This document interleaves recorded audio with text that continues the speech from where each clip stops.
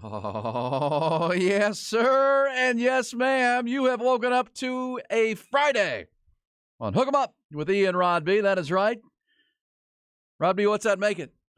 A freak flag, feel good, fake it till you make it. Ric Flair, woo! Football Friday edition of Hook 'em Up with Ian Rod B. Woo! And it's raining out. It's cooler off. It's Oh. football season, week 3 for the Longhorns. Feels like Week fall. 2 of the NFL opened last night with a good football game. We'll certainly talk about high school football last night, dodging raindrops and lightning bolts and all kinds of things. It's going to be a good Friday. We have a lot to do. Pennant races in Major League Baseball, football aplenty, and all kinds of conversations to be had as we launch a Friday. 15 September. Payday for a lot of folks, too, in addition to being Friday, which is a good thing, including our producer, Ty Henderson, through the glass, yours truly, and you, Rod, as we launch a Friday here on Ian Rod B. Hook 'em up. Appreciate you being there wherever you find us. We make it as easy as possible or give you as many options as possible on 101.9 on the FM dial. Also on AM 1260, of course, and digitally, our digital numbers on the stream through the roof these days, and we appreciate that very, very much. Everybody tuning in around Central Texas, all over the world, trying to keep up with these Longhorns who are rising in the polls and trying to do something tomorrow night they haven't done in more than a decade, and that's start of season 3-0. 3-0, baby. I believe it's been since 2012, Rod? It feels like that, yes. I felt every year, every season of that. Yes, I felt I'll run down some numbers for you. It's been a bit since the Longhorns started a season 3-0. They can do so tomorrow night. Yeah. They are heavy favorites over the Wyoming Cowboys on what is kind of a lackluster Saturday of college football, but we'll find some good ones.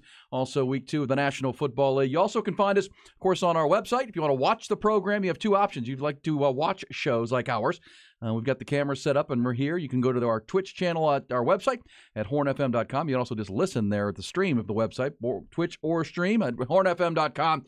And, of course, our YouTube channel growing as well. Appreciate you subscribing to that at the Horn Austin, Rod B.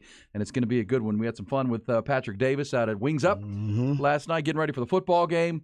And had about a 45-minute commute in the rain home to South Austin. It was treacherous out there. Did you get home safe? I did get home. It took a little bit longer, but that's all right because we need the rain. So I'm not going to complain about it. Me either. And Austinites have never been – I love y'all, by the way, because y'all are my people. But they've never been able to drive in the rain. It always turns into a bit of a fustercluck when it rains in Austin. I don't know. For some reason, that's just the way it is. I got friends who work at like repair shops, and they always say like, oh, after it rains, they get a ton of flood of business from basically one of our from vehicles that have been in wrecks and stuff like that. Yeah. Tons of them. Yeah. Well, I told you yesterday I'm headed up to Dallas for a wedding tomorrow evening, and the father of the groom, his good friend, he runs and is in charge of 5 or 6, maybe 7 classic collisions repair places, collisions around Central Texas, and he is very busy, to say the least. And speaking of Fuster Clucks, let me introduce you to Ty Henderson, our producer's stomach this morning. This is not good. Oh no! Yeah, if you were listening yesterday, we had Ty Henderson attempting voluntarily, by the way, to do a wing challenge at Wings Up and try to eat as many ghost pepper wings as he could, and apparently that's not sitting well. Oh, no. Didn't go well. The challenge was not met.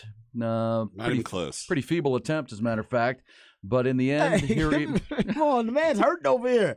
His pride's hurting too. I'm good for the most part. I threw up this morning. Oh, no. But you only ended up like 4.5 wings out of 25, which, by the way, it's absurd to ask anybody to eat 25 wings in 10 minutes, even if they weren't hot, Rod. 5? You said you ate 5? He ate 4.5. 4.5, okay. Yeah, no, I'm with you. That's impossible. It's impossible. It doesn't matter if they're just regular wings. It's like Kobayashi. Yeah, exactly. 10 minutes, 25 wings? Ooh. You're making a mess. Well, thank you, Ty. We appreciate the commitment to the bit. You commit to the bit. That's the thing. You got to commit to the bit. And that is a commitment to the bit. It was some of the best service I've ever had, though. Those people are so great. They were running waters out there to me, Sprites. They were like, "What do you want? Grapefruit juice? What do you want? You were trying." They brought me a piece of chocolate cake out. They're like, "Here you go, just eat this." Yeah, some of the staff who were there for when Ty tried this in the lunch hour yesterday. This is Wings Up we're talking about. Yeah, on 41st, right there in the Hancock Center. HEB great spot. Right across from like the Twin Liquors and Joe's. Yeah. So you were there in lunch hour, and they were saying it was really crowded. It was busy. They had their big lunch rush. Yeah, I was kind of I was like a little bit of an attraction for everybody in the restaurant. I thought about that as you guys left yesterday. I was like, you probably might want to wait till middle of the afternoon when it dies down a little bit. But no, people loved it. People were like, "Oh yeah, entertainment. It's entertainment while I eat." I mean, looking at me like I was crazy, but I mean, it was.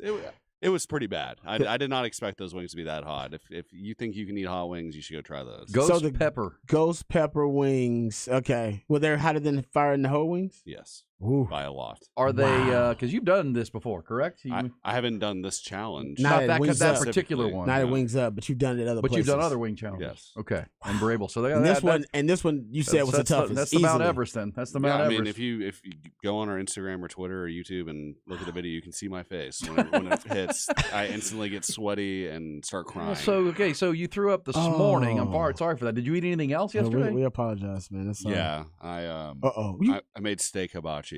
What the man? You are a machine. You're just a garbage disposal. You ate the ghost pepper wings and didn't feel well, and then ended up like the whole. So all I had eaten the whole day was those like 4 ghost pepper. That's wings. probably That was probably and bad then too. like halftime of Thursday Night Football, I was like, oh man, I'm pretty hungry. My stomach's like still 9 hurt. o'clock. I ate like half of it, went to bed, woke up this morning about 3, and had some issues, but I'm feeling a little bit better now. You probably need a salad. Yeah, seriously. I'm gonna mix in an energy, like protein shake or something. Something like that. Oh man, vegetable shake. Appreciate your commitment to the bid time. Yeah, it was thoroughly entertaining. I watched it was, and I'm gonna watch it. It's thoroughly entertaining. So go check it out. You can check out the Horn Twitter account, Instagram, all of those various spots. You can see Ty Ty's working hard for y'all, man. Destroy his stomach. Destroy his stomach. And he's here this morning. For Look at your him. entertainment. Trooper. Can we get you caught up on the news of the morning? Then we're talking Texas football and the big weekend on tap. Let's get it.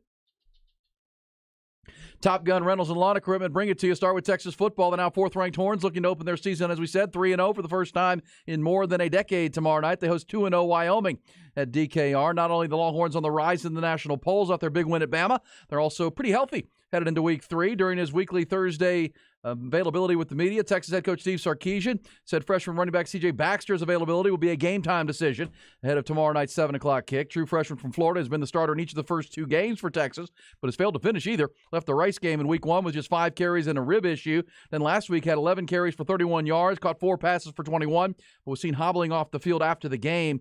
On television, Coach Sark also said yesterday linebacker Maurice Blackwell has made tremendous strides in his practice this week, but also described the junior from Arlington as a game-time decision. Those were the only 2 injuries Sark talked about. We'll hear more from Coach Sark throughout the morning here on Hook 'em Up. And remember, tune in or come join the Horn tomorrow afternoon for our Texas Game Day pregame show. Rod B. and Patrick Davis live from the Mockingbird Saloon on Guadalupe between 26th and 27th, going live at 4:30. NFL went live last night for week 2. Kicked off a Thursday Night Football in Philadelphia. Reigning NFC champion Eagles hoisted their banner and then took down the mistake-prone Minnesota Vikings 34-28. Jalen Hurts ran for a pair of 1-yard touchdowns on the tush push at the goal line. Also threw a 63-yard strike to Devontae Smith. DeAndre Swift, the running back, ran for 175 yards and a score. Eagles now 2-0 on the young season. Minnesota, meanwhile, 0-2. Despite a 364-yard, 4-touchdown pass night from their quarterback, Kirk Cousins. They fumbled the ball and lost 4 fumbles in the game, including one by all-pro receiver Justin Jefferson at the end zone pylon right before the half. It was a huge swing in that game. Full Week 2 slate set for Sunday, including the Houston Texans hosting Indianapolis, and their home opener at noon. Same for the Dallas Cowboys. Their home opener welcoming Zach Wilson and the New York Jets to AT&T Stadium. That's a 3:25 kick. A couple of injury concerns for Dallas. Wide receiver Brandon Cooks and left guard Tyler Smith did not practice yesterday. Cooks reportedly dealing with a minor knee sprain. Smith dealing with hamstring issues. They will see if they play Sunday. First, Major League Baseball, Texas Rangers. What a week for them. Their September surge continued. Corey Seager homered, drove in 3 more runs. Jonah Heim hit a solo dinger. Texas routed Toronto 9-2 to complete a 4-game sweep of the Jays north of the border. First place, Houston was off, so the Rangers now trail the Astros by a half game in the AL West. Seattle is a game and a half back in that division. The sweep also moves Texas into the second wild card spot in the American League, half game up on the Mariners. They open a weekend series in Cleveland tonight. Houston's in Kansas City for 3 this weekend. Seattle is home to the Dodgers. Tough night at the Dell Diamond for Round Rock. The Express, they dropped both games of a doubleheader to Las Vegas. They'll now trail the Aviators by 2 games in the PCL second half standings. Those 2 will play 3 more tonight through the weekend at Dell Diamond. Austin FC on the road Sunday night facing the Portland Timbers. An absolute must-win match according to head coach Josh Wolf. Austin 9-12-6 on the year, currently 10th in the Western Conference standings with 7 matches left. They haven't claimed 3 points in a win since mid-July. Thursday night high school football last night. Several games postponed or delayed because of the weather, but Lake Travis blanked Aikens 37-zip. Lampasas topped Pflugerville Conley 36-28, and a good one. McCallum beat Crockett 37-22. Converse Judson beat Hutto 29-19. Remember tonight here on the Horn, the 3-0 Vandergrift Vipers open their district schedule on the road at Stony Point.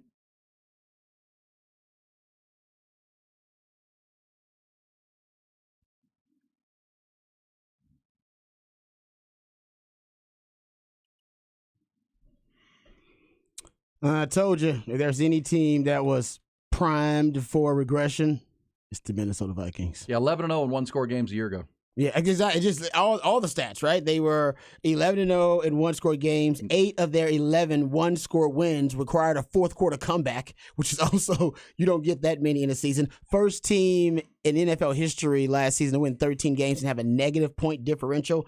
That's really hard to do. They just had a lot. And by the way, Kirk Cousins actually had one of his worst seasons, actually, as a starter last season, which is crazy. They had a lot of fourth-quarter comebacks, but he did not have an elite season compared to his previous seasons. So they were just, primed for regression. Dalvin Cook no longer there. They want to build their offensive identity around the passing game, which, the passing game looked good. Justin Jefferson got over 150 yards receiving. Kirk Cousins actually played a great game, but I don't know if that's a winning recipe for Minnesota. No, well, it's against that Philadelphia secondary versus, their front seven, you're going to try to pass against the Eagles and not run, but then you got to protect your quarterback, and that was one of the big fumbles was that when the game turned, when it was early in the second half, just a tomahawk chop from Josh Sweat off the edge. Because the game was close. I mentioned Justin Jefferson, the all-pro receiver, was going to score a touchdown right before the half. It was 10-7 at the time, and he had one of those try to reach out for the goal line, but the ball popped out, and it went over the pylon, which, of course, one of the worst turnovers in football because it takes points off the board, but it turns into a touchback for the other team. So, no, you can't even kick a field goal there, right? The ball goes over to the Eagles. Then they start the second half with, the long bomb to Javon. So a close game gets blown out because you don't score there. And then to start the second half, the long bomb to Devontae Smith, and then the strip sack fumble into a quick touchdown, and all of a sudden you're down 3 scores. Yeah, they got that, man. They got a bomb and to start off the game, and then the bomb to start off the second half. Yeah, they covered, though. Well, what did the line end up? Because it was 6.5. I know it was close. It ended up 6. It was 6.5. Oh, so who covered? The Vikings? The Vikings covered. That's a backdoor cover because T.J. Hawkinson scored a touchdown. He caught a touchdown late in the game, and then they tried the onside kick if you didn't stay up to see it. My Sex Panther pick is doing pretty well. I think it might be undefeated this week. Hey, it's better than 60% of the time. It was a backdoor cover for sure. And the number that stands out the most for the Eagles was DeAndre Swift. Well, they ran for 260 yards. Was DeAndre Swift, who was 175 of that? Yeah. 40 for Boston Scott, 35 for Jalen Hurts. Yeah, the DeAndre Swift thing, that stands. They couldn't stop the running game. They just couldn't. 260. Meanwhile, the Vikings themselves rushed for 28. 28. They safe to say they missed Dalvin Cook a little bit, and they couldn't push at all that Eagles front. DeAndre Swift ran for a career high. Best rushing game he's ever had in his career. Yeah. On 28 carries, he had 175 rushing yards. That was his first start for the Eagles. So remember, a lot of people were concerned about, the Eagles, running backs. What's going to happen with the running backs? Well, I think they wanted to answer that question, and they answered it emphatically. Well, DeAndre Swift is going to be the lead guy, or at least for now, he's the lead guy. That was his first start with the Eagles, though. Yeah. So well, and think about it. With 2:44 to go, it was a 10-7 game, right? And the Vikings were moving to score the game. So 2:44 to go in the second quarter, good ball game. That's when Jefferson fumbled the ball over the pylon. Not only did they not get points, but the Eagles then moved in line for a 61-yard field goal for their kicker Elliott at the buzzer before the half. So now it's 13-7. Then they come out touchdown, and it's 26-7 or 27-7 with. About 7 minutes of game time, and they went from 10-7 to 27-7. That's the quick strike ability. Because they do it because once they get once they're running the ball like they do in Philadelphia, then you have to bring one of those safeties down in the box. Got to do something, Rod. Yeah, you can't just let them bleed you out on the ground. Yeah. And that's when they hit Devontae Smith, and Jalen Hurts does a great job of reading that single high safety. When he does, he'll take a shot. And I thought he was very patient last night. If he doesn't see it, if he sees the two safeties deep, run the ball. run the ball. And they did it over and over again. And then when they would get the single high, they'd take a shot. Now, the concern for the Eagles is that you had A.J. Brown, their receiver, kind of pitching a fit on the sidelines, emotion. He wasn't getting the ball because they were rolling coverage to him. And I don't think it's a big deal. I don't either. It's a heat of the moment game. Yeah, it's just what that happens on the sidelines. It does. I mean, it happens everywhere. You can have examples of that all over the NFL every season. Cameras everywhere. Exactly. And you've been on those sidelines. These are competitive people. Yeah, they got that dog in them. Sometimes you got to separate your dogs. They get into it. Yeah, that'll never happen. Yeah, that's right. He's like, oh, okay, calm down, dog. Remember the other team. That's them. Okay. Yeah, but you know, in Philadelphia, they'll make a huge deal. Now, right after the tantrum was caught on the Amazon cameras last night. Then Jalen Hurts threw a touchdown to A.J. Brown, but it was taken back by a penalty. Yeah, so hey, that's kind of there was kind of an olive branch there. It's like, hey, it's not official, but hey, man, I'm still looking at you. But how about this little stat for Jalen Hurts, though, after last night? Jalen Hurts has not passed for 200 yards in 19 of 39 starts. That's damn near half his starts, including 4 of 5 since you start looking at it. You start looking at and you go look at since like at his first postseason. That's been the case. So he runs a lot. I mean, they throw the ball, but it's usually kind of those shot plays downfield. But other than that, they just kind of hit you with body blows. They're a body blow team, and then they throw haymakers. That's what they do. Body blows is the running game, and then they'll just throw haymakers downfield. Well, I mean, that's obviously your chief competition for the Dallas Cowboys in the NFC East. Fantasy owners love Jalen Hurts because he only threw for 170 yards or 193 yards, but he had 26 fantasy points because he scored 2 touchdowns. Yeah, exactly. On the unstoppable tush push. There you go. And he ran for 70 or 40, or 35 yards, 2 touchdowns. He's a machine that way. And I thought he was very patient last night. I think he's going to take what they give him. Now, DeAndre Swift had to stay healthy because they're a little bit banged up. That was the question of yesterday. Who's going to carry the ball for the Eagles? The answer is pretty simple. DeAndre Swift, who they acquired from the Lions on draft night, to replace Miles Sanders, who moved on to the Carolina Panthers via free agency. I mean, they do have the best O-line in the NFL, too. Well, I think we forget that. And I think if you combine O-line, D-line, they've got the best lines of scrimmage between them and San Francisco. I think that helps the running game, too. Oh, big time. Well, that offensive line is elite. So they're going to be tough to beat. And they're 2-0 already. Remember, they started 11-0 last year. And if you're looking at the Eagles' schedule, by the time they play the Cowboys for the first time, they very well may be 7-0 because they beat New England and Minnesota to start the season. They play Tampa Bay coming up next week. They play the Washington Commanders, then at L.A. the Rams, then at the Jets, then a big matchup with the Miami Dolphins at Lincoln Financial on a Sunday night game. Then Washington ahead of their first matchup with Dallas in early November. Those are all winnable games for them. The Miami game is the toughest of those, but Tampa's not expected to be good this year, even though they beat Minnesota last week. Washington, not a great team. The Rams, I don't think are a great team. The Jets now without Aaron Rodgers. Then that Miami game looms, and then Washington again. So the Miami game is going to be that's a big game. But for the Eagles, they got to get healthy. I mean, they got healthy in their secondary, or else they're going to have some problems there against Miami. Against Miami, the Dolphins. So you have problems against Miami even with all hands on deck and everybody healthy because they can run. And they are just next level. Well, and now we'll get to see the opportunity, because Minnesota does look like they're regressing to the statistical mean. It's not going to happen. You go 11-0 in one-score games on the way to a 13-win season. Now you're 0-2 to start the year in one-score games. That's the regression. And now the Detroit Lions have a chance to battle maybe the Green Bay Packers for that division, because I don't think Chicago is what a lot of people thought they were going to be. And it's going to take them a little while. I don't think Minnesota. Can I ask you this question before the timeout? Because I was thinking about this while driving in the rain last night, trying to get home to see this game. Hey, it's a good thing. Just be careful. Let's just say the Minnesota Vikings get off to a really rough start. They're already off to an 0-2 start. Yeah. And the numbers are statistically historic and troubling. History tells us teams that start 0-2 between 2007 and last year, or 2021, 2007 and 2021, 12 of 125 teams who lost their first 2 games ended up in the playoffs. Just 12 of 125. That's like 10%. That is not good. That's not good. And if the Minnesota Vikings are regressing, they have, Kirk Cousins is playing into the final year of his deal. Would you consider trading Kirk Cousins to the Jets? Yeah, you should. Would you consider saying, call the Jets, and when the Cowboys demolish Zach Wilson and the Jets this weekend, would you consider calling and saying, you know what, we're kind of rebuilding but not rebuilding. We have Justin Jefferson. We've got Jordan Addison. We've got some young talent, but we have to rebuild our defense and improve our offensive line if we're going anywhere. Big picture. I think everybody can look at the Vikings last year and say they were kind of a fluky team with all the blowouts they took last year and the playoff loss to the New York Giants. The comeback, remember that, the 33-point comeback? Yeah. Well, yeah, they won 13 games, but again, 11 one-score games. Yeah. But they got – remember when the Cowboys went in there on a Sunday night and just obliterated them? The Eagles obliterated them last year. The playoff game. They lost it. They gave up – to the Giants. To the Giants. Yeah. They got to rebuild their defense. Would you call the Jets and say, you know what, we got this guy Kirk Cousins. He's pretty damn good. He's pretty damn good. Your Aaron Rodgers thing didn't work. You guys are kind of all in.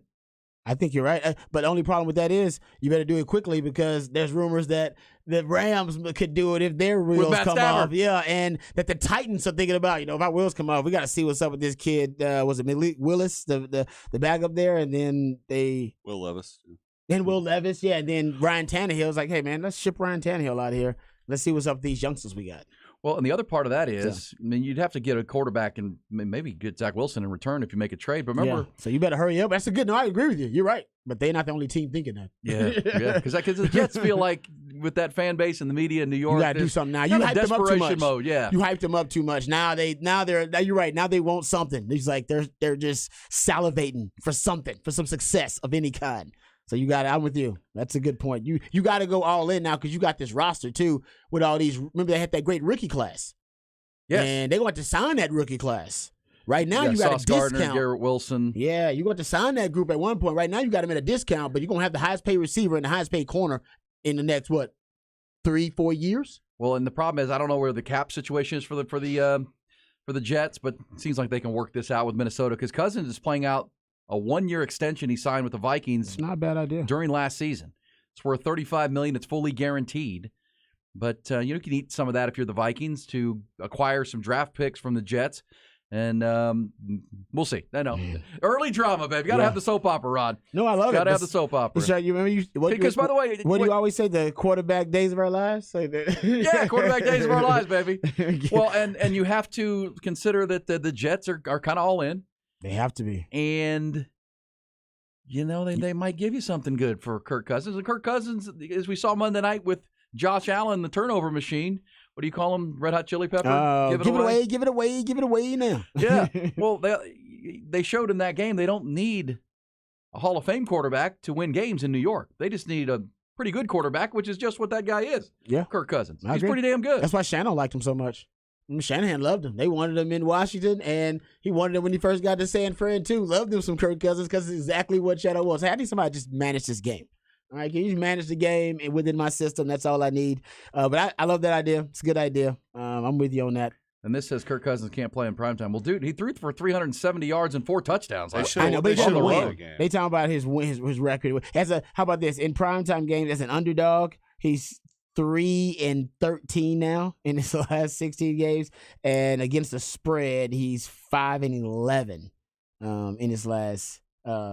16 because last night accounts too. So 5-11 is like 16 primetime games as an underdog or night games. Well, think about this because it's not great because Aaron Rodgers got hurt on the 4th play of the season for the Jets.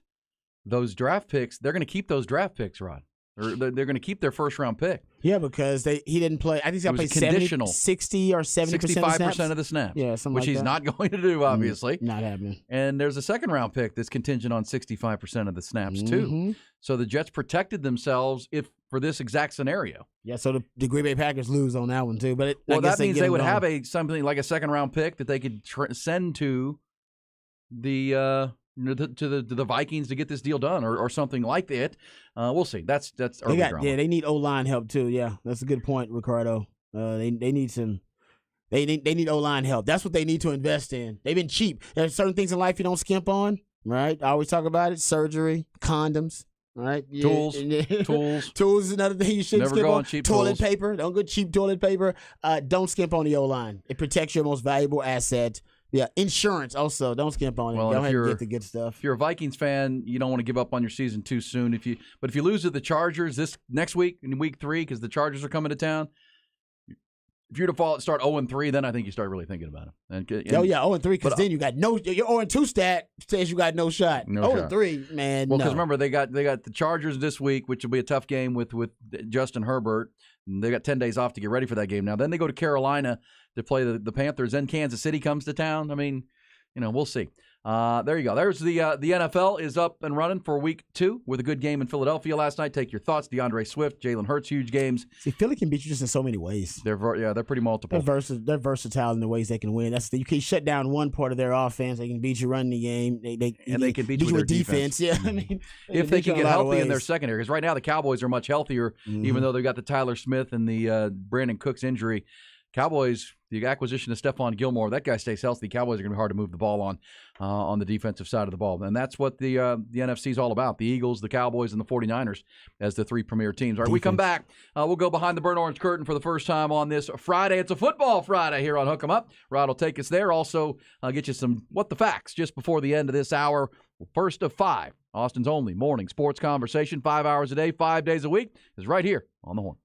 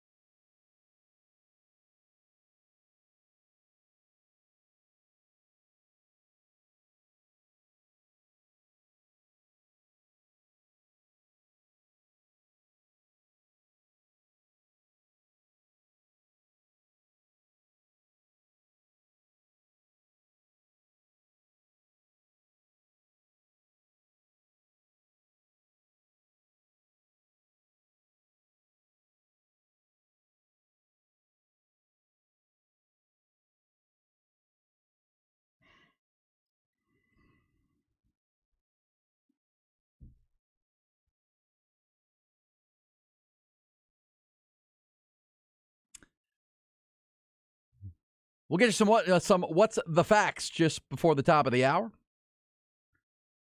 We will also dive in behind the burnt orange curtain with Rod Babers coming up and getting you ready for Texas and Wyoming tomorrow night. Here are the numbers, Rod. The last time the Longhorns started the season 3-0, Mack Brown was the head coach. It was 2012. David Ash was the starting quarterback. Straight Ash homie? Straight Ash homie. That's my dog, man. And they started out 3-0, including a thrilling win at Ole Miss. And people were thinking, okay, Mack's got this thing back on track. Then they lost back-to-back games to West Virginia and Geno Smith. Oh, yeah, that was a thriller, though, right? Yeah, thriller. And then they got trounced by Oklahoma. And a guy named Landry Jones, I believe it was, and Blake the Belldozer scored some touchdowns, and they hung a 60 big number on Texas. And that season didn't end well. They also, and last time they were 4-0, which we're not looking ahead, but you got Baylor and Wyoming as your next two games. Those two teams are beatable. 4-0 was 2011. If you're 2011, they started 4-0. Last time they started 5-0, Ron. 2009, when they played for the national championship. 2009, because that fifth game means you beat Oklahoma. Yes, good point. Typically, that fifth game means you've beaten the Sooners. And Oklahoma's looking much improved. Yes, they are. That defense. They'll be tested by Tulsa this week. Yeah. No, they won't. Yeah, they won't see a real test actually until they play Texas, I guess. Right? Looking at their schedule. Cincinnati next Friday night might be a game because I think the Bearcats are a pretty good program. That at least they're going to go on the road for the first time and play a winning program that's already 2-0.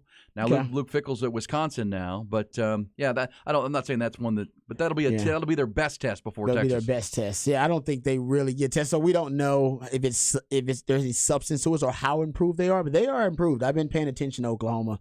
They've been, now that Texas has gone past Alabama, I can't help but start looking toward the next toughest opponent. Yeah, and that's what I've been looking at. Well, the Longhorns need to respect every opponent and prepare for every opponent. But I can look ahead. Yeah, you can. They got to worry about this week. I can look ahead. Hey, for those who are still are struggling with the economics of the running back position, Rod, it's ugly, man. Former Eagles running back Miles Sanders signed a contract in free agency with Carolina over $6 million. Mm-hmm. The cap number, by the way, the Eagles rushed for 260 yards last night as a team. 260. With running backs with a combined cap number of under that. 3 of them. Oh, yeah. Under $6 million with DeAndre Swift, Boston Scott, Rashad Penny, and Kenneth Gainwell. Those 4 running backs make less than Miles Sanders in this year, and they ran for 260 last night on Thursday Night Football. Oh, yeah. DeAndre Swift is the 32nd highest paid running back in the league. And went for $175 and a score. Bang for your buck. Yeah. Right? That's why you don't pay running backs. That's what, and you should invest in your offensive line. And the Cowboys are still, there you go, ding, ding, ding, right? Certain things in life you don't skimp on. And the Cowboys, even though they have, I think made the necessary adjustments as it relates to the running back position and their salary cap, they still are paying the running back position a lot because technically you got the franchise tag on Tony Pollard. Yeah, he's making $10 million. But he's an important piece to what they're doing this year. I love this. They did what they had to do, but in terms of just the numbers, you are paying $10 million, and there's still some dead money going to Zeke, I believe, too. Yeah.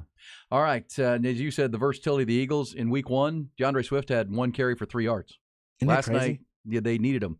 In Week 1, A.J. Brown had a good game. In this game, A.J. Brown didn't do much of all. Yeah, it was They've got a lot of ways to beat you. They really can, man. That's the beauty of the Eagles' blueprint is that there's not really one way that they're beating you. It's really the lines of scrimmage are probably the most common way they win and reason they win. And the quarterback who can beat you with his legs and his arms. And that quarterback sneak is impossible to stop. And teams are practicing for it. They know it's coming, and they still can't stop it because the best O-line in the league. And Kelsey. And you got a power lifter at quarterback. Yes. Who can squat a Volkswagen. A lot of unique variables. That are essentially that are adding to it being an unstoppable play on short yardage situations. So other teams, they want to try it, but they don't have all those unique variables we talked about. They don't have them all. I think it's one of the reasons that the Cowboys drafted Mozzie Smith, one of the strongest players at the point of attack coming out of the draft in a long time, to see if he can help in that regard. We'll see. He ain't ready for that. He can't block 3 dudes. He ain't ready for it right now. No, he ain't. Hey,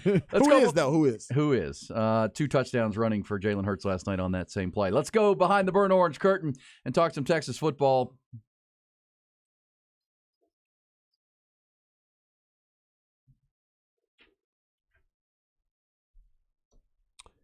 All right, Steve Sarkisian had his media availability yesterday, spoke about a number of different topics, or I should say asked about a number of different topics, and he addressed them. We'll start with the offensive line, which had an amazing performance versus Alabama. 0 sacks allowed, fewer than 3 pressures, first O-line to do that versus Bama since 2014. I mean, it was considering the jump, the leap in improvement from week 1 versus Rice to week 2 versus Bama, it was really, really impressive. One of the things that Sark addressed was the rotation at guard between DJ Campbell and Hayden Conner. Oh, no, and Cole Hudson. Cole Hudson. Here is Sark addressing the rotation of those guys. I'm okay where we're at right now. Like you said, they both played well Saturday night. I think for both of them, it's not the worst thing that they're rotating a little bit. In DJ, this is kind of his first real experience playing. For Cole, coming off of some off-season surgeries and getting his body in shape, and in the end, there's no telling, other things could happen on the offensive line where injuries and different things potentially could occur down the road. And both those guys are getting really valuable experience, and they're both maximizing their opportunities when they're on the field. So I'm okay right now with where we're at, and we'll just continue to monitor that situation as we go. So I think it's a good thing. You got 2 guys that you trusted enough to play versus Alabama on the road in Tuscaloosa. And that means now you essentially believe you got 6 starters on the O-line. You want 8 guys that you can rotate at one point or another, maybe matchup-wise, situational-wise, whatever it may be. You definitely know you got 6 now, and I think they're working on trying to see and solidify who those other 2 are going to be. I know they use Malik Agbo when they do the 6 O-line package. Doesn't necessarily mean he's going to be one of the guys rotating in and out, but they do use him in the 6 O-line package. But I think this is a first world problem we're talking about here. Yeah, right. Having too many offensive linemen. I got 2 guys who basically can be starters for me. I got to figure out in what situation and what matchup, which of them is going to give us the best best game plan and the most effective way to execute that game plan.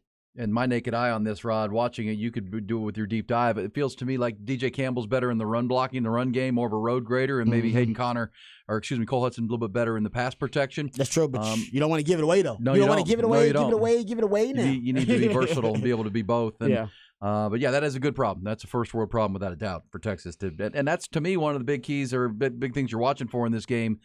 I don't want Texas to bang their head against the wall trying to run the ball early against Wyoming. I'd like to see them come out and take advantage of their weapons against Wyoming's secondary. But at some point, if you can stretch the lead out, try to get physical. See if you can establish that line of scrimmage, get some continuity with that group, continue to build it as you begin Big 12 Conference play the following week. Yeah, Sark, I'm not sure if he's going to be stubborn about the running game. The best game plan going against Wyoming would be to attack their secondary. Even they have acknowledged that's their weakness. And their strength is Easton Gibbs, their middle linebacker. They got some really good defensive ends. Both are veteran defensive ends, too, which they brag about, too, being one of the strengths of the team. I think his name is Braden. One of his Braden Siners, and the other one is Devon Harris. Devon Harris is a preseason all-conference selection. They also have 2 D tackles that are pretty good. Jordan Bartignol, who's also an all-conference selection, preseason all-conference selection, and the nose tackle, who they think is better than Bartignol, who's Cole Godbolt, and he's actually pretty good too. So that's the strength. The secondary, they got a lot of pieces that they're trying to put together, and it's still a work in progress, which Coach Craig Bowles even admitted, and the defensive coordinator admitted. Texas' strength is obviously their weapons. I mean, very few teams in the country can match up with them in terms of their receivers. X-Men, A.D. Mitchell, J.T. Sanders, Jay Witt as well. Yeah, I know Sark wants to infuse some consistency and confidence in the running game, but it would be, in my opinion, counterproductive to go in there and just say, you know what, we gotta pound the rock. It's like, well, your weakness is going up against their strength, and you should have their weakness have to match up against your strength. And right now, I think it may be the opposite. If he decides to run the ball, I'm not saying you can't run it versus Wyoming. I think you can, but that's the tougher route. That's working harder, not smarter. There you go. Yeah, and with C.J. Baxter being a game-time decision with another injury, I don't think we even know what the injury is. He got hurt with a rib injury against Rice, left that game in the second quarter, and then in this game, it was Jonathan Brooks who closed it out with those 12-play drive in the fourth quarter. And then what you saw if you're watching the Longhorn Network postgame show was C.J. Baxter kind of hobbling off the field, and now he's listed as kind of a game time. Would it be smarter to make sure he's healthy for conference play and try to use your other backs in this game tonight and use your weapons to beat a Wyoming team? But by the way, Wyoming also, Rod, might be looking at their big picture as well, because they're off to a 2-0 start, have beaten a Big 12 team already. They need to be thinking about the Mountain West Conference as well if they've got some guys that are a little nicked up. Well, yeah, because I heard the quarterback, Peasley, is his name, Andrew Peasley? Andrew Peasley.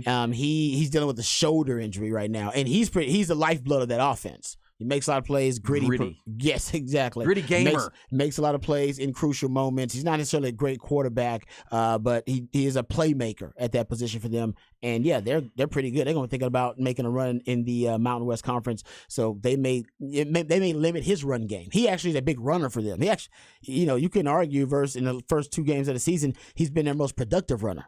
Whether it be quarterback design runs or him scrambling. All right, speaking of the run game, let's get back to Texas run game. Here's Sark when he was asked about the Texas running game. I think at the end of the day, for us, from a run game standpoint, I want to see consistency. And with consistency comes a level of physicality. We have to move people off the line of scrimmage, and I just don't think that we've been quite consistent enough in that aspect of our game. Again, I love the fact that we were able to run the ball the way that we did with 7 minutes to go and run it when Alabama knew we were going to run the ball. But I sure would like to have that mentality in the first quarter of a game and to go out and run the football the way that I think we're capable of. So when you talk about making improvements, that's definitely one of them for us, where I think we can improve as a football team. But that goes hand in hand with our ability to pass the football as well, that we need to find that balance on our offense, because that's when we're at our best. All right, there you go. See, he said it. I said it before. Well, he wants to see some consistency in the running game. I know sometimes I sound like a coach. That's exactly what he said. I want to see some consistency in the running game. So there's a chance he could be stubborn in this game, but he brought up the passing game there too. So we don't know. We have no idea exactly how Coach is going to approach it. All right, one more of the cut before we get to the break here. This is important. We've talked about how this team now has a new challenge about. They've achieved such a monumental goal, which is beating Bama. And that's not the end goal, but that's one of their short-term goals on the way to accomplishing their long-term goal, which is to winning the Big 12 and then hopefully competing for the ultimate championship. But they haven't had the chance to handle success like this in a while because they haven't had it in a long time. Here is Sark talking about the players-only meeting, apparently, that was called by Quinn Ewers. And this players-only meeting was to address how to handle success.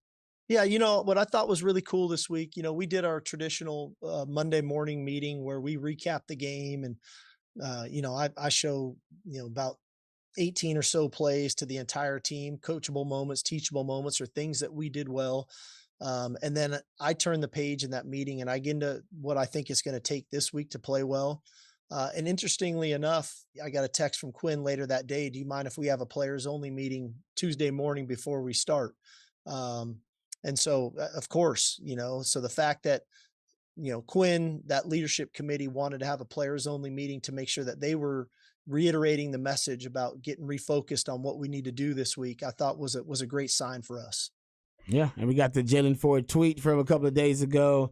All right, now I'm done. It's all rat poison. He understands that, everybody patting you on the back and all the celebrations. That's for the fans. That's for us. That's for the fans, and that's for those on the outside looking in. You guys inside that locker room, y'all got to stay focused. That's just one of your, like I said, one goal, short-term goal that you accomplished on your way to the long-term goal. Stay focused. Respect every opponent and prepare for each one the same way. I love it. And as I said to Patrick Davis yesterday out of Wings Up, all the guys that you hear him talking about as leaders, like Quinn Ewers, Jalen Ford, Christian Jones, these guys aren't planning on being here next year. This is it for them. They're done. I mean, JT Quinn Ewers wants Sanders. to be in the draft in April. Yep. This is so all It's their all run. you guys are excited about the SEC. We're not going to be in the SEC. We want to win this year. Yep. That's what you like to hear because that comes from the locker room. Yeah, this is their swan song in the Big 12. They're trying Leave to a send legacy. Texas off. Yeah, you want to listen. You want to leave it better than you found it. That was our goal. And I was like, man, we got to leave it better than we found it. And leave it better than you found it. As Sark treats it like a business in a lot of ways with these young guys and they want to improve their draft stock. I mean, they want to improve their if that individually helps the team, obviously. And Jalen Ford is doing just that. Christian Jones with his performance last week against Alabama did that. A lot of these guys. Usually, the players only meeting is a bad thing. I compare it to marriage counseling or couples therapy. Usually, it's because things are going wrong. That's why you have the players only meeting. But ain't nothing wrong with going to therapy when things are going right. Just make sure everybody in the locker room is understanding what the goal is. So this is the exception to that rule. I know I've always said that. This is the exception. Because coming off that win, there's a lot of distractions that you could fall into. All right, we'll come back. When we do, some Just the Facts on our way to the top of the hour, talking Texas football, the big Philadelphia win last night, Cowboys, Jets on Sunday. We'll preview it all with you, Ian Rod B, on a Friday.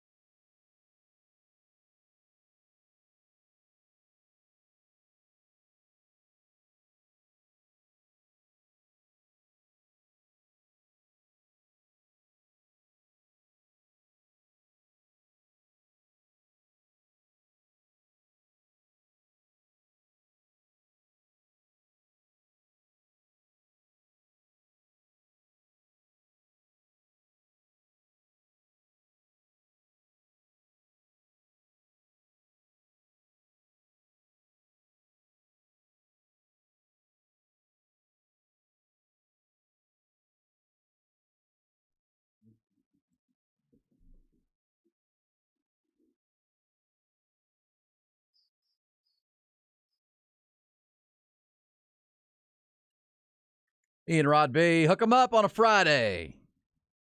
Not as wet today. You know, I told you earlier in the week, Rod, there's a good chance for a good soaking rain. Safe to say we got that yesterday. Good soaking rain. We needed it. Especially south. And, man, we got a ton of rain. I had high school football games. We're dodging delays and postponements last night. It's all right. Don't make them up. Not complaining. It's okay. No complaints, just observations. You need to happen. We absolutely need the rain. But be careful out there. Sounds like the roads are a mess again this morning. We'll have Don Miller with the traffics. And time for some What's the Facts or just the facts? What the facts? What the facts? What the facts, man? What the facts? It says here, Rod, that according to this, it is a fact that jorts are officially back in style. Is that right?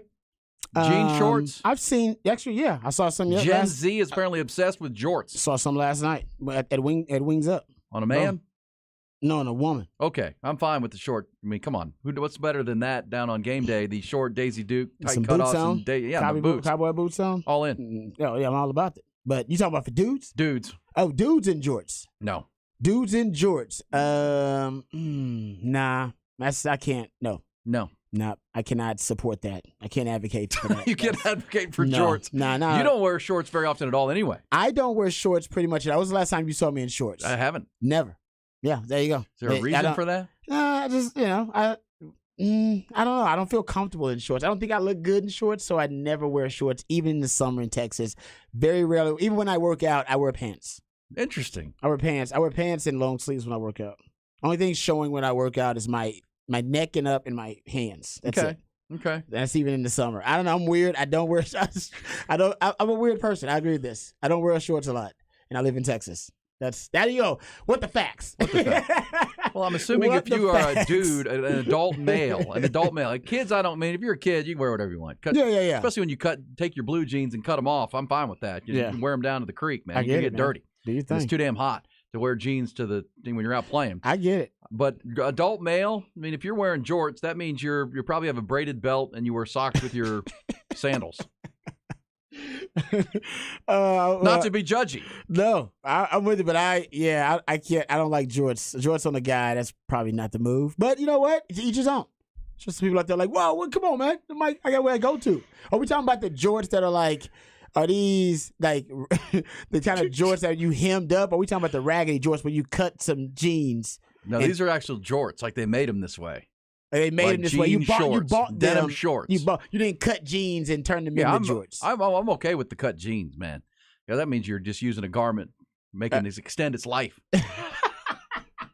Because I'm a cheap ass. You outgrew them or no, you went to the store and you bought denim shorts. No, can't happen. Okay. But apparently the Gen Z likes it. Well, girls for sure. It's become the trendy it deal for the girls. What do you have on What the Facts, Rod? Wow, that was funny. Okay, how about this one? You talked about how bad the slate of games was this weekend. This weekend. Not good. How about this? 15 of the 23 ranked teams playing Saturday are either facing an FCS opponent and or favored by at least 24 points.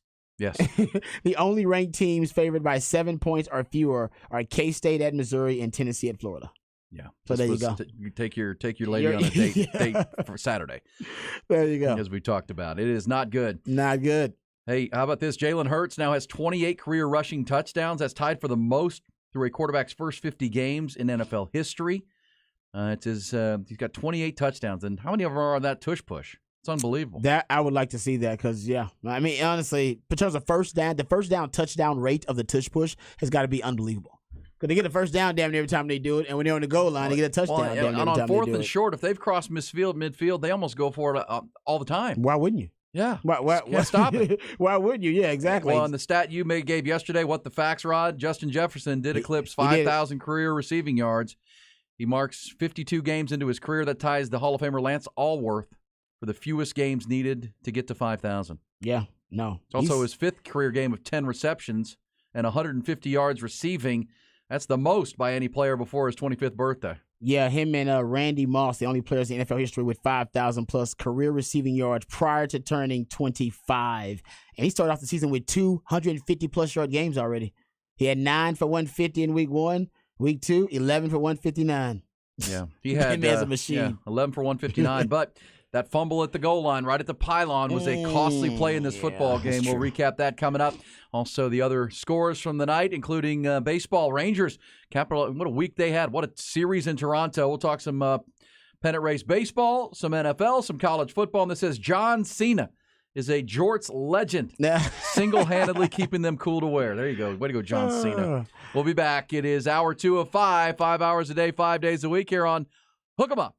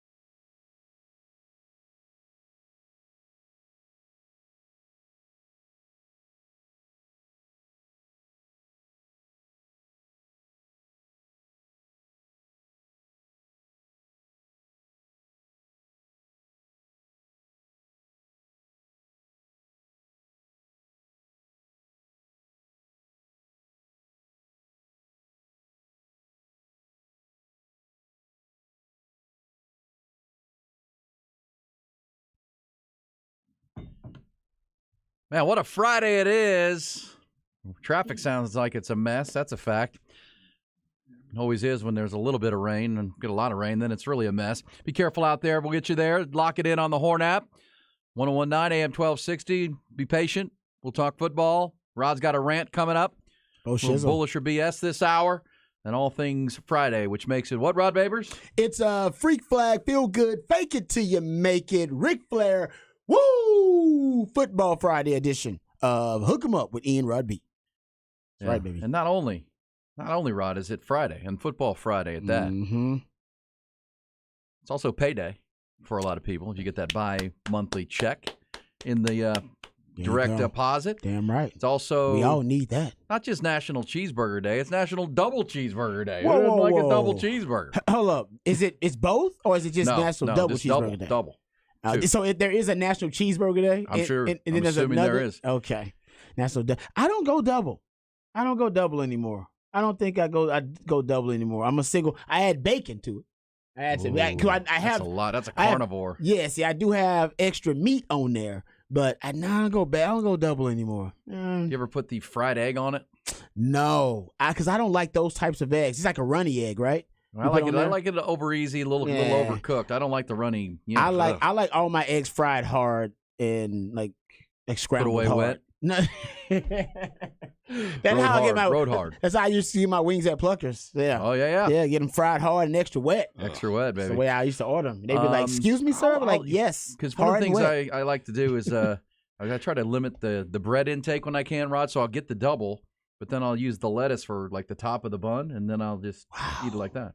Like try to get rid of some of that some of the carbs. Good for you, brother. You always look. You're a healthy guy. Well, you're a healthy nut, 50, Rod. You're like a closet. You're a closet health nut. Closet health nut. Yeah, you're a closet one. You try to. Yeah, you know what I mean. I saw you eat a salad yesterday. You know what I mean. Well, because I was at a wing place getting mocked because I was eating a Caesar salad. I didn't mock you. I just said, you got a salad at a wing place. No, not you, but others in our contingent. But yeah, that was look. I just got the new smile from Dr. Eckert, and I'm on strict orders of what I can eat and not eat. I cannot eat. Good. I can't eat food right now that I have to bite off like a bone, or I can't eat with my front teeth. Not worth it. Not worth it. The smile's too pretty, Rod. It looks too good, pretty, man. Hey, man, you got to sacrifice for beauty. Yeah, beauty. So I have to eat things with a fork, and I got to eat with my back teeth for a while until I go back in on the 19th. So that's Dr. Eckert's orders. Thank you, Dr. Eckert. I'm following my instructions. Rod has proof. He saw me eat a Caesar salad at Wings Up yesterday. That's true. And he was mocked for doing it. He was mocked. And Ty, go check it out. How are we feeling, Ty? Oh man, not very good right now. Not optimal. This food talk is not sitting well with me. Oh yeah. For those who didn't hear, Ty took the wing challenge at Wings Up, which you voluntarily can catch in Hancock Center. Great place. The fine folks there. The food is great. And Ty decided to take the wing challenge. Which, let me know if the details are right. Ty, 25 wings in 10 minutes. And the ghost pepper variety, correct, which are the hottest wings that they have. And you can't use ranch, you can't have any beverage, and you can't use napkins. Wow. I got it in my eyes too yesterday. Oh no, you did like the pepper spray thing instantly, and then 3 hours later, after I'd washed my hands twice, I rubbed my eyes, and it was still on my hands. It was It was an all day event, really. And this morning. No. And how many wings did you consume? 4. Okay. And it was not my best. I'm not kidding. That's the hottest. I consider myself someone that's able to eat spicy foods. I believe it. That was the spiciest thing I've ever even. Whoa. Anything ever. Wow. It's insane.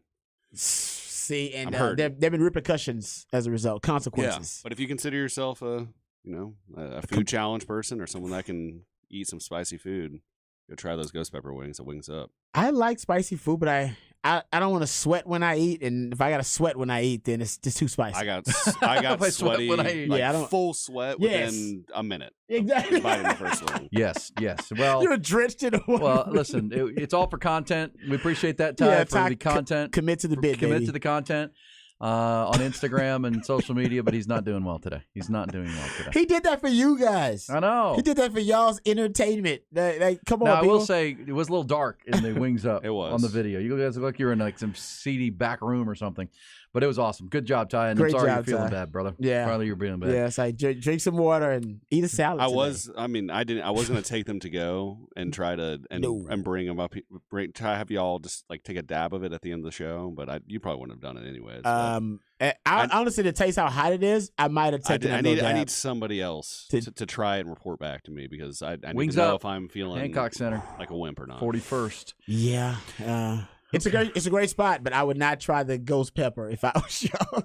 Just stick to the other ones. They got 15, 18 other flavors. No, we were saying earlier, I don't think I could eat 25 plain wings in 10 minutes. No. I could eat 25 plain wings if you gave me like an hour and a half or an hour. If you did that, you might as well just go compete like as a competitive eater then. I mean, you actually got some skill. You can eat 25 wings. Style. Yeah, if you can eat 25 wings in 10 minutes, you got some serious competitive eating skill. Yeah, that's a lot. That's a lot, dude. It's a high bar they're setting. That's a great place, though. We appreciate them out of Wings spot. Up. I'm going back. Good to meet them. Yeah. Sure. Good way to get get yourself ready for Thursday night football, Monday night football, Sunday, whatever you're doing. Let's get to the shout out to my man School. He listens all the time too. Yeah, appreciate them. It has for a while. Let's get to the headlines, trending topics, and Rod's got a rant, and we've got a Friday to get you to. Top Gun Rentals and Lawn Equipment bring you the news. Yeah, Longhorns. Not only are they rising in the national polls, of course, off their big win at Bama, they're up to number 4 now. They're also healthy, pretty healthy headed into week 3. During his weekly Thursday Zoom yesterday, Texas head coach Steve Sarkisian said freshman running back C.J. Baxter and linebacker Maurice Blackwell, really only 2 guys on the injury list for the Longhorns. Baxter is going to be a game-time decision at tomorrow night's game with Wyoming. Blackwell, he said, has made tremendous strides this week, his practice, but also described as a game-time decision for the junior from Arlington. We'll hear more from Coach Sark throughout the morning here on Hooking 'Em Up. And remember, join our pregame tomorrow, Mockingbird Saloon, Guadalupe, between 26th and 27th at 4:30. We'll go live and get you ready for that kickoff, Texas and Wyoming. NFL Week 2 kicked off last night, Thursday Night Football in Philly. The champion Eagles, NFC champion Eagles, beat Minnesota 34-28. Jalen Hurts pair of touchdown runs, threw a 63-yard strike to Devontae Smith. DeAndre Swift ran for 175 yards and a score. Eagles now 2-0 on the year. Minnesota 4 fumbles lost in that game. They're 0-2 to start their season. Cowboys welcome the Jets to AT&T Stadium on Sunday, 3:25 the kick. Couple of injury concerns for Dallas. Wide receiver Brandon Cooks. Left guard Tyler Smith did not practice yesterday. Cooks reportedly dealing with a minor knee sprain. Smith dealing with a hamstring issue. Major League Baseball, Rangers. How about their September surge? They went into Toronto and swept the Blue Jays 4 straight games. 9-2 the win last night. Corey Seager homer drove in 3 more runs. They're only a half a game back of Houston now. Astros were off last night. Half game back of the Astros in the West. Houston opens up a series in Kansas City this weekend. Rangers are in Cleveland. Seattle is home to the Dodgers. Tough night at Dell Diamond. It's where the Round Rock Express dropped both games of a doubleheader to Vegas. They're now 2 back in those PCL standings. Those 2 teams, Vegas and Round Rock, will play all weekend long at Dell Diamond tonight on a Fireworks Friday included. How about the Texas volleyball team? 6th-ranked team in the country took down 19th-ranked Ohio State in 4 sets last night at Gregory Gym. They're going to have a quick turnaround. They'll play 11th-ranked Washington State tonight at the Greg, and 16th-ranked Texas soccer team opened Big 12 conference play with a 4-0 win over Baylor last night.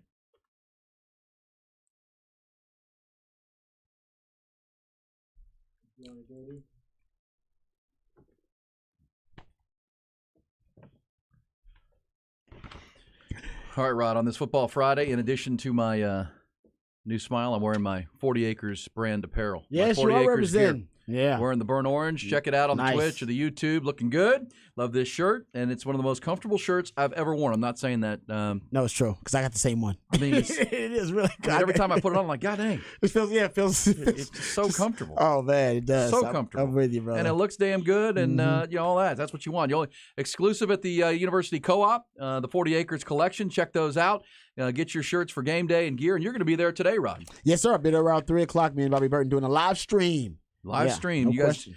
Friday of home games. Bobby and, of course, Bobby with On3 Sports and Inside Texas, the chief over there, and you will be there. And, you get some 40 Acres gear. Go see Rod. Support the great scholarship fund that they have right there. Appreciate 40 Acres collection.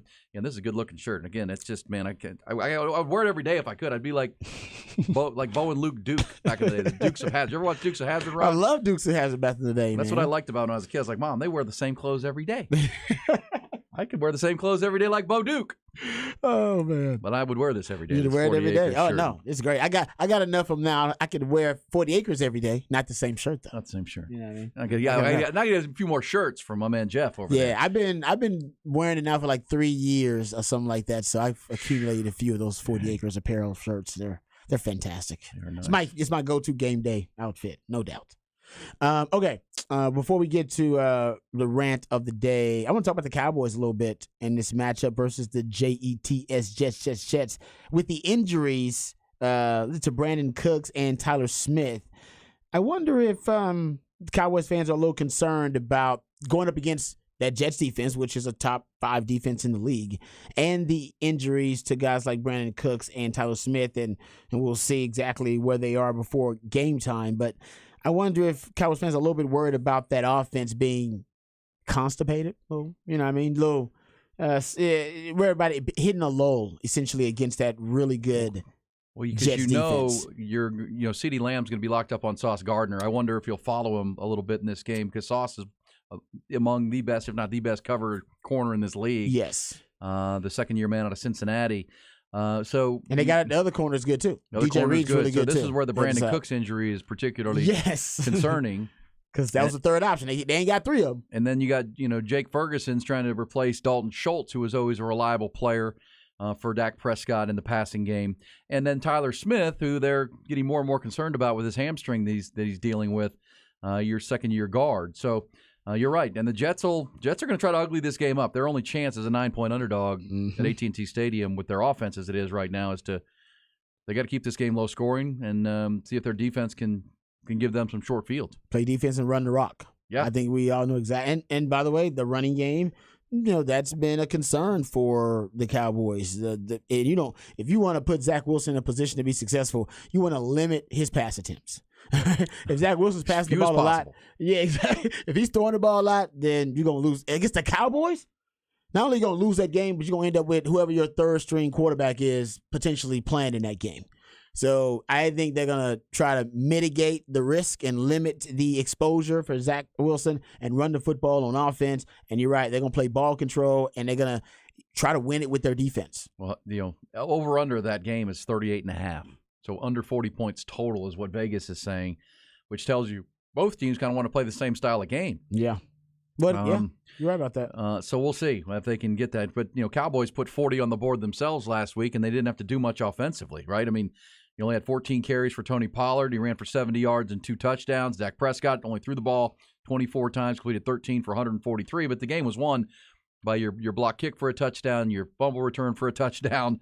Your defense put you essentially up 26-0 before you could blink and then cruise to the victory. So we'll see more about the Cowboys with their home opener. And they were a good home team last year, Ron. They were a good home team. Yeah. No, and also I wouldn't be surprised to see the Jets run a lot of 13 personnel, which is 1 back, 3 tight ends. Yeah, try to hit the Cowboys in the mouth a little bit. Yeah, in week 1, they totaled 25 plays with 12 personnel, which is 1 back, 2 tight ends. They're going to continue to do that, right, because they want to run the rock. And actually, they had their biggest, if you look at their highest EPA per play, it came off 13 personnel.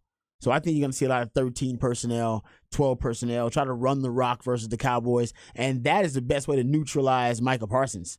You just turn him into a run stuffer. And you got to worry about him as a pass rusher. Because a pass rusher, he's an absolute Wolverine out there. He's just tough to stop. He's like that Tasmanian devil in them cartoons, man. He's just out there out of control, under control. And you got to double team him. He beats single blocking consistently. Like I haven't seen anybody really block him really well consistently one-on-one, a lot. I'm sure it's happened, but you don't see it a lot. Well, and Micah Parsons has declared this, the best defense since the 2000 Ravens, and I think they want to back that up. They pitched a shutout in week 1, pretty much humiliated the New York Giants, and I think that's their goal. I mean, if you're the king of the jungle like Micah Parsons, man, you want to keep laying bricks as one of the best defenses ever. You have an opportunity against this team with a quarterback and an offensive line that aren't very good. So we'll see. You could overwhelm this Jets team just like you did the other New York team last Sunday night. All right, Rod, can we get your rant? Yeah, let's do it. Ready to do that? Just after 7:15, let's get Rod's first rant of a Friday morning.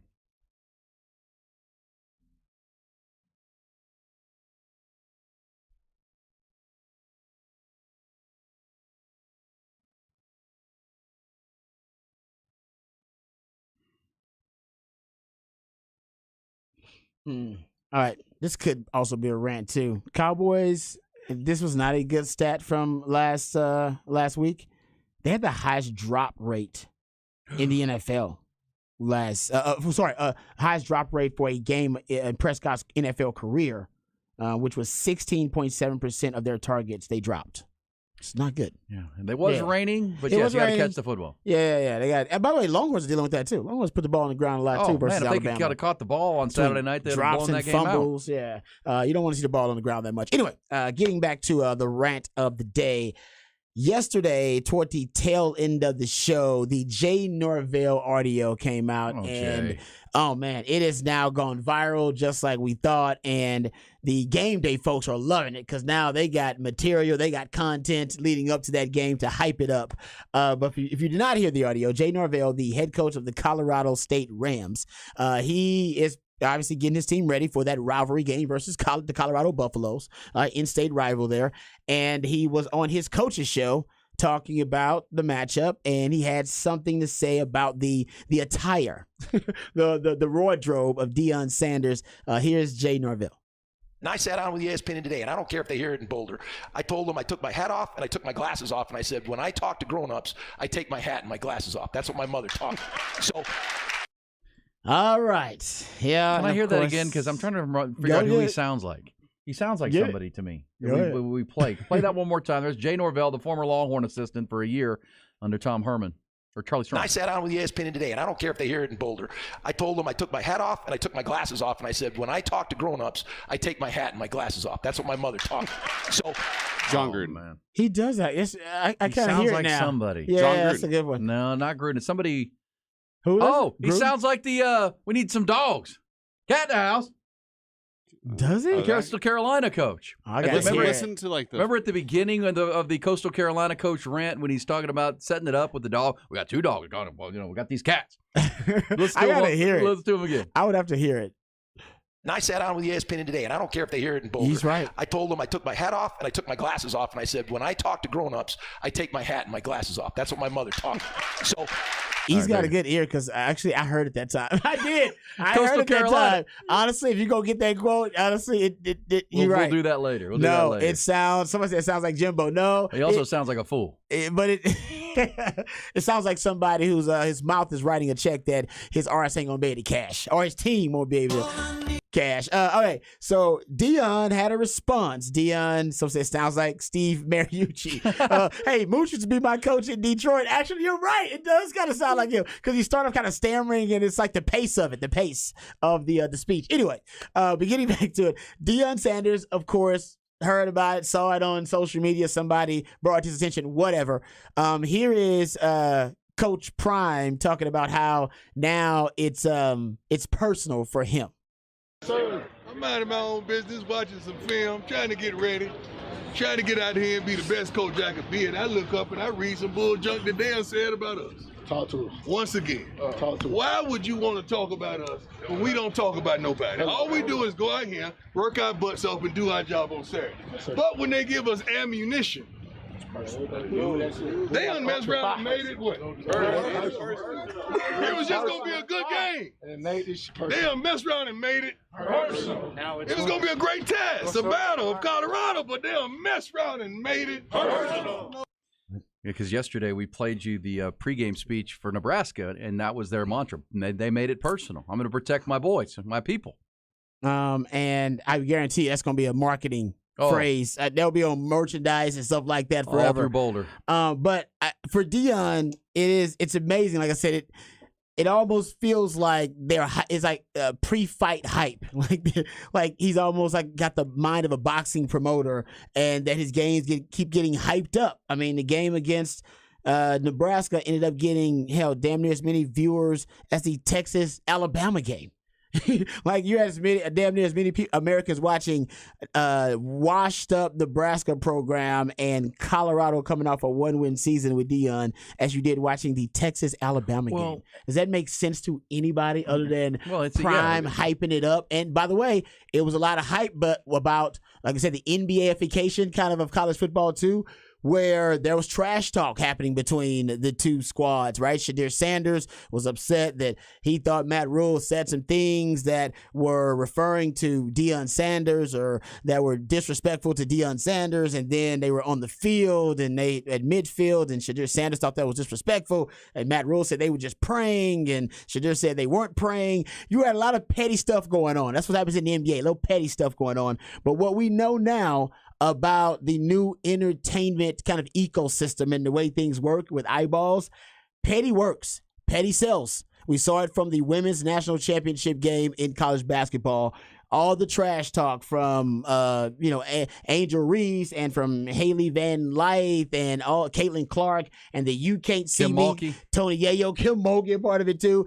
Hell, even the White House was captivated. You had the White House commenting on these ladies talking trash, playing great ball though. By the way, they're playing great. They've been playing great ball in women's college basketball for a long time, and none of y'all gave a damn.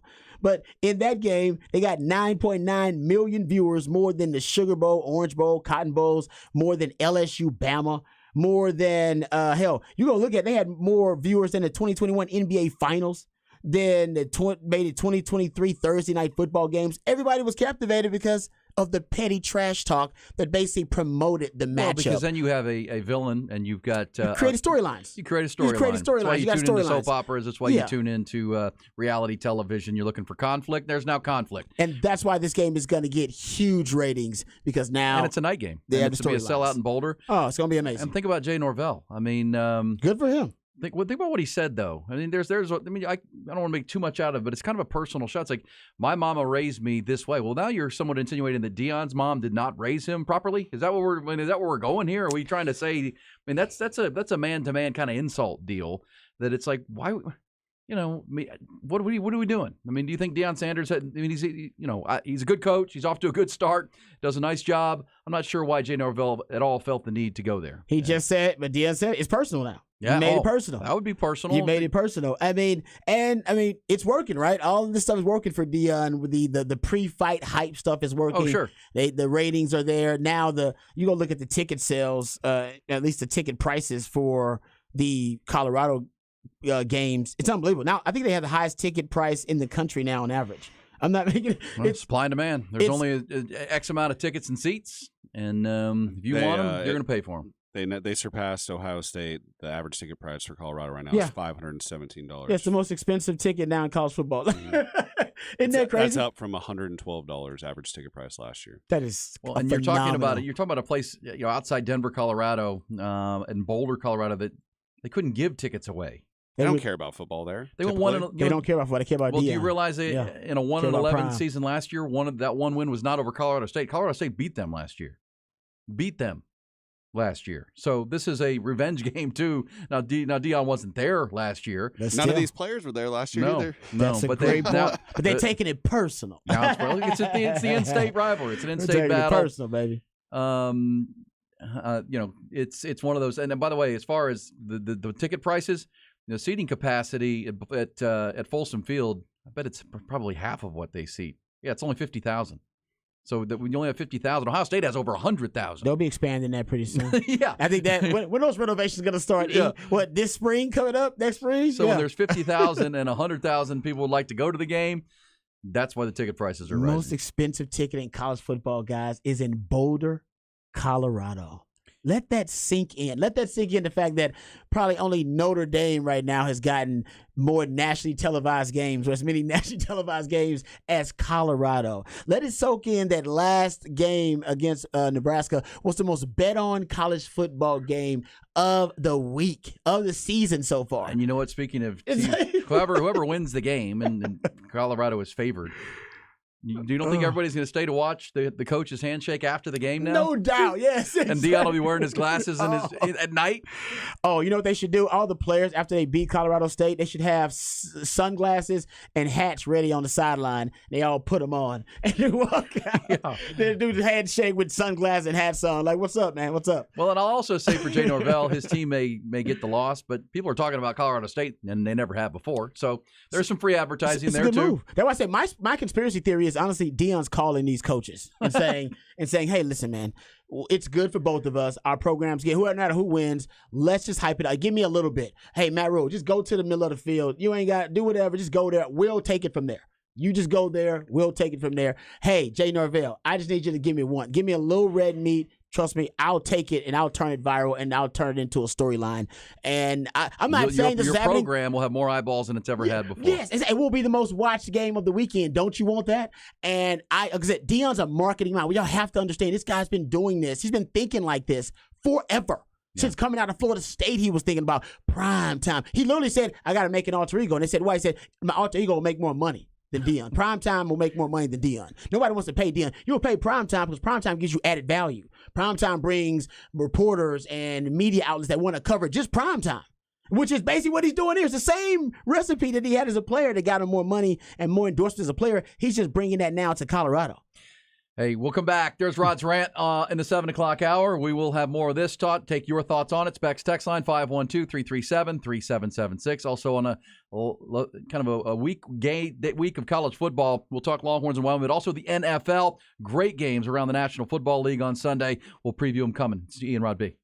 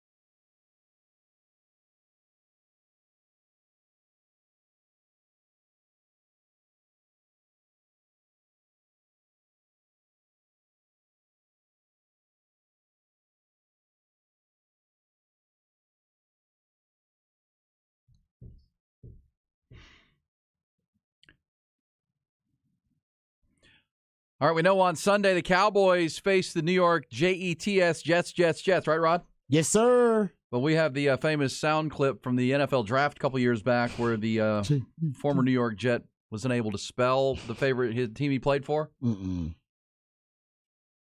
Oh, yeah. Well, we may have topped that. Appreciate T-Bone on the text line for sending us this. But last night at an establishment in and around Greater Philadelphia, while the Eagles were beating the Minnesota Vikings, a local news outlet apparently was talking to some fans, and now we have this one for the Philadelphia Eagles. Can we see how this went?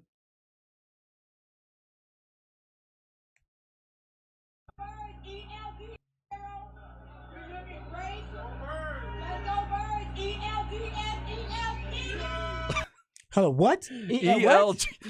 She's trying to spell Eagles. What did she say? That?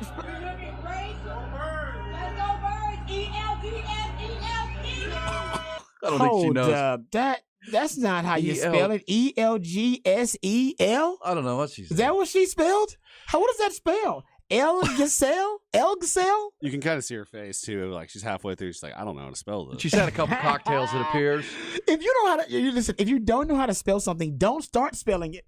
That's the worst thing you can do when you don't know how to spell something. Is to start spelling. That's why I would say don't do math on air. All right, don't start doing it live on air. You're like, you know what? Actually, let me carry the one here. Like, no, just shut up and say I'll get it in the break after I can calculate it. No, don't start spelling things you can't spell. Let's see if we can get what she said. It's kind of E-L-G-S-E-L. Here you go. She wasn't a cheerleader, I don't think. Here we go. Because the cheerleaders have to spell, right? When they spell out their team, they do. Oh.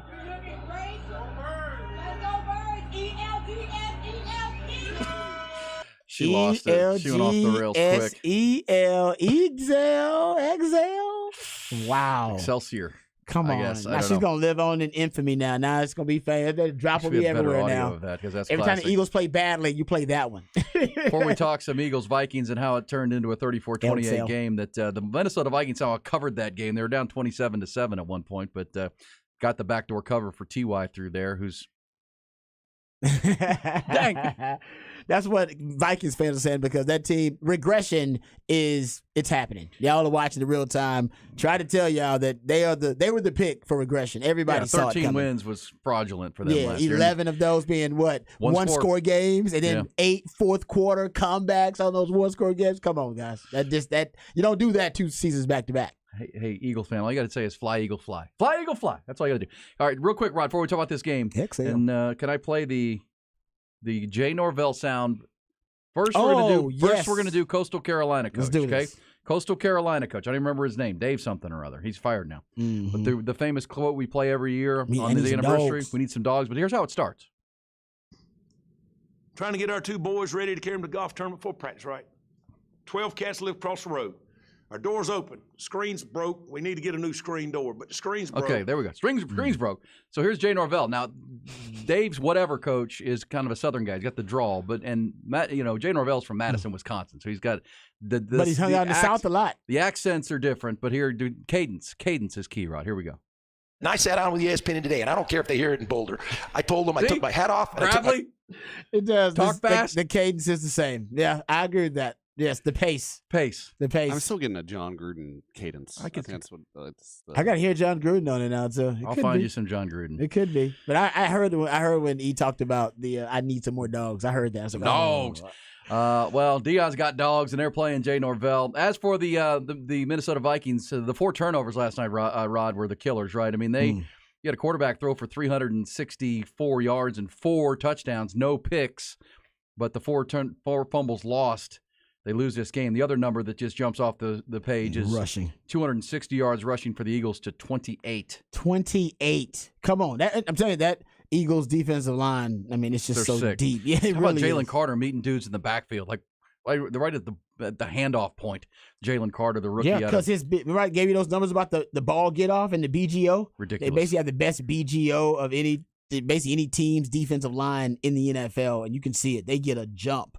Well, and so the game swung right before the end of the first half. It was 10-7 Eagles, and the Vikings were driving, approaching the 2-minute warning, and Kirk Cousins hit Justin Jefferson for however many times he hit him, and it looked like he was going to score a touchdown.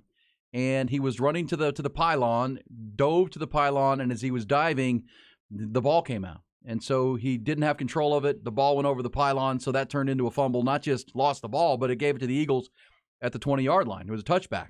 So points off the board in a big way. If they score a touchdown there, Rod, it's 14-10, maybe going to half, and they're up with some confidence. Instead, they don't get the points, and Jalen Hurts leads his team down the field, and they kick a 61-yard field goal at the half. So instead of maybe 14-10 Vikings at the half, it's 13-7 Eagles, and the Eagles came out in the second half and punched them right in the face. 2 quick touchdowns. Jalen Hurts on a tush push after a strip sack fumble, and then they hit Devontae Smith on the deep 63-yard touchdown pass. And essentially, to me, the game's over there. You're up 27-7. They scored 2 fourth-quarter touchdowns to make it 34-28 and get the backdoor cover for tie, but the Eagles were well in control of that game into the fourth quarter. Well, yeah, and it's because the lines of scrimmage. I mean, that's why the Eagles can win in so many ways, because one thing that's going to be consistent and it's going to be something that really they're going to win and have the advantage in almost every matchup, their lines of scrimmage, their offensive line, their defensive line, and that's why DeAndre Swift had his career high, 175 yards rushing in that game on 28 carries. And he's going to be the lead back. But honestly, I think it could have been any of those guys who didn't have injuries. Obviously, the running back position was a concern after week 1 because that O-line, man, that O-line is just dominant. They reset the line of scrimmage. Well, think about it. When it was 27-7 and then the Vikings got that first touchdown on the board in the third quarter, made it 20. They did a 2-score game, 27-14. They saddled up that run game, went right back down the field again and scored. And look, the Vikings' rush defense is poor. They're not good.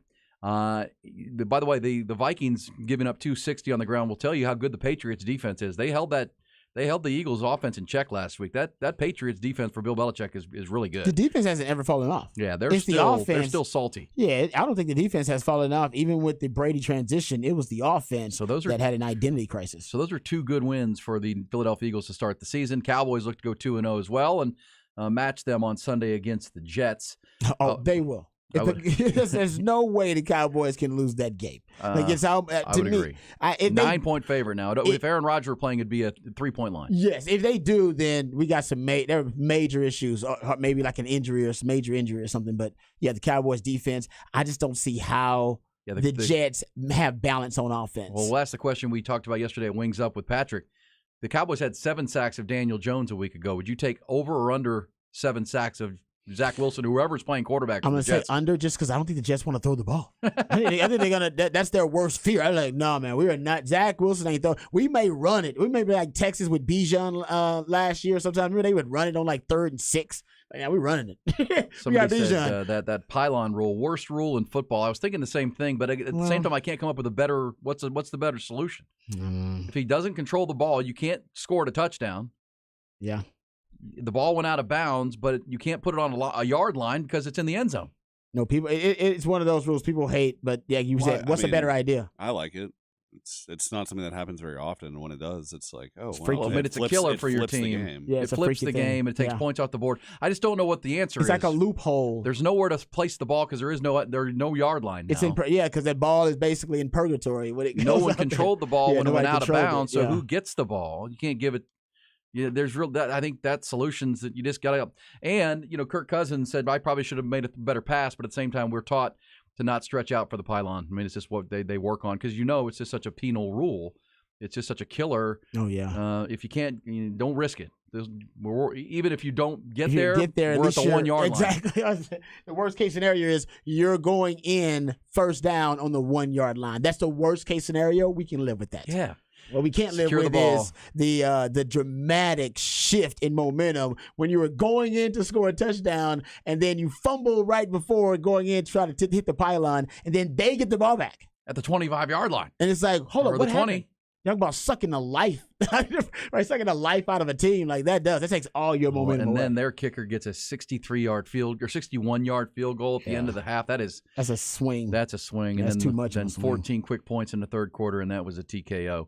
Eagles 2-0, Vikings 0-2. And as we said, the numbers are pretty obvious. Between 2007 and 20. What do I have here? 2021. 2021. Mm-hmm. 12 of 125 teams who lost their first 2 games ended up in the playoffs. I think last year was a little bit better because remember the Bengals started 0-2 last year and made the playoffs.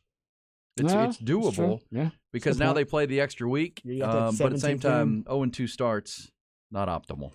Yeah, I would say for the Vikings are in trouble because, in my opinion, they look good throwing the football, but they need a running game, and they miss Dalvin Cook. They do. But the Vikings will say, you know what, we've lost 2 games. And Tampa Bay's not expected to be very good this year, but Tampa Bay was a playoff team a year ago. They won that division. Well, with Tom Brady. Yes. With the GOATs, correct. Not Baker Mayfield. But so, I mean, it is factually true that they've lost 2 games to 2 playoff teams from a year ago and turned the ball over 7 times in those 2 games and lost by a total of 9 points. And I would say this for the Viking fans, they still control their fate in their own division, right? If you win your divisional games, and Detroit's going to be a tough one, and Green Bay's showed better than they are. Yeah. That's going to be their challenge. But you're right. The regression is here. They're 0-2. They 11-0 in the one-score games a year ago. 0-2 already. They won't be. They won't be a 13-win team. Yeah, no. That we know. No. All right, we come back. It'll be bullish or BS on some topics around the sports world, including Jay Norvell. What is he doing? Jay. Bullish or BS on him talking some smack at Deion ahead of the game with Colorado. We'll get that coming back. Ian Rodby.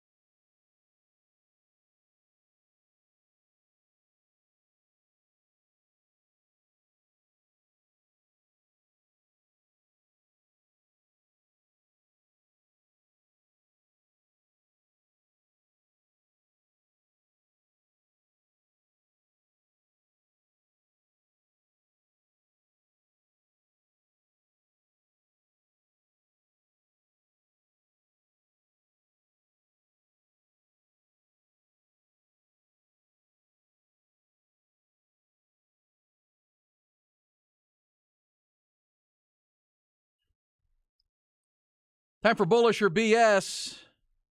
Things we're bullish on BS or calling BS on, including this, Rod. This is some BS.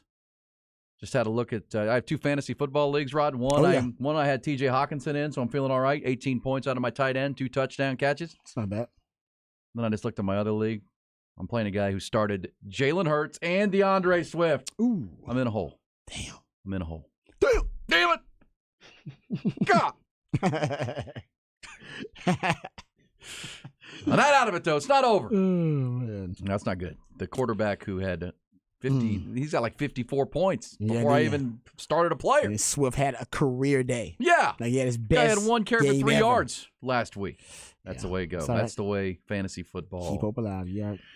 Go. Also, bullish or BS on these, Rod, on the rule where if you fumble the ball into the end zone or over the pylon like Justin Jefferson did last night, what would be the better rule? This says if you want to get crazy, send the offense back to the 25-yard line with the ball. But they fumbled, and they didn't maintain possession. But the other team didn't recover it. I know. That's the thing. Like if you fumble the ball out of bounds in the middle of the field, it goes back to the offense.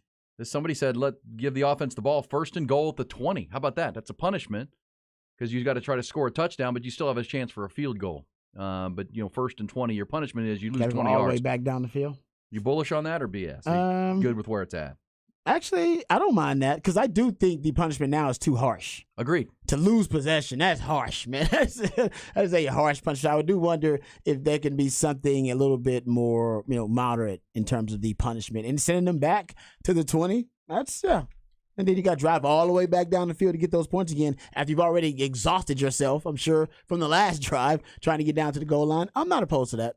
I like that. That's a nice little change up. That'd be a nice way to adjust. Good thinking. That's why we love the audience and your participation. It's a key part of the program.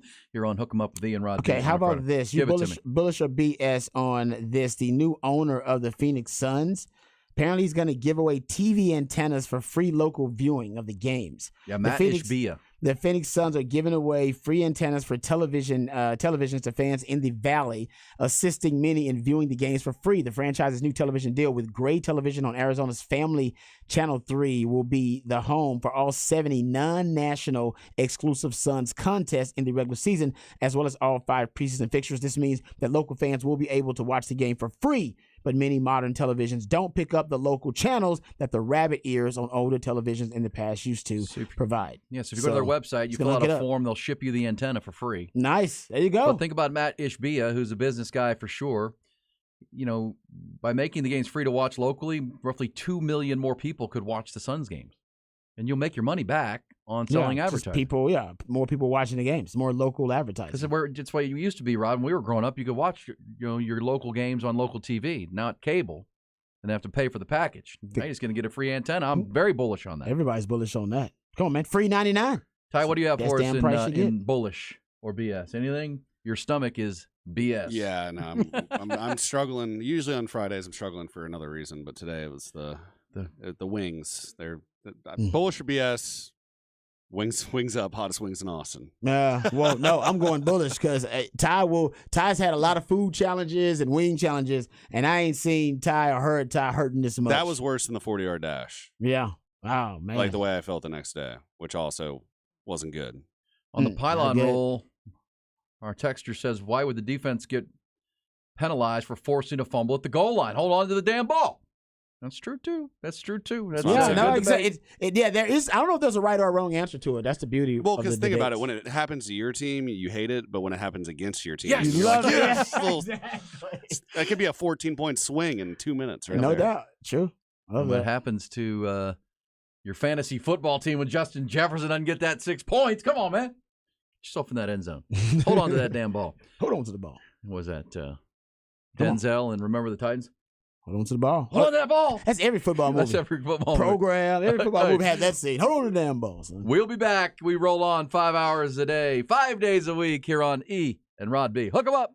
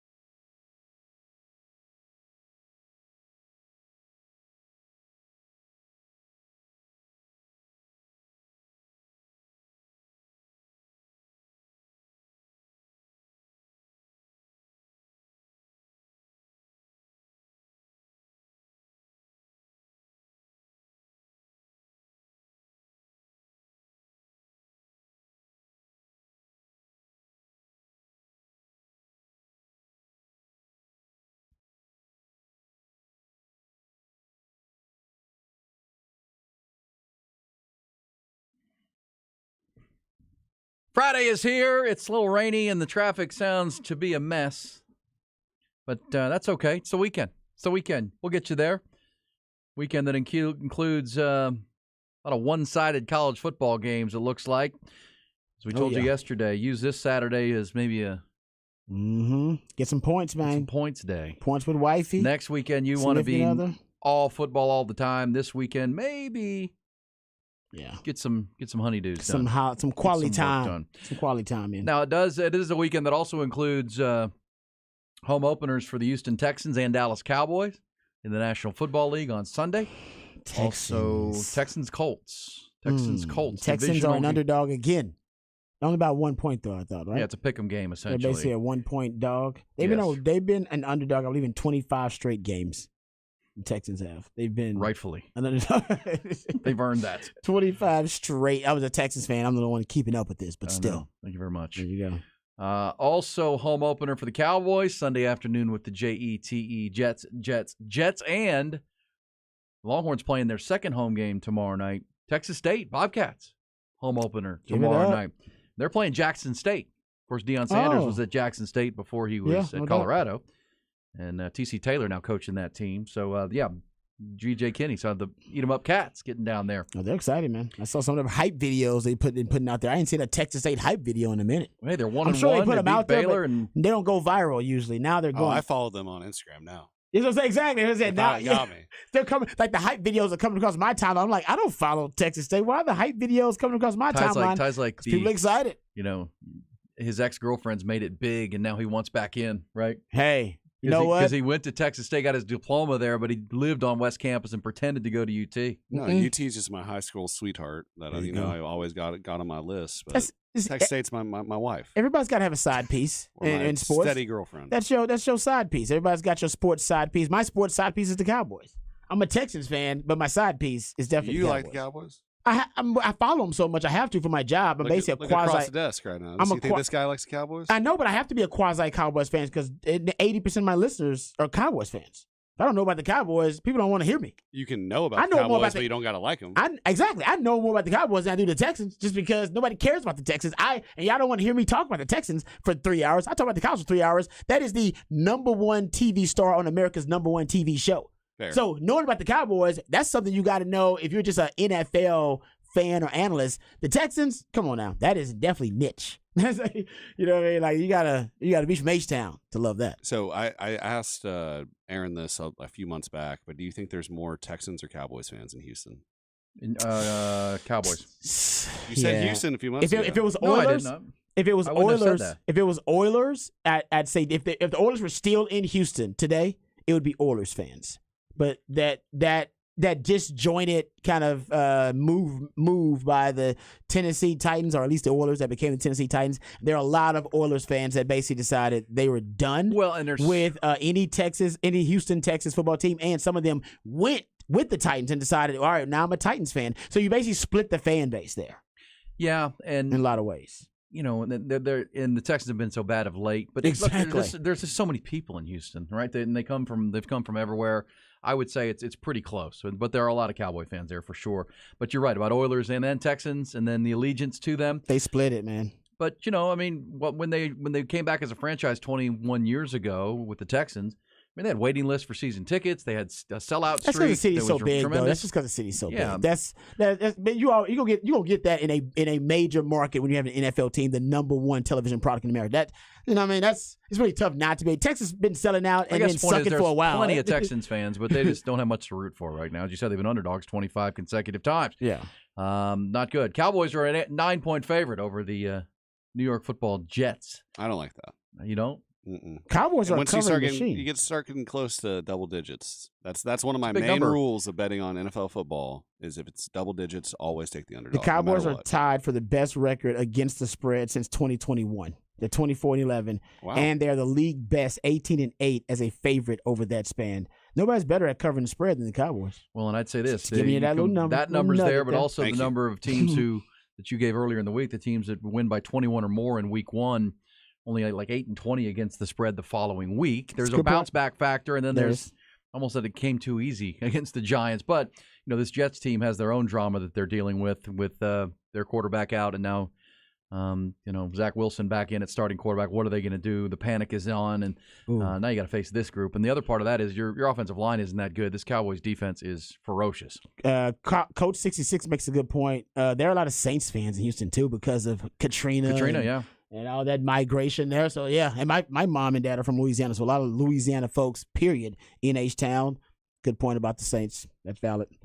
Yeah. Hey, can we get to some headlines, trending topics as you get up and out so you're fully aware as you start your Friday and start your weekend?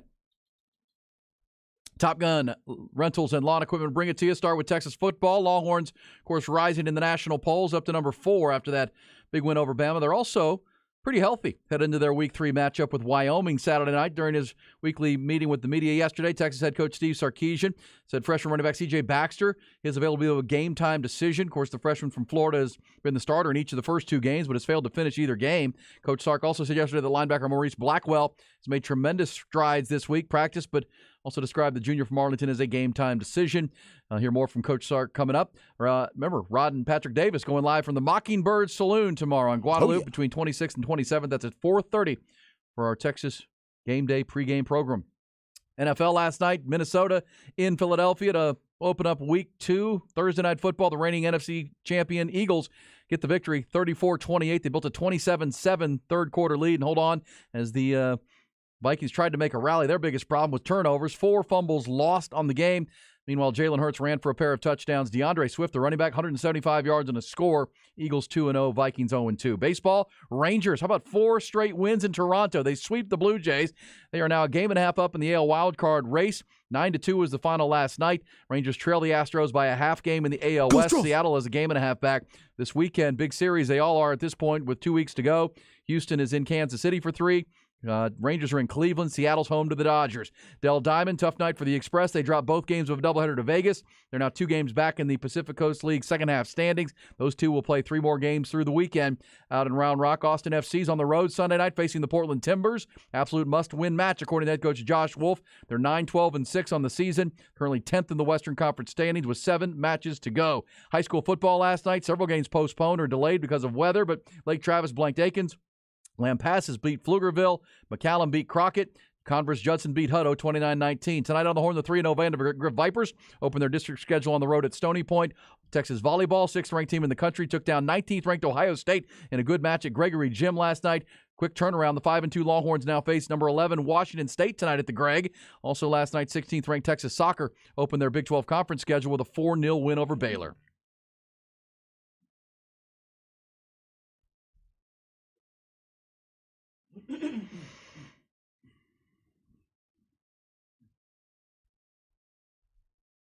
All right, before we get back to the sports topics of the day, let me tell you about some Bud Light because it is Friday. It's the weekend, and the weekend's all about good times, and there's nothing better than enjoying the sure sign of a good time and also having a good time at your favorite football game or watching your favorite football team, whether it be your watch parties. If you're tailgating for the Wyoming game coming up this weekend, make sure your tailgate is stocked up with Bud Light. You want to be the life of the party? Bring more Bud Light to the party. As a matter of fact, I was enjoying some Bud Light, hanging out at Wings Up last night. Appreciate all of their hospitality. Had some Bud Light specials going on there. So lots of Bud Light flowing. And if you want to make sure that the good times keep going, make sure that lots of Bud Light is flowing. It's just that simple. So this weekend, folks, whether it's a watch party or whether you're tailgating, make sure that you make sure you're breaking out the Bud Light. Still my go-to beer for my Longhorn tailgates on Saturdays and my NFL Sundays. So whether you want to toast and cheers to a brighter tomorrow or drown your sorrows, it's never a bad thing to break out the Bud Light. Bud Light isn't just for anybody. It's for everybody. So remember, folks, this weekend, well, if you're looking for somewhere to hang out and watch the game, me and my man Patrick Davis will be at Mockingbird Saloon, hanging out there from 4:30 to about 6:30, and of course, enjoying some nice ice cold Bud Light, as you should as well. Folks, make sure you're enjoying Bud Light, brewed deep in the heart of Texas by Texans for Texans, and damn proud of it.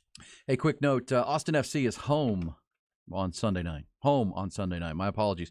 My little handy-dandy phone app has them on top of the list, and usually that means that's the road team, but no, they are home at Q2 Stadium. Okay. For, as Josh Wolf called it, a must-win game. They haven't won a match. They haven't posted 3 points in a match, Rod, since mid-July. Wow. Yeah. Mid-July. They suck. Yeah, and they've definitely kind of hit a lull. This is like they've been spiraling for a little bit. You got to be good for me to pay attention, soccer-wise. Well, especially when Texas football is good. Yeah. Well, I'm always going to pay attention to that. Well, I know, but it's saying like it's football season and Texas football is good. You know, Kyle. Has this week and last week not flown by? Oh yeah, I think it has. Especially this week after the Alabama win. It's coming to work doesn't feel like we're working really. Football season. Football season, you got too much to talk about. Yeah. So it's just the shows go by fast, the week goes by. Football season, I've always said this: America's in a better mood during football season, and it feels like the days go by fast because I think America, generally, just is in a better mood during football season because it is America's #1 TV show. So Americans are happy about. I can watch it on Monday, watch it on Sunday, Saturday includes because that's college football. I think that's just my theory. America's in a better mood during football season. Somebody will do some studies one day, figure it out. Absolutely, yeah. Well, you're in a better mood because, if your fantasy football team's playing Jalen Hurts and DeAndre Swift. That is true. That's a good point. Yeah, see, that'll put you in a bad mood. That's a good. So that may actually work against my theory because people with fantasy football, they got a different agenda than just enjoying the great football action. Ty's happy because he well, he's not happy right now. He backdoor covered. No, he backdoor covered his pick. Well, Ty's Sex Panther pick of the night. But the bubble guts, though. He had the Vikings when it was 27-7. There ain't no way they're covering that number. Yeah. They did, though, with a touchdown to T.J. Hawkinson. That's one thing that might worry Eagles fans is in both games so far they've, accumulated big leads early in the first half and then slowly let it dwindle away until the end, at least give the other team a chance. Well, and again, the first one was at New England on the road, and that's a tough place to play for anybody with a Bill Belichick team. But yeah, last night, well, look, their secondary is banged up. Their secondary is banged up. There's no doubt about that. They had two starting corner, a corner and a safety that were out last night. They also had a guy get hurt during the game. So yeah, but now their defensive line, they held Minnesota to 28 yards rushing. It's the best D line arguably in the league. And by the way, the Josh Sweat, strip sack of Kirk Cousins early in the third quarter, that was just a tomahawk. He beat the left tackle off the jump. And it was a backup left tackle, by the way, I think, or he got hurt. They're on their third string left tackle. And he and it just was tomahawk chalk ball out, and that's really where because to me that was a rout. I mean, it was 27-7 late in the third quarter, and yes, they took advantage of a secondary, and Justin Jefferson puts up some yards. But the game, they needed an onside kick at the end, which you never get onside kicks anymore in pro football. So that's Sean Payton. Sean Payton got one. I know, first play of his coaching career. How about that? Starting off the tenure with it. Josh, very famous, obviously famously did it in the Super Bowl too. Josh Sweat, second fastest rush get-off time it takes for a pass rusher to cross the line of scrimmage in the NFL from week 1 behind Myles Garrett, who's at 0.58. Josh Sweat was at 0.59. The crazy part, remember I told you 5 of the 8 top highest rated or at least fastest pass rush get-offs in week 1 were Eagles. This is the crazy part about it. 2 of them weighed 315 plus pounds. Like 2 of them, like talking about Jalen Carter, he's 0.68. He's third fastest in the NFL in week 1. Yeah, in terms of ball get off. I think the Eagles. Fletcher Cox was like 7th. Well, remember the Eagles started the season 11-0 last year, and they're 2-0 to start this year. And as I mentioned earlier, though, these were 2 games that you looked at and said, "Man, Minnesota at home, that's a playoff team from a year ago. Patriots on the road on Tom Brady Day, but they won both of those, and now they have a stretch here, Rod, where they have 3 games at Tampa." Against the Tampa Bay Buccaneers team that won last week, but I don't think it's very good. They're home to Washington. Divisional game. That'll be a hard fought, but that's a winnable game. They'll be at the Rams. That's a win. And then they're at the Jets. Win. So they're going to be 5-0. 6-0 after the Jets game. Then they play Miami at Lincoln Financial in Philadelphia. That's a sexy game. That's their first loss of the season. Miami's coming into Philly to win that game? Dude, Miami is low. I'm telling you, man. No, you got to go watch Miami. I saw them last week. That's the reason I picked Miami to win that division. People ain't paying attention. They're not even fully healthy yet. Dude, they cannot cover Jalen Waddle and right now Tyreek Hill. I'll give you another random Miami stat. Or can they sack Tua? They could, but they get rid of the ball so quickly. They do. They run more RPOs than anybody else, so the ball's out. I love that game. That's October 22nd. That's a really good Sunday nighter that we're looking forward to. And that ball's out quick with them. They also, how about this? You look at the fastest ball carriers from week 1, 3 of the 4 are Miami Dolphins. Yeah. Tyreek Hill, number 1 at 21.6. He also was number 2 at 21.5. And then Jalen Waddle was at 20.9. He was 4th. Aaron Jones was in between that, 3rd, 21.4. Well, that'll be a great matchup on a Sunday night. Then they play Washington. Then they play Dallas for the first time ahead of their bye week. So, Philadelphia, are they more vulnerable this year than last? We'll see. You wondered who was going to be their running back last night, and obviously DeAndre Swift was more than up to the and capable. Yeah, but they'll face better defenses in that Minnesota group because they're not very good. Like wet toilet paper trying to stop the run last night. Hey, so the Cowboys though have a chance to sweep the New York teams back to back to beat the Giants 40-0. Now they get the Jets without Aaron Rodgers. Then they go to Arizona. They'll be 3-0. Then they host New England. Then they go to San Francisco. October 8th is the first really, really big matchup you circle for the Cowboys. That's a loss. And the Cowboys very well could be 4-0. Yeah. When they go to San Francisco, or 5-0. 4-0. 4-0. When they go to San Francisco. Then they go to the LA Chargers. Then they get to play Kellen Moore, so that's a win because they know. How about those games? October 8th and 16th, back to back at San Fran at the LA Chargers before the bye week. Then they come out with the Rams and then go to Philadelphia. By the time November. they get to Philly, they'll have that one loss. That's San Fran at San Fran. That's going to be a tough place to play. Well, they both might be then one-loss teams. I mean, when they get to that first, I think it's pretty safe to say those matchups are going to be critical head-to-head. The two divisional matchups, Eagles and Cowboys. Yeah, I think they'll both be one-loss teams by that. That's a good point. And then that game with the 49ers, that also is a barometer game, benchmark game, because you haven't been able to beat the Niners in January. You got to go there in October, and I really think it's important who has home field advantage come January in the NFC between those three teams, and they're all three built similarly. They're dynamic defensively, defensive lines, and they want to run the rock. Yeah, Eagles want to run the ball. 49ers want to run the ball. Cowboys say they want to run the ball. I'm not sure. That's we're going to find out, right? They say they want to run the ball, and the Cow can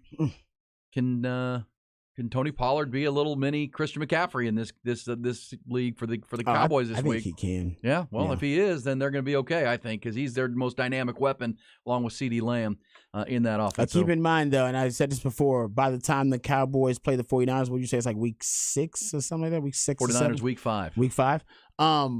The 49ers are working on something. The Bruins, I don't know what, they got more cap space right now after restructuring some deals and trading Trey Lance. They got $41 million in cap space. NFL teams don't just go throughout their entire season with $41 million in cap space, especially a team like the 49ers who are a Super Bowl contender.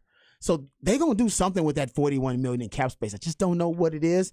Around the trade deadline, whatever the 49ers need, we're not sure of it. And right now, I think they need secondary help. In week 1, they made 2 changes in their secondary already. Yeah. They benched a guy in week 1. And think about it, they were beating the Steelers pretty good. They know this is their window. I think that's fair to say. And I think the Cowboys believe this is their window, too. That's why these matchups are so compelling. And to your point about people are listening, driving, or sitting in traffic saying, how in the heck do they have $40 million in cap space with all those good players? They signed Bosa. They basically front loaded the deal. They're paying, cash over cap. What's a starting quarterback making these days in the NFL? $40 million average. Yeah, they're paying Brock Purdy $870,000. He's the cheapest starting quarterback in the NFL. For what, the next 2 years? Yeah, $870,000. So when you're paying your quarterback under 100 G's, under $1 million, well, guess what? Now there's your $40 million.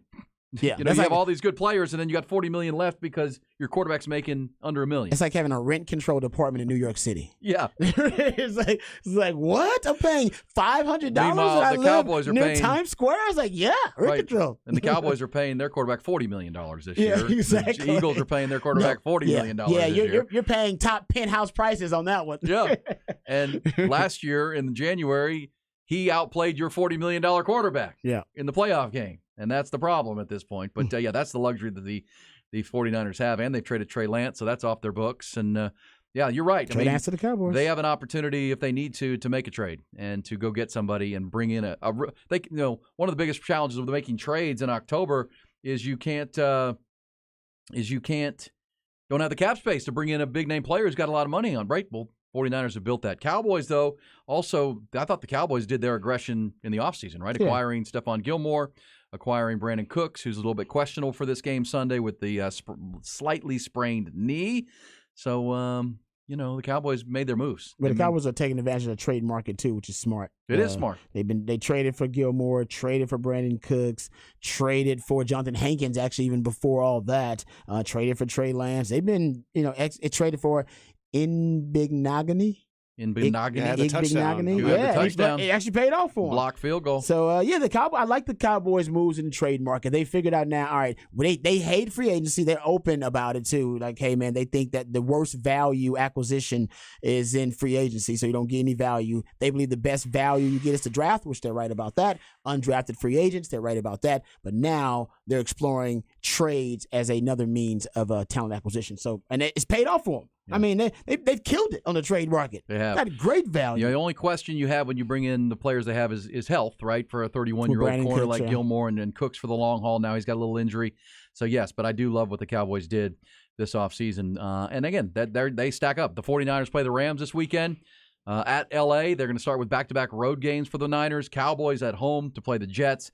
And the Eagles have already posted their second win of 2023. Those are your three to beat. To see the Tex Coast offense. Last week, you actually didn't get to see Dallas Cowboys' new Tex Coast offense. You got a preview of it, an appetizer.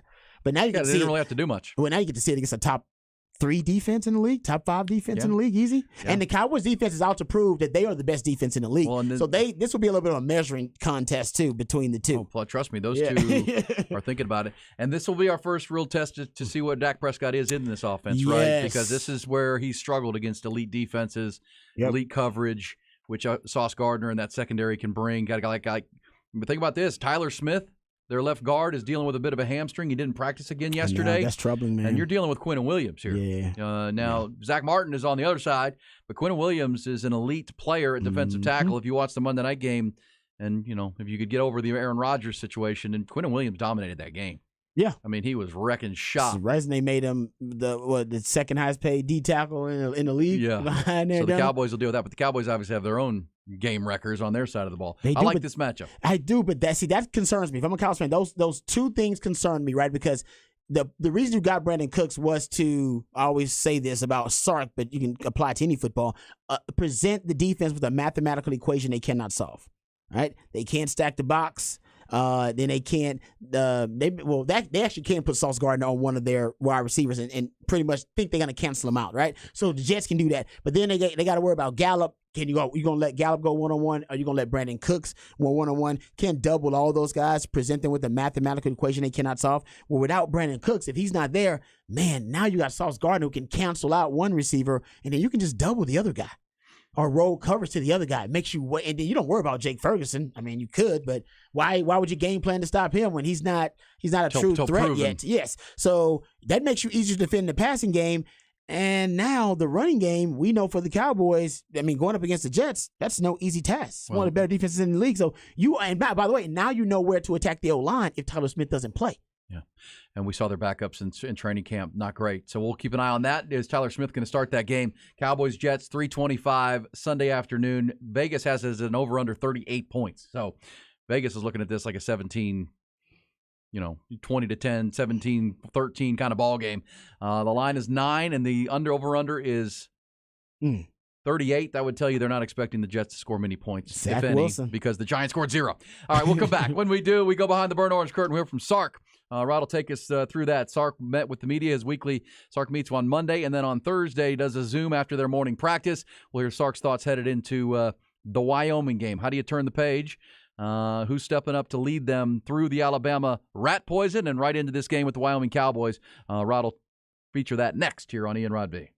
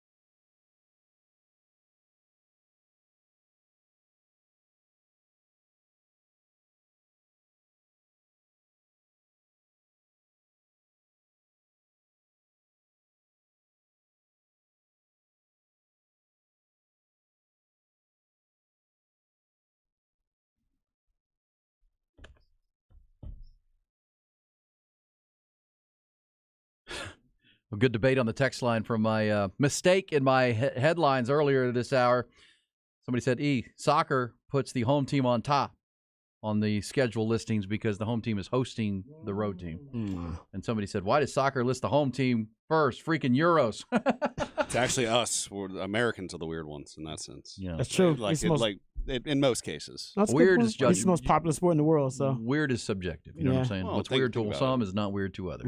Measuring methods. I think we would all agree what's going on on 35 this morning is a mess. And I just got a note from a guy on the text line that the situation in Buda that's been there all morning here in Don Miller is a fatality collision, and that apparently was a one wrong-way driver early this morning, which is, when you and I come to work at those times, Rod, it's always something I'm terrified of, is someone, because there's nowhere to go, Riley. You're both going 70 miles an hour, and apparently somebody got off the tollway or came from 130 onto 35 on the wrong side of the road. Oh, man. And somehow it's right there in front of Cabela's, essentially, is where the collision is, right there in front of that area of Buda, right, and it's been there all morning long. So, and the guy who texted said, I just went past the guy. Fortunately, I'm not in that situation. Wow. So somebody's life was ruined this morning by another's negligence, it appears. Sad, man. Very sad. Yeah. So, not to bring everything down. But that is what's causing the snarls if you're coming out of Buda North and coming out of Kyle and San Marcos. So, obviously, you're going to have to find alternate routes, and because it's before the tollway, so you can't really jump on the tollway there. You're not going to get to it. So you're going to have to get on 1626 or whatever the alternate routes are. I hate to see those things for sure. Anytime. We're going to go behind the burnt orange curtain with Rod here in a moment for the top of the hour. Off the record. Right there. I'm going to give you this, Rod. There are two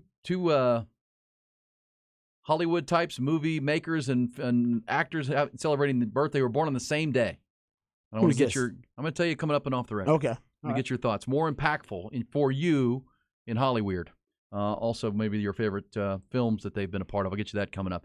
Also, the other off-the-record topics on this Friday into your weekend. But right now, let's go. Actually, by the way, before we go behind the burnt orange curtain, I want to remind you that not only do we have Texas pregame coverage tomorrow, Rod, from the Mockingbird Saloon. Nice spot. With our friends at Bud Light and all the partners at 4:30 tomorrow between 26th and 27th on Mockingbird.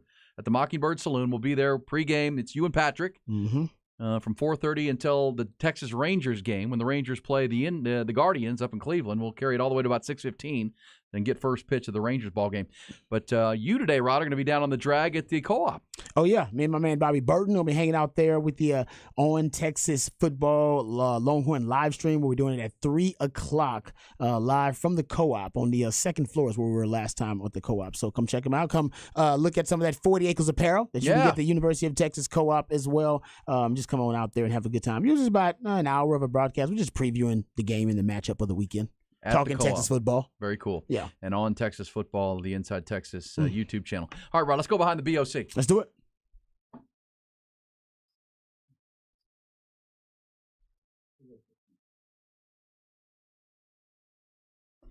Okay, well, Steve Sarkisian spoke with the media yesterday, and he answered a number of questions about a lot of different topics. So we'll play a lot of different cuts of audio here. With the first one is probably the most important question that was answered by Steve Sarkisian. He was asked about how the team is handling this new level of success, beating Alabama, and the country's talking about how good Texas is, and they can be a college football playoff team, and are they going to go undefeated? There's a lot of positivity, a lot of optimism surrounding the program, and a lot of compliments being thrown these guys' way as well. That should be the case. They really accomplished something that was remarkable, beating Alabama in Tuscaloosa. But Sark was asked about now the challenge of handling success and how this team is going to do that. Here's what Sark had to say about that. Yeah, what I thought was really cool this week, we did our traditional Monday morning meeting where we recap the game, and I show about 18 or so plays to the entire team, coachable moments, teachable moments, or things that we did well. And then I turn the page in that meeting and I get into what I think it's going to take this week to play well. And interestingly enough, I got a text from Quinn later that day. Do you mind if we have a players only meeting Tuesday morning before we start? And so of course, so the fact that, Quinn, that leadership committee wanted to have a players only meeting to make sure that they were reiterating the message about getting refocused on what we need to do this week, I thought was a great sign for us. That is a good sign. When I was asked about, hey man, what are you going to do if you're Sark about, all of the positivity and all the celebrations going on about the Bama win? How do you get this team in the right mindset to handle success? Something that they haven't experienced and something really Sark hasn't experienced. This is Sark's biggest win too. And I said it's got to be about the leadership, like Jaylan Ford tweeting out, hey, I'm done at this point. It's all rat poison. He understands that's just one goal accomplished on a long journey, all right, to achieve your long-term goal and your much broader goal, which is to win the Big 12 title and then possibly to win or compete for a national title. So I love that the players-only meeting by Quinn Ewers was called. I'm sure Jaylan Ford was a part of that, the leadership council that Sark has there on the team. And usually players-only meetings, I've said it before, are not a good thing. Usually you have players-only meetings kind of like marriage counseling or couples therapy. It's when things are going bad. You want to go to marriage counseling to get things back on track. But this players-only meeting is the exception to that rule. You are having this players-only meeting to really acknowledge that the process has worked. We saw the end result, the desired outcome, which was beating Bama. Now, guys, let's double down. Let's recommit. Let's reaffirm, all the goals that we had, because they are still intact, and now they are much more realistic than ever. Right. For us. Well, and that becomes the new challenge, right? I mean, the Alabama game was a bar, right? Can we meet that challenge? And we had a lot of questions all through the summer of what it's going to take for Texas, right? Think about, who's going to be the edge rusher for Texas? Well, gosh, Ethan Burke and Anthony Hill off the edge. They were pretty damn good in that game. Who's going to play linebacker next to Jaylan Ford? Well, David Benda has answered that question. Who's going to be the running back, and can you run the ball? Well, they were able to run out the game. So they did a lot of, and do they have the mentality to win a fourth quarter on the road against a good team? Well, they showed all those things, so they checked all those boxes. But the other big question lingering over this program is week-to-week consistency.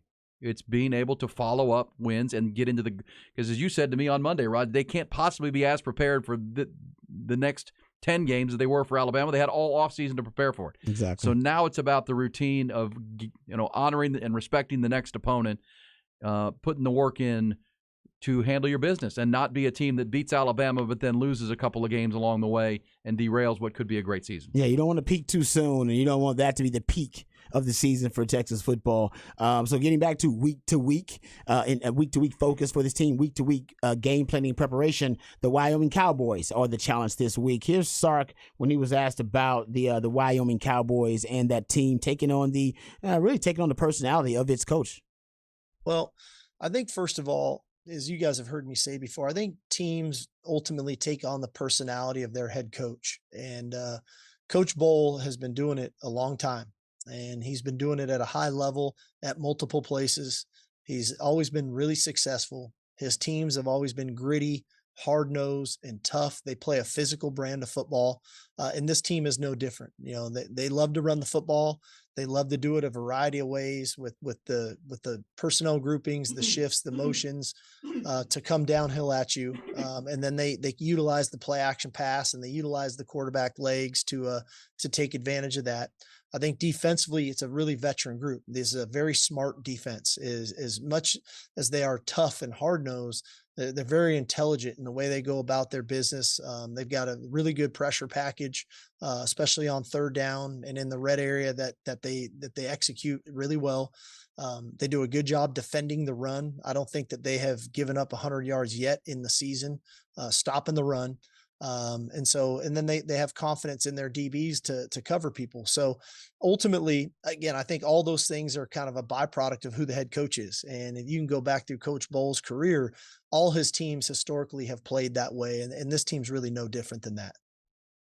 All right, so there you go, Coach, talking about this Wyoming squad. I think Andrew Peasley, he's the straw that stirs the drink for that offense. He's the quarterback, and he's a gritty performer, but he's not necessarily a consistently good quarterback. He's just more of a playmaker playing the quarterback position for them, but he will make plays, especially with his legs. He's dealing with right now a shoulder injury, which makes him day to day, but the word on the street is he's going to play.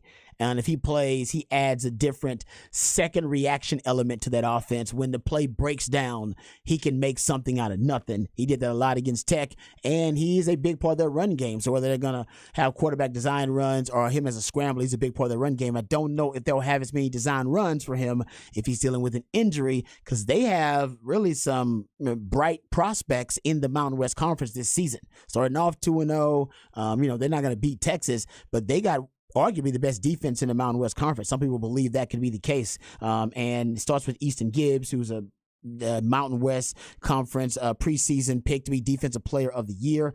Devon Harris, who is also a preseason selection to be All-Conference player, and defensive tackle Jordan Bertignol. Those guys are pretty much the centerpieces, but they have veterans and proven commodities on the defensive line and in the linebacking core. They believe their front seven is their strength, and we'll see if Texas will try to attack their weakness, which seems to be their secondary so far. That's a work in progress for them.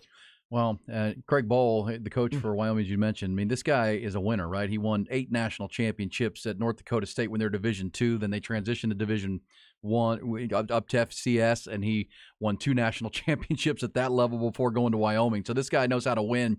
And with a guy like that who's in his 60s, Rod, who's been around a lot of winning football, to have a veteran team with 17 starters returning, 10 on defense, and a 6-year quarterback, these are the kind of teams coaches like to have, right? Guys who played a lot of football, they're tough. And again, they can't match up with Texas player for player, but they'll scheme it up. He'll have guys who understand their roles in the game. And this will be a night, kind of like Rice, right? We now know Rice is better than we thought when they played them, right? But Rice also had a coach in his 6th year who had a veteran team who has built the program, and they gave Texas some trouble for 2 quarters, and then the Longhorns blew them out in the 3rd. This game could be like that, or we'll see if the Longhorns carry that Alabama game and just come out on fire here with. By the way, the new LED lights will be debuted. LED light systems will be debuted when it gets dark in that game. Looking forward to this. But a good test. Obviously, Longhorns are, much like Rice, a 4-touchdown favorite.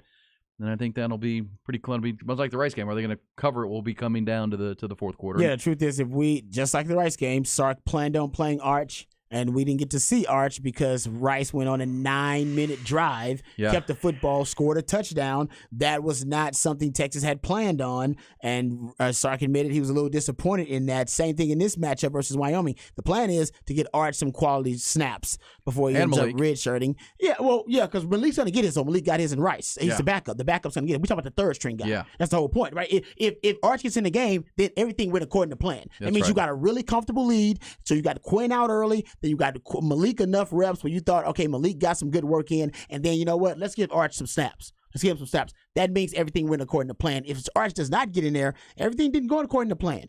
You didn't cover. That's right. Essentially, you'll see Arch. If they cover, you'll see Arch. If they don't cover, you won't see Arch. That's basically how the Rice game went. And if you are, if you're Wyoming, you're watching that Rice game. I don't even watch the Bama game, really. Not to take concepts from them. You can steal concepts from Rice because you actually can execute that. You have like athletes to Rice. You don't have like athletes to Bama. Yeah. So you're watching that Rice film going, man, we can do that. Well, in week 3, I think Wyoming knows they're a pretty good team for the Mountain West. So I think, as you said, if they've got some guys banged up and nicked up, they may be careful too, knowing that this is a huge challenge for them that they probably can't win. But at the same time, you don't want to get guys hurt that you're going to need come conference play time, or guys who are already banged up a little bit. Very true. You may be careful with them, so it could side with that as well. Hey, coming back, we'll go off the record. There's Behind the BOC. Good stuff from Sark and Rod. We'll take your thoughts on the Longhorns in this matchup with a 28.5-point line. But going off the record next here on Ian Rod B.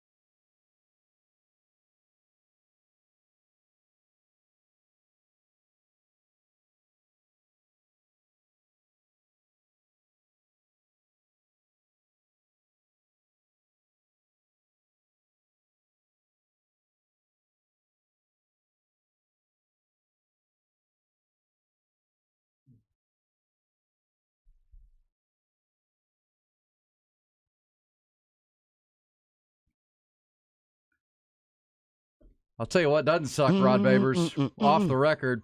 Also doesn't suck. Salma Hayek's body. No, it does not suck. 57-year-old Salma Hayek. Still looking good. Says the key to her amazing body at her age is not exercise. It's meditation. Okay. Meditation, she says. Yeah. She says you have to find your way. For me, exercising is hard and really, really difficult to have the discipline to do it. But meditation is a walk in the park because it's my own form of it. So she takes every day. She takes time to, quote, sit in a moment with herself. Okay. I'm sure there's some exercise involved or plastic surgery. Cosmetic surgery of some kind. Either way, still looks good, girl. Don't worry. You do you. All-timer. Looking damn good. 57. 57 ain't never looked better. Yes, but you said exercise, not the key, Rod. Not the key. Well, being happy is the key. Being happy is the key. And meditation makes you happy. Go for it. Yeah, having a good mental well-being, being that can make you more healthy than anything. Oh, no, it definitely can. I totally agree with that. What about you, Rob? What do you have off the record for us? C.J. Gardner-Johnson, the safety Lions DB, he is calling, and I hope this works. He is calling for Lions fans to come to the game, the home game, dressed in ski masks. Oh no! That game against the Seahawks. For this week's home game, he wants them to wear blue ski masks. He actually has one that he wears, and he says, "You're going to see on Sunday blue ski masks everywhere." He told the Detroit News. That's going to be that's going to be aggressive looking. Yeah, that seems dangerous. I don't want a bunch of dudes in ski masks and ladies. They're going to be in the stadium. Scary. It does seem a little, but that's the whole point. It wants to be intimidating to the opposing team. I understand, but you know what people do when they're anonymous, then they get a little more free. How many crowd fights do we see these days? I don't need some knucklehead with 10 Bud Lights in him with a ski mask on. During COVID, people were wearing masks all the time. You know, problem with that? I know. A little concerning. Concerning. You just don't like the ski mask. The ski mask is scary to you. I don't like the ski mask. Usually criminals and stuff. That's right. That element wear ski masks. Reapers. They want to start a new tradition in Detroit, wearing ski masks in the stands. Well, I just know, on Halloween, people get they take on new. You're right. You have there's been studies done about this actually that people act differently when they're wearing masks, when they can basically disguise their identity. That's whatever right. It may be. Yes. That's right. That's concerning to me. That's some of that. Yes. All right. Which one of these Hollywood A-listers is bigger for you, Rod? They were born on the same day. This day, September the 15th, payday. 77 years ago this day, both Oliver Stone that's big. And Tommy Lee Jones were born. Tommy Lee was born in San Saba, Texas. Oh, he's a Texan. He still sounds like a Texan. Went to St. Mark's in Dallas, off to Harvard University, where his roommate was Al Gore. I did not know that. Yeah. Did you know? Wow. So when I say bigger impact for you as far as a movie maker or movie actor, who's higher on your list? Oliver Stone. I'm probably going to go Oliver Stone on that one. Yeah, he's the director, right? He's the director. I would say Tommy Lee Jones. Because I've seen a lot of Oliver Stone movies, and the biggest being Born on the 4th of July. Platoon was a great one by him. Wall Street. Yeah, Wall Street's pretty good. The Doors. Yeah. Natural Born Killers. And that's what I'm saying. You keep naming great movies. Is what you're doing. But Tommy Lee Jones is like Lonesome Dove's like the all-timer. The all-timer, plus he's been in like a million movies. I want to say that Oliver Stone's made and either directed or wrote more iconic films than Tommy Lee has starred in. Okay. Well, that's the what debate. I'd say. We'll put it out there. Yeah. He's Woodrow F. Call. He's Captain Call. In Lonesome Dove. Oh no, it's a debate. It is a debate. I'm not just saying. I think Fugitive. I'll side with Oliver Stone on this one. No Country for Old Men. No Country for Old Men is a great movie. Yeah, loved it. Plus, he played football. Did you know he was a guard at Harvard from 65 to 68? A guard. Yeah, how much did he weigh? Oh, I'd say back then, you're right. Guards used to weigh like 175 pounds. They were like tie size. Like Jerry Jones. Yeah, exactly. You settled the debate. Tommy Lee Jones or Oliver Stone. Happy birthday to both.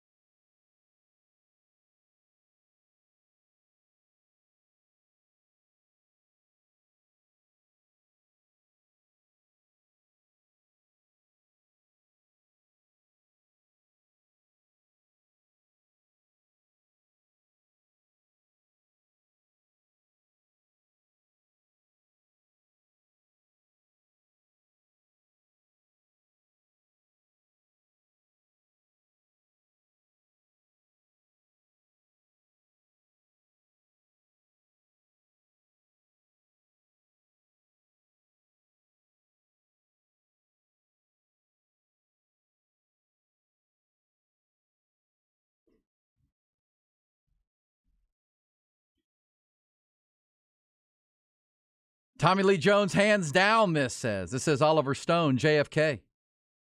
Now, there's our Hollywood debate. That's a movie that was filmed at the University of Texas. Yeah, the there Man was. In the House. I remember that one. That's one of the worst films ever made. Exactly. Tommy Lee Jones. That's not helping his case in this debate. I love me some Tommy Lee Jones. I love Tommy Lee Jones too, but I don't know. Men in Black. Men in Black that's good. No.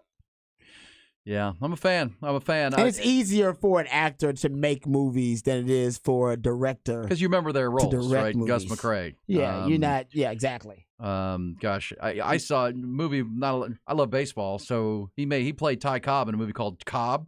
Oh yeah, HBO movie. Excellent movie. Yeah, it was an HBO movie. He did such a good job in that. He did a good job playing. I remember that. Yeah. And he's just a good actor. But yes, I'll take football. Oliver Stone though. Yeah, Oliver Stone probably more of an impact. I just more controversial for sure because his movies JFK, challenge things. Yeah. The Vietnam War. Got Wall Street on there. Oh yeah. Natural Born Killers. If you forget that he wrote Scarface, basically, like that, the screenplay. Is that right? The screenplay. Yeah, I believe he adapted the screenplay for Scarface. I forgot what the original. Snowden is another one he made of more recent films. So yeah, both born this day, both 77 years old. Wall Street, baby. Mm-hmm. Yeah, Greed is good. Greed is good. Greed is good. See, and that was way before its time too. We were, now Wall Street's like, considered to be like basically an evil place. Most fans out there, or at least sports fans, most Americans, they don't have a favorable view of Wall Street.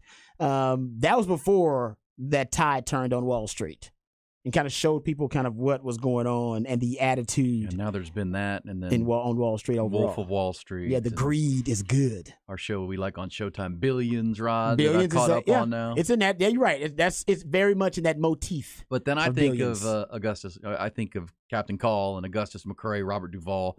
You ever see Lonesome Dove? The whole 8 hours of the miniseries? I have not. I once tried to. I think I got through like 2 or 3 of them, but I couldn't watch all 8. I love westerns too, by the way. I'm a big western fan. It's a lot. But it is a lot. It's a lot. Yeah, come on. In college, remember when I told you we lived in the 4-bedroom apartment, and then we whittled it down, but I ended up living with one guy really for the whole time, and we would always leave Lonesome Dove in the VCR, and we'd come home from being out, we'd just turn it on, and it would just be somewhere within the 8 hours. Watching Lonesome Dove. And then we just go over and over again. We'd fall asleep watching Lonesome Dove. Me and my friends do that with American Sniper. American Sniper. I've seen it probably 300 times at this point. Interesting. And then you're listening while you're sleeping on the couch. And so it's like embedded in your head. I can probably recite the whole 8-hour film, line by line. Oh, American Sniper is a movie where you wake up on the couch in the middle of the night and it's like shooting. Yeah, exactly. I was going to say, I don't know if that's a great movie to go to sleep to. Lonesome Dove. I mean, you got Daniel Glover's in that film and Rick Schroeder. It's a good movie. Hey, so we're talking all things football. Also, the weekend is here. By the way, Rod, this just gave me the chills when I was reading this. So I mentioned that fatality collision in Buda this morning. I'm reading this from KXAN's website. It happened at 4:31 this morning, which that's when I get on the road every morning. That's when you drive into work? And that is about 2 miles from the entrance in which I get on. Wow. On I-35. That's the kind of stuff. Then rest in peace and thoughts and prayers to anybody involved. And apparently there's 4 vehicles involved, but one person who caused it going the wrong way on I-35, going southbound in the northbound lanes. And went head on with at least one car and caused others into it. So they're still trying to figure out what went on. But, man, that's the kind of stuff, Rod. Unfortunately, I think about that all the time. Oh, yeah, no doubt. What could have been?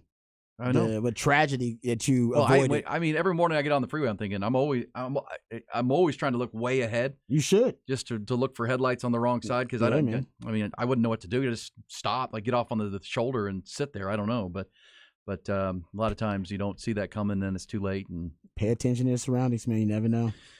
And crazy stuff like that. Golly, 4:31 this morning. Let's say a prayer for those folks for sure. Amen, brother. It's caused a lot of messes on the freeways, but obviously people have bigger issues based on that situation. Okay, so this is I Do the Same, but with Porky's. With Porky's. Did you ever see that, Rod? It's probably a little before you. I know. I've seen the Porky's movies. That was What were the? I've seen the 1981 was the first one, so I was like 9. I was 10 years old. Yeah, I've seen them. I mean, that's it's. I remember basically as a kid sneaking to see it, like trying to, when it was coming on cable and stuff back in the day. You know who was in that you won't remember but became famous is Kim Cattrall. Oh yeah, Kim Cattrall from Sex and the City. It's one of her early. Yes, that's her early scenes in there. That's when she was a little hottie. She didn't get naked in there, did she? She probably had a body double, something like that. She was. Right, I think she did, but she was like a teenager at the time. Like she was just. So she probably showed it off, huh? She was probably proud of it. Yes. Good for her. I guess that was on the same line as like Fast Times at Ridgemont High. And she was Porky's. Still kind of showing it off in Sex in the City, so I imagine she definitely showed it off in Porky's. Right? Kim Cattrall was actually in. What was she in Sex? What was her name? Was it Samantha? What was she in Sex in the City? Samantha. Yes. Can you explain what Porky's is to me? Porky's? It was just an 80s series. It was the coming of age. Basically, it's your American Pie. Think that. That's basically what it was. Well, it was that generation's version of American Pie. Days Confused, Fast Times. Yeah, it's like coming of age movie. Yeah, that kind of thing. Right? They're college kids. Well, yeah, it's high school. It's high school kids. High school, college. But remember, Porky's was a strip club in the Everglades. That's what it was based around. Yeah. Okay. It was a strip club called Porky's, and then you do the rest. So it's a movie about a strip club. Did they have college? Were college kids involved and stuff, kind of like that? Was it like how did the college? Was it frats and sororities? Like what was the plot? 1981 sex comedy written by Bob Clark about escapades of teenagers in 1954 at a fictional high school called Angel Beach High. There you go. And Porky's was they always want to go to the Porky's strip club. They were trying to get into the strip club. There you go. There you go. That makes sense. I was like, there's a lot of kids in there trying to see naked women and get lucky. And That's right. That's right. That was the whole point. And every young kid watching is like, hey, that's me. I'm trying to be that guy. I'm trying to get lucky. I want to sneak into the strip club. Kim Cattrall played a character named Lassie. Lassie. Yeah, baby. Hey now. Someone says that we didn't have body doubles back then. It was the 70s. Everybody just got naked. Yeah. He says, I just watched Fast Times at Ridgemont. It was on Netflix, so I watched it last week. Still great. Yeah. Spicoli. Did you ever see Fast Times at Ridgemont High, Rod? I did back in the day. With Sean Penn. Sean Penn was Jeff Spicoli. Yeah. Which was awesome. Hey, we'll get a Rod's Rant coming up. We got football to get ready for. We'll take your debate, Tommy Lee Jones or Oliver Stone. Who's a bigger Hollywood A-lister or had more impact? I do want to tell you about our friends at Bud Light as well. Hopefully whatever happened in Buda this morning was not an intoxicated driver, but a lot of times it is. Always would tell you with our friends at Bud Light and Brown Distributing, if you are going to have a tailgate party this weekend, get ready for the game, enjoy yourself, please have a plan. I always say you can't drive home drunk if you didn't drive to the event. Plan your ride share. Plan it, with a designated driver. Please be safe and avoid incidents like we saw this morning. Want to tell you about Bud Light though, because Rod, we're going to be down at the Mockingbird Saloon tomorrow. Yes, sir. It's another weekend, which means tailgates. It's only the second, and this one's actually going to be a cooler tailgate. It's not as hot. Not going to be 1,000 degrees. You can get out there tomorrow afternoon, get the tailgate fired up, get going for the 7 o'clock kick, and do it with the ice cold Bud Lights. And of course, the Bud Light, the official domestic beer partner of your Texas Longhorns, of the Texas Exes, and the big Texas OU game coming up in early October, but certainly the official beer of tomorrow. How about Big Boy playing on the Longhorn City Limit stage from Outcast? That'll be great before the event. Wow. Got your own tailgate party. Get after it with the ice cold Bud Lights. When you get in the stadium at DKR, you'll be looking for those burnt orange aluminum can bottles of Bud Light, 16 ounces of greatness for sure. America's favorite light beer, brewed by Texans for Texans, and dang proud of it. And the official beer of the Longhorns. Hook 'em. All right, Rod, you ready to do a rant? Let's do it. Let's do it.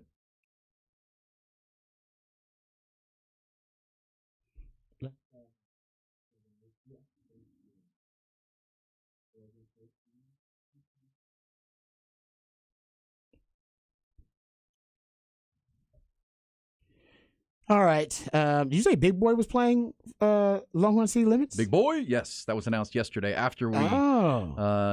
Big Boy. Okay. But no Andre 3000, just Big Boy by himself? Big Boy.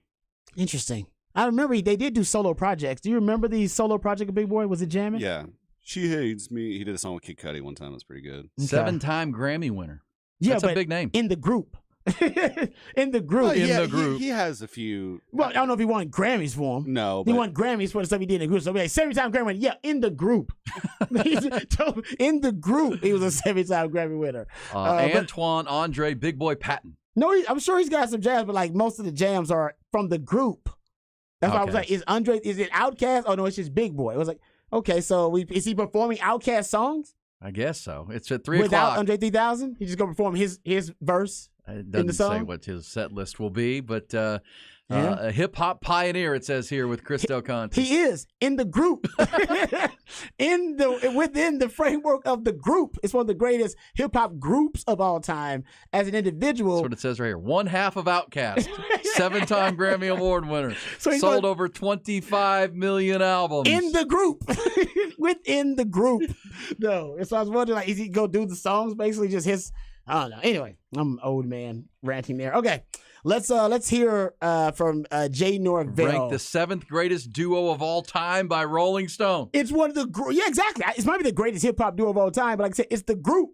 It's the B-Boy by himself. It's like having salt with no pepper. Exactly, like they're the group. We're just gonna have salt. So I don't know. I gotta go listen to B-Boy. I'd also songs. take Andre 3000 over Big Boi any day.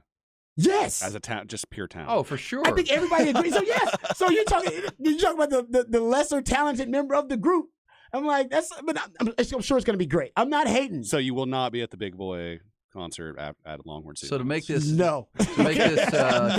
So this can be the white version of this would be Hall & Oates, and you were going to see John Oates, not Daryl Hall. Would that be the deal? Yes. Yeah.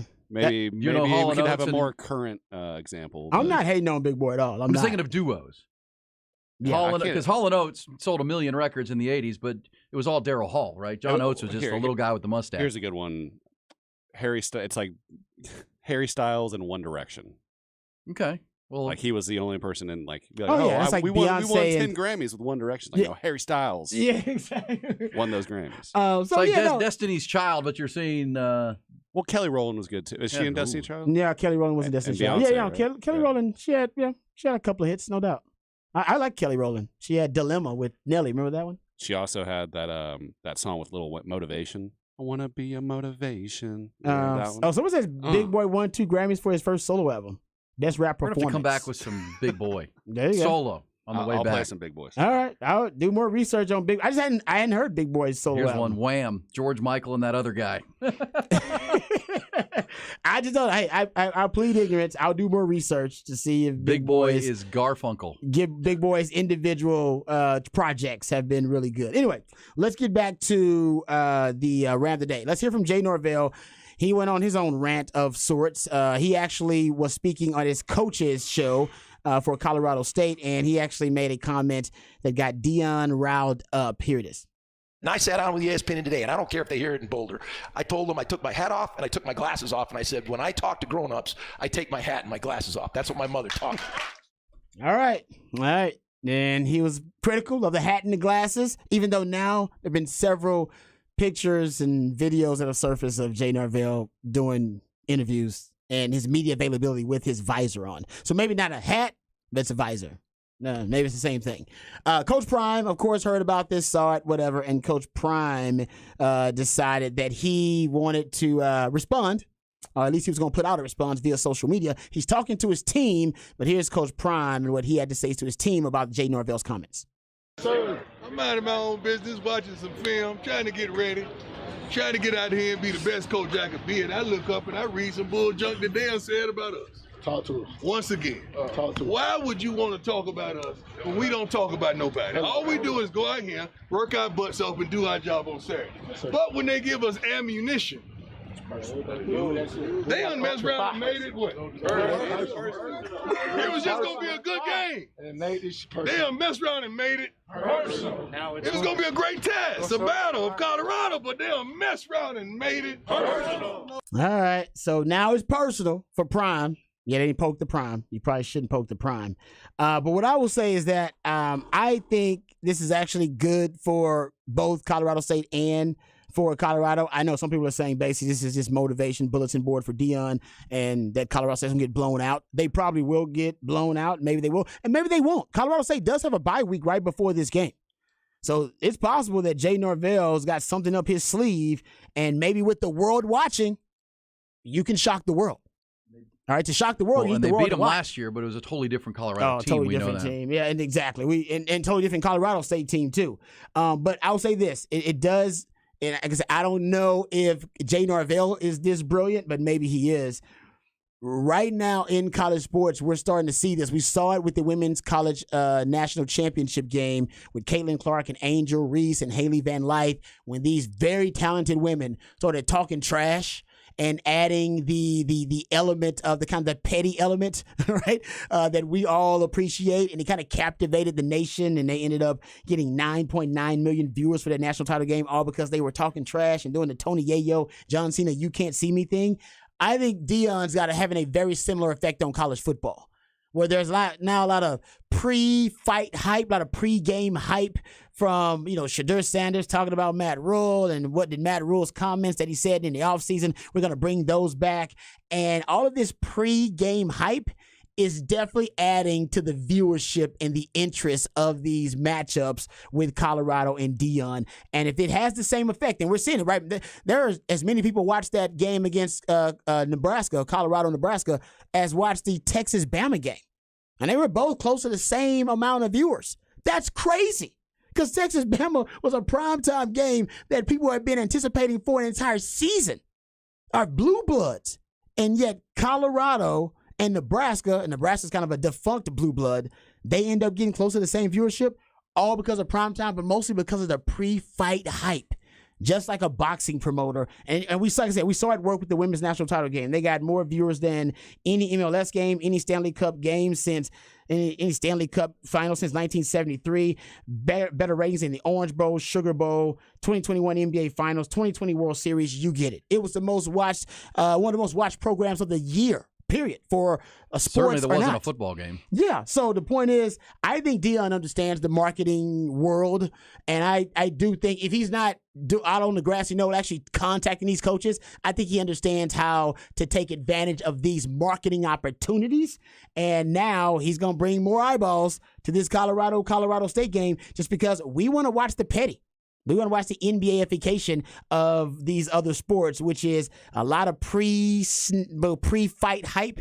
And you're hyping up these matchups, doing a lot of trash talk, smack talk, whatever you want to call it. But it works to generate interest. There's no doubt. It transcends the sports page to the front page. There was a time in your life, Rod, when you wanted to be a professional wrestler, and no one does it better than pro wrestling, where That's exactly they got the right. guys, yelling at each other and pre-match hype. Acting, of course, but it's all for show. It's all to create the show that this guy really hates this guy, create the conflict, and it's there. You know who was banging on his desk when this all went down? When Jay Norvell decided he wanted to pop off on his coach's show, and make that's a personal comment. That's not just about Deion. That's like essentially saying my mama raised me right and yours didn't. Essentially, I mean, that's not too far of a leap to make. That my mama raised me to take my glasses off. Okay. Well, then you're taking a shot at Deion's mom. I mean, what are we doing? True that. Yeah. Well, I'll tell you, the one that's mad, the one that's saying "dang," is his defensive coordinator, a guy named Freddie Banks, who, when they played Washington State in Week 1, gave up 451 passing yards to Cam Ward. And now he's got Shedeur Sanders, the Heisman front runner. You think he didn't walk into Jay Norvell's office that next day and said, "Hey, dang, what are you doing, Jay?"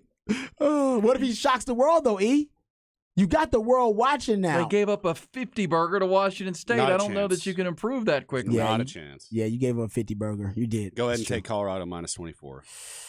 Lock it up.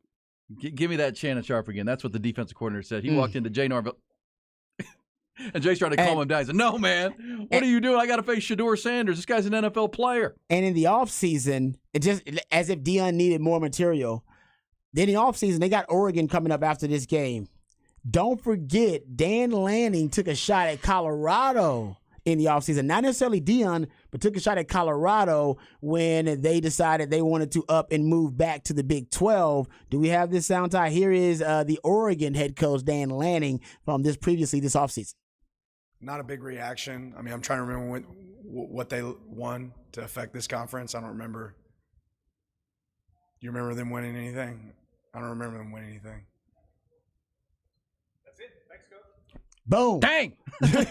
So he already got bulletin board material for next week, and I'm sure Dan Lane's gonna be asked about. Hey, remember you said earlier that Colorado about them leaving the Pac-12 that they hadn't won anything? Do you remember them winning anything? Do you have any comment on that, or would you like to follow up with that? And he's probably gonna be like, I got no comment, or Deion's got a new program, looks really good. He'll be very complimentary, I'm sure. But that is also bulletin board material that when they get their next nationally televised game, they'll be broadcasting that for the pre-fight hype.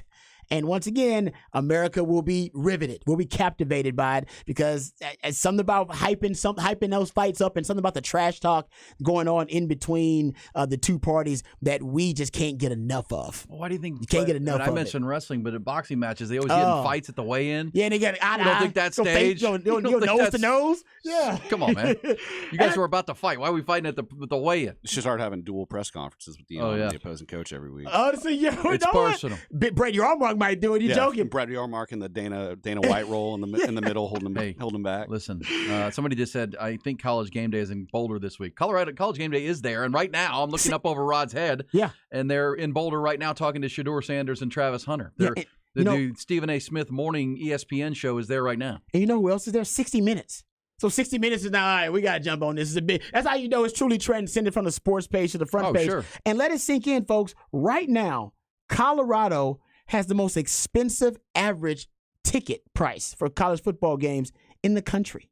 Yeah, they're a show. Crazy. People want to be there. There's only 50,000 seats in that arena, in that stadium. $517 on average is their ticket price. Last season, it was $121. They have a higher average ticket price than any other program in the country. Boulder, Colorado. Last week, the Nebraska, you brought this up, E. The Colorado-Nebraska game ended up being the most bet on college football game of the week. Nobody, basically no game was more bet on, whether it be bet against or for, because some people are rooting against Deion. That's part of this, though, right? That's why he's polarizing. You either love or hate Deion. You're not straddling the fence. You're not on the fence about Deion. You either love him or you hate him. Yeah. And most people, I love him. I roar 21 because of Deion. But I see why people hate him. I get it. Trust me, I get the hate. I just don't. I love it. Look, I grew up with him as you did, Rod. I mean, this is a man who won a Super Bowl and a World Series. I mean, no one's ever done that. Yeah. I mean, you won a World Series too? Oh, yeah. With Atlanta? With the Braves, yes. And he played in a football game and in a World Series game on the same day. Same day. What? Dude played a football game and a baseball game on the same day. Deion was ridiculous. He wasn't good at hitting, though, was he? He was so fast, though. He could put the bat on the ball. And he was a great outfielder, and there's not a fast. I mean, he's running 4.2 or whatever he was. I mean, he could get up and down the base paths. He was an impact player though, and he was not a think like I don't know. He could play center field. He kind of slapped at the ball, and boy, could he run! Exactly. He didn't really need. Basically, if he got a grounder, he was good. Yeah, he wasn't the baseball player Bo Jackson was. I mean, Bo Jackson was the best of both. Like when you play, he could have been a Hall of Famer in either sport had he stuck with one. And then not gotten the hip injury. But Deion was a freak. And you're right, though, but he's been marketing himself the whole time. You know, when people don't realize, when he says bull junk, Deion Sanders doesn't cuss. He would tell you that he doesn't drink. He never drinks. I mean, people always think him as a party guy. He presented himself as a party guy. But he wasn't a party guy. Deion likes to go fishing. Deion's a country boy who likes to fish. That's all his primetime ego or his primetime, what do you call it? Alter ego, the persona. Yeah, he made that up. Yeah, primetime, baby. People think he's out, because he was with the Cowboys, right? And I used to cover it for St. Edwards when I was there, covering training camp, and he'd come up in the Mercedes Beamer BMW, and then he'd be pumping But people kind of lumped him in with the Michael Irvin and the whole White House thing and the drugs and all that. Deion wasn't into that stuff. Nope. But Deion put on a show. And another run-in with Deion was when he became part owner of the Austin Wranglers arena football team. I remember this. And Bucky and I were doing the play-by-play in the color, and we had Deion in the studio several times. He was coming in trying to sell tickets and pump up the I was told Deion really didn't invest any money. They wanted him as a salesman. They wanted him to come in and sell tickets. They wanted his brand. Yeah. They're like, we need your brand. Yeah, and we want you to pretend you're our owner. And he was there. He was on our show selling it, telling stories, being Deion. But you're right. That's how he's been. But don't doubt because the whole thing about it's personal. He's trying to motivate these players who this, Rod. I mean, this is every coach's challenge, 18, 19, 20-year-old young people. keep them engaged. Yep. They get distracted easily. They do. Keep motivating them. Mm-hmm. How do you avoid getting caught up in the rat poison at Colorado is make it personal. Make it a personal thing. They're attacking you. They're attacking us. We are the team, and now they're attacking us. And as Ty would say, don't blame the haters if you're popping or whatever. If you don't got haters, you ain't popping. You ain't popping. You ain't popping. I will say this too. He said there was a video out, and he admitted in the video, or he revealed in the video, that the first home game for Colorado, it ended up generating $18 million in revenue for the city of Boulder. Yeah, 18 million. Just so their one game day kind of effect with Deion now is $18 million for Boulder, the city. That is on a macro level showing the impact, the Deion effect, if you will. All right, we'll come back. When we do, we will continue the Deion Primetime Coach Prime talk. Also talked about the Eagles and Vikings from last night, and I have a question for Rod on something that went on in that game. We'll also, before the end of the hour, play around to Who Said That on a Friday. See you in Rod B.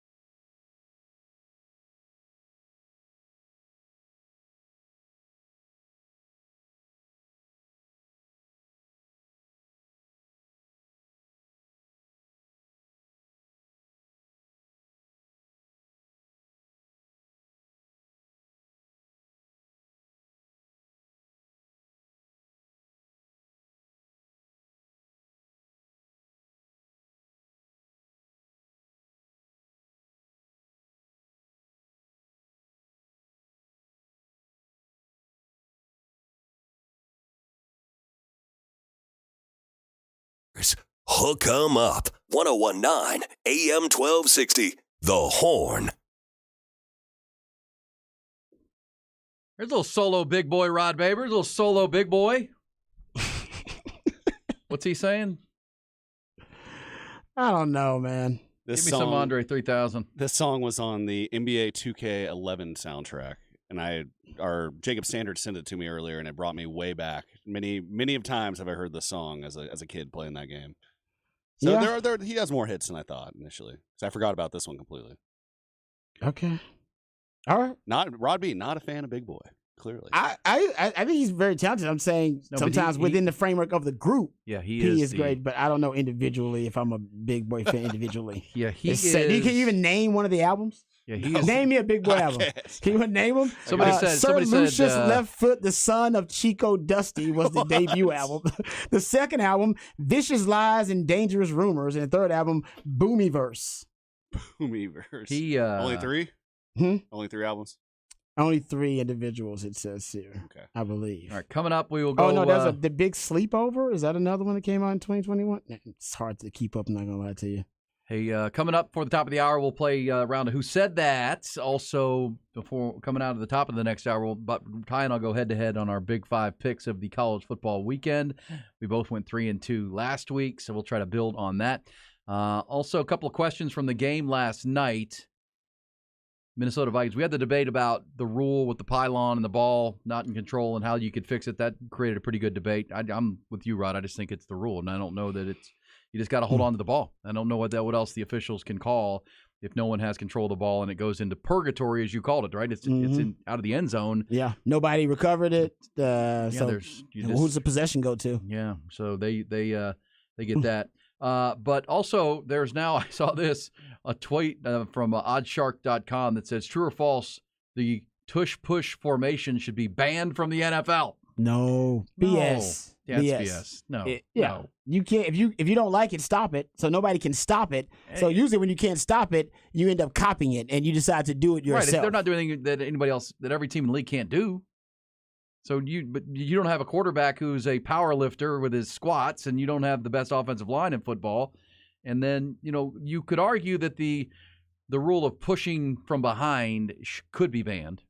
That you shouldn't be. Other players can't push the quarterback. But why did they change that rule in the first place? I don't know. Yeah. Because remember when Matt Leinart and Reggie Bush the Bush push. This became the tush push. We'll take your thoughts on that because the Eagles did it again last night. And why are other teams not emulating it? Because they don't have the unique elements of Jalen Hurts, powerlifting quarterback, best O-line in the league, and Hall of Fame center. Those are the left guard is who he usually goes over. That big dude. Yeah, like you just don't. Beast. You got to have those are a lot of different elements that most teams don't have. They probably still should try to replicate it situationally, but teams don't try to do it. And the quarterback sneak is easily the most successful short yardage play in NFL history. Like you go look at the numbers, it's by far and away the most successful short yardage play. We're talking about 1 to 2 yards easily. But they just have a souped-up version of it. I hate when teams I never feel confident in the quarterback sneak. I mean, look at the Texas game with Quinn Ewers against Alabama. Well, you got to have a quarterback that knows how to execute it. Yeah, you got to go in. He never goes under center. So anytime Quinn's under center, he looks awkward because he's never under center. Never under center. Yeah. Well, Jalen Hurts, I mean, he knows how to find the hole, right? All you got to do is find a little crease and then push. And then you're going to get pushed from behind, and you got this line that just caves in and gets lowest, and he finds a little crease, and he's very, very good at it. By the way, speaking of Jason Kelce, that all-pro, probably Hall of Fame center when it's all said and done, he and Travis Kelce's podcast called the New Heights podcast that they do? It's great. They now have 3.5 million social media followers. Did you see the Kelce documentary? I know. They're blowing Jason up, Kelce man. Documentary that they previewed after the game. If you'd stayed before the post-game show last night on Prime, I kept the TV on, and they played like a 3-minute trailer to this Amazon Prime exclusive series or movie. Well, they're very about funny. Jason Kelce, and it looks fantastic. Well, they're very funny and they're very natural. I mean, that's what they're just two brothers, but they play off one another very well, obviously, and good for them. They're doing what the Mannings did with the Manning cast. It's like we already got chemistry because we're brothers. Yeah, we're brothers. So let's now just give us a topic to talk about, which is ball and stuff. It's great. Yeah. It says, love the push. It's a nod back to football's rugby roots. Yeah, they listen. The NFL talked they talked ad nauseum last season, off season, about banning it. They even did. at their rules and competition committee, they talked about banning it, and they decided not to. And I'm glad they didn't, because you got to give Nick Sirianni and give the Eagles credit. Some coaches don't even look at all the rules. Belichick famously for years has looked at the rules, because the NFL changes their rules every year. And when you look at the rules and you find something that can give you an advantage, utilize it. Yeah. Right? Absolutely. Not pinpoint it. And that's basically what the Eagles did. They said, hey, man, you know what it can push? You can push the quarterback through the quarterback sneak now. I've been saying I don't know why more don't do it. Because they don't look at the rules. And they don't want to get their quarterback hurt, too. But you can do that with a backup quarterback. You can do that. You're right about that. You can find another auxiliary Cowboys player should to do that with Trey Lance. You can do it with a Wildcat package with a Sure you player. can. It ain't that tough. Yeah, get Trey Lance out there. He's your third-string quarterback. Okay, so one other question I got during this game last night, Rod, on Amazon Prime. What's that? Hey, by the way, before I ask you the question, I'm not the biggest fan of Kirk Herbstreit doing NFL. I'm really not. Interesting. I think he's okay. I think I don't know. Maybe it's just there's so much college football history with Herbie. He does a good job, and he and Al Michaels do a fine job. Just feels out of place for you. Just a little. It's like Big Boy without Andre 3000. Yes. Just feels out of place. Yeah, out of place. Just feels out of place. place? No, not to that extent. Like we're not talking about Garfunkel without Simon, or Oates without Hall, or Big Boy without Andre 3000, or George Michael without that other guy. No, we're talking about. I also got this text during the game. Tell me I'm wrong. Nick Sirianni has the most punchable face in football.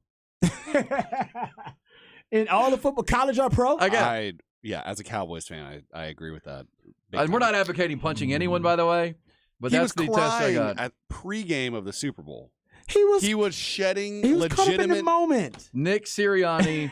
Tell me I'm wrong. Game, the most punchable face in football. Yes, it came from a Cowboys He's fan. perfect for Philly. He's perfect for Philly, though. He does taunt the fans, too, like opposing fans. Oh, yeah. Yeah, he taunts. That's a very douchey move to taunt the opposing, as a head coach, to taunt the opposing fans. You're a head coach in the National Football League. You think Andy Reid is going up to the opposing fans like, come on. Hey, he teaches his own different ways to skin a cat. It's not going to work out well if you keep doing Dion's got his way. Sirianni's got his way. He's got his own style, Be more like Coach Big Mac. Stay in your lane. But see, McCarthy's sitting over there like a bullfrog. Hey, he's a Super Bowl champion. Nick Sirianni isn't. Very true. I'll say this though, I don't mind. He's been a coach for like an hour, and he's already been to the Super Bowl. Dang near won I'd like to see him get back.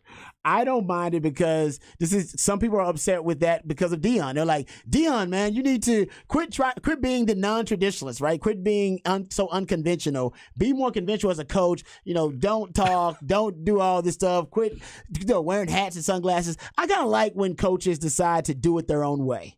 Right, to blaze their own path. Do it your way, Nick Sirianni. Don't be, a robot like everybody else and try to replicate other coaches. Just do it your way. And it's more entertaining. Got to be yourself. Got to be genuine. It's more entertaining. Okay, but as soon as things start going south, or even if they show signs of going south, everybody will turn on him so fast. Yes. Way faster than if you just stay in your lane. Totally agree. And be a good coach. Totally agree. But that's just like Dion, right? If Dion loses this game versus Colorado State, can you imagine how much vitriol is coming this way? People are going to do this too. He's going to get it from every angle if he loses to Colorado State. We saw it right here. That's Rod. the risk you take when you put yourself out there. We saw it right here. I mean, at the beginning of his tenure here at Texas, Tom Herman's sideline antics were kind of seen as cute. But as it went on with Tom Herman, mocking players, headbutting his team, the double bird, all this stuff. Be yourself, but at the same time, be careful. Yeah, but Sirianni, we'll put that out there for the Cowboys fans. Most punchable face in football. If not him, who? And we're not advocating punching anyone, by the way. Who's the most punchable face in football? That is a great question. That is. It's a good one. It might be a quarterback, honestly. Yes. So it was Aaron Rodgers for a while. See, exactly. As I said, some of the quarterbacks have very punchable faces. Somebody said Brandon Staley. Well, that's just because he's dumb. Yeah. I don't even know what Brandon Staley looks like. You don't know what Brandon Staley looks like? I do. I know he's skinny, and but I couldn't tell you what his face looks like. It's somewhat punchable, I think. So, if you're a Chargers fan, Jimbo Fisher, if we're talking college football. Oh, that's not nice. He's making too much money. We'll be back. He might need to get punched in the face. Let's play around Who Said That? Who's coming back? It's Ian Rod B on a Friday.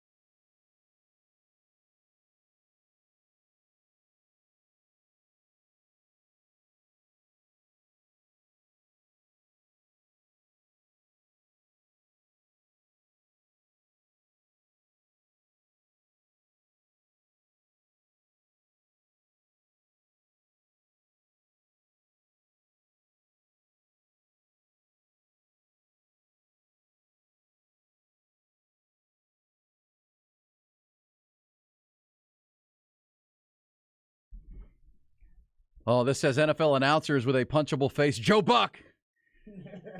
Jay Cutler's name. Oh, Jay Cutler. Texans fans are weighing in. Bill O'Brien, punchable face. Come on now. Spencer Rattler.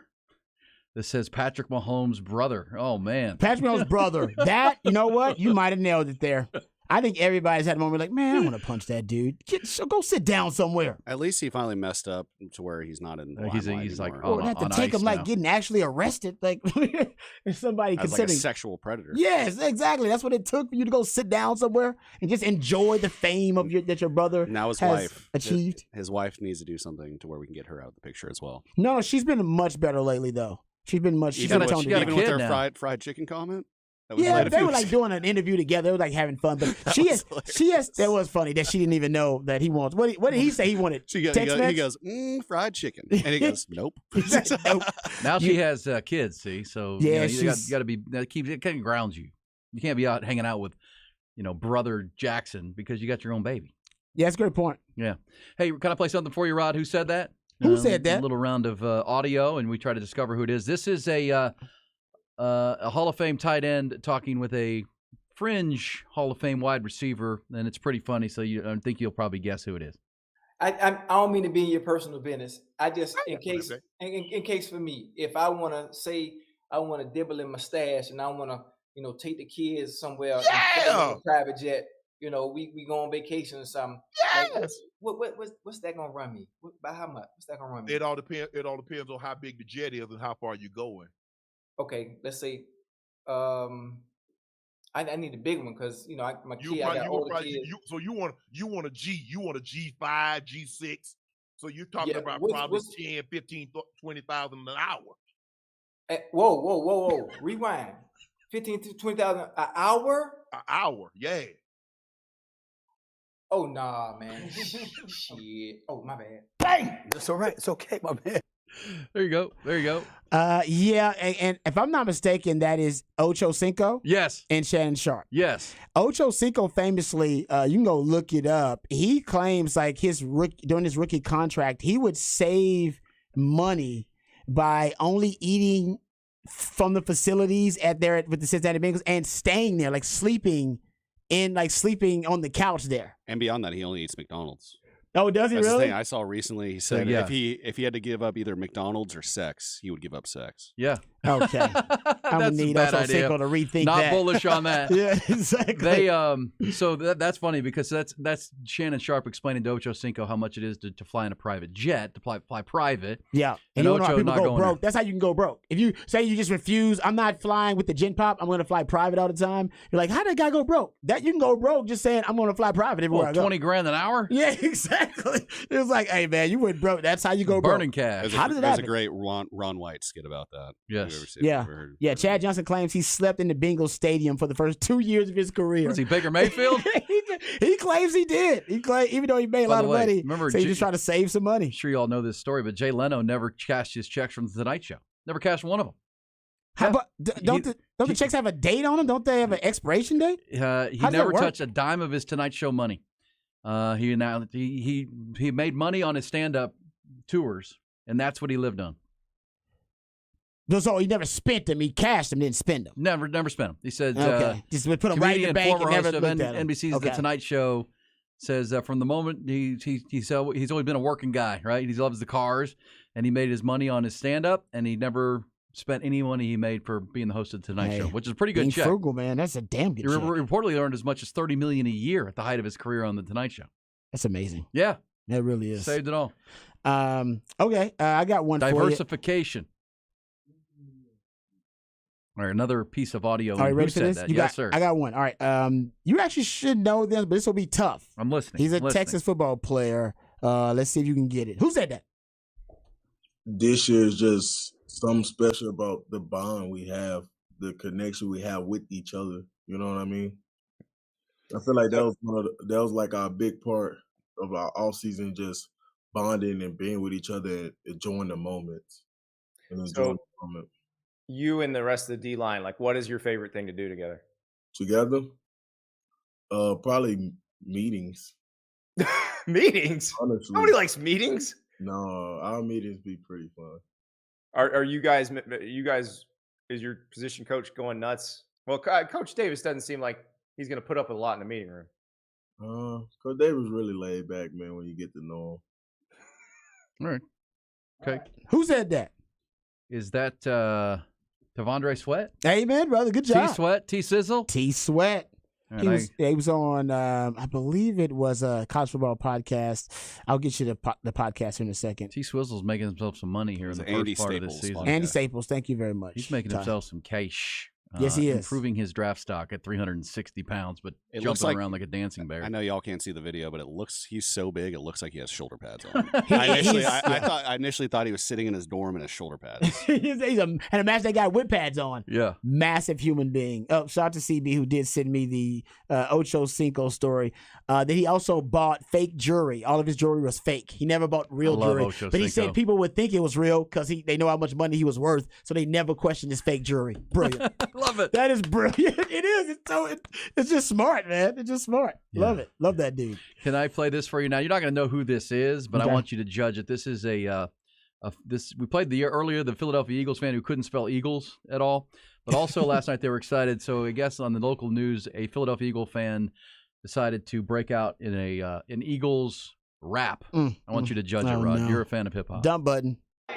Okay, touchdown in my city, go hard or go home. Yeah, it's Bird Gang till we drop. Rep that hard, locked in my zone. Yeah, I'm cheering loud for my team. Put my jersey on my back. Know that energy is on beat, dog, no matter where we at.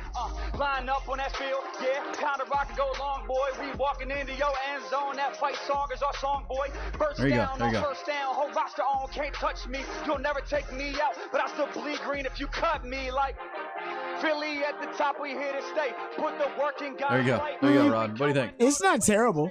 It's not terrible. Sounds like me on the weekends. Yeah. That's Ty Deep Eddie Cabaret right there. It's not terrible. I'll just say that it's not terrible. Not There you terrible. go. That's a fan. That's a compliment I can give you right there. Okay. Who said that? Got a couple of more clips here. Ty, play it for the man. Who said this? Well, Pee Wee, I've been wanting to talk to you all week, man. I mean, we got to firm up the pocket. We're setting too soft. We're getting pushed back in the middle. All right, everybody thinks we can't hold up against the blitz, but they're sacking us with 4-man rush, 1 3-man rush. Only 1 sack came off of a pressure, so I wanted to ask you what the hell's going on. That was Nick. Nick Saban talking to his favorite fan, Pee Wee. There you go. That was good, though. I love that. I love Nick. That's how I know he's brilliant. He knows there's going to be a lot of pressure about the big loss to Texas in Tuscaloosa, so he's going to flip the script and ask the callers questions. Well done, Nick. I've been waiting to talk to you, Pee Wee. I love that. All the stuff he knew Pee Wee was going to present to him, he's like, you know what, Pee Wee, I'm going to flip it back around on you. Can I play this for you? You're going to know who this is. But we now know what Jay Norvell said about Coach Prime. Yeah, he did. Can I play you something? Yeah, it's there. Uh-oh. On Twitter? Yeah. All right. Well, we'll play it on the other side. We'll play it on the other side. Oh, I got one for you then. Then give it to me. We got one more here. One more. And who said that? Who said that? You might guess who this is, just kind of based off the question in the audio. But who said that? Michael Parsons. You can't slow him down now. I mean, you watch the tape and talk about a guy that jumps off. I mean, he has, and seeing him grow as a player is. I mean, they have done an outstanding job with him. He's done an outstanding job himself, and he's somebody that, I mean, he can totally wreck a game. So everybody has to know where he is at all times. Who said that? Is that Nathaniel Hackett? Well done. Got the context Is that clues Nasty there. Nate Hackett? Nasty.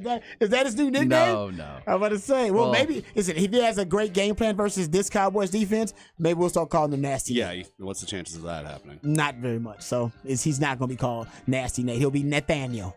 Well, the Denver Broncos and now Sean Payton call him Nasty Nate. They don't think he did a very good job. Well, now I got to tell you, now that game is going to be really interesting. In week 5. Because now it is all about Nathaniel Hackett versus Sean Payton for real. Ooh, that's going to be fun. Hey, we've got our fabulous 5th hour.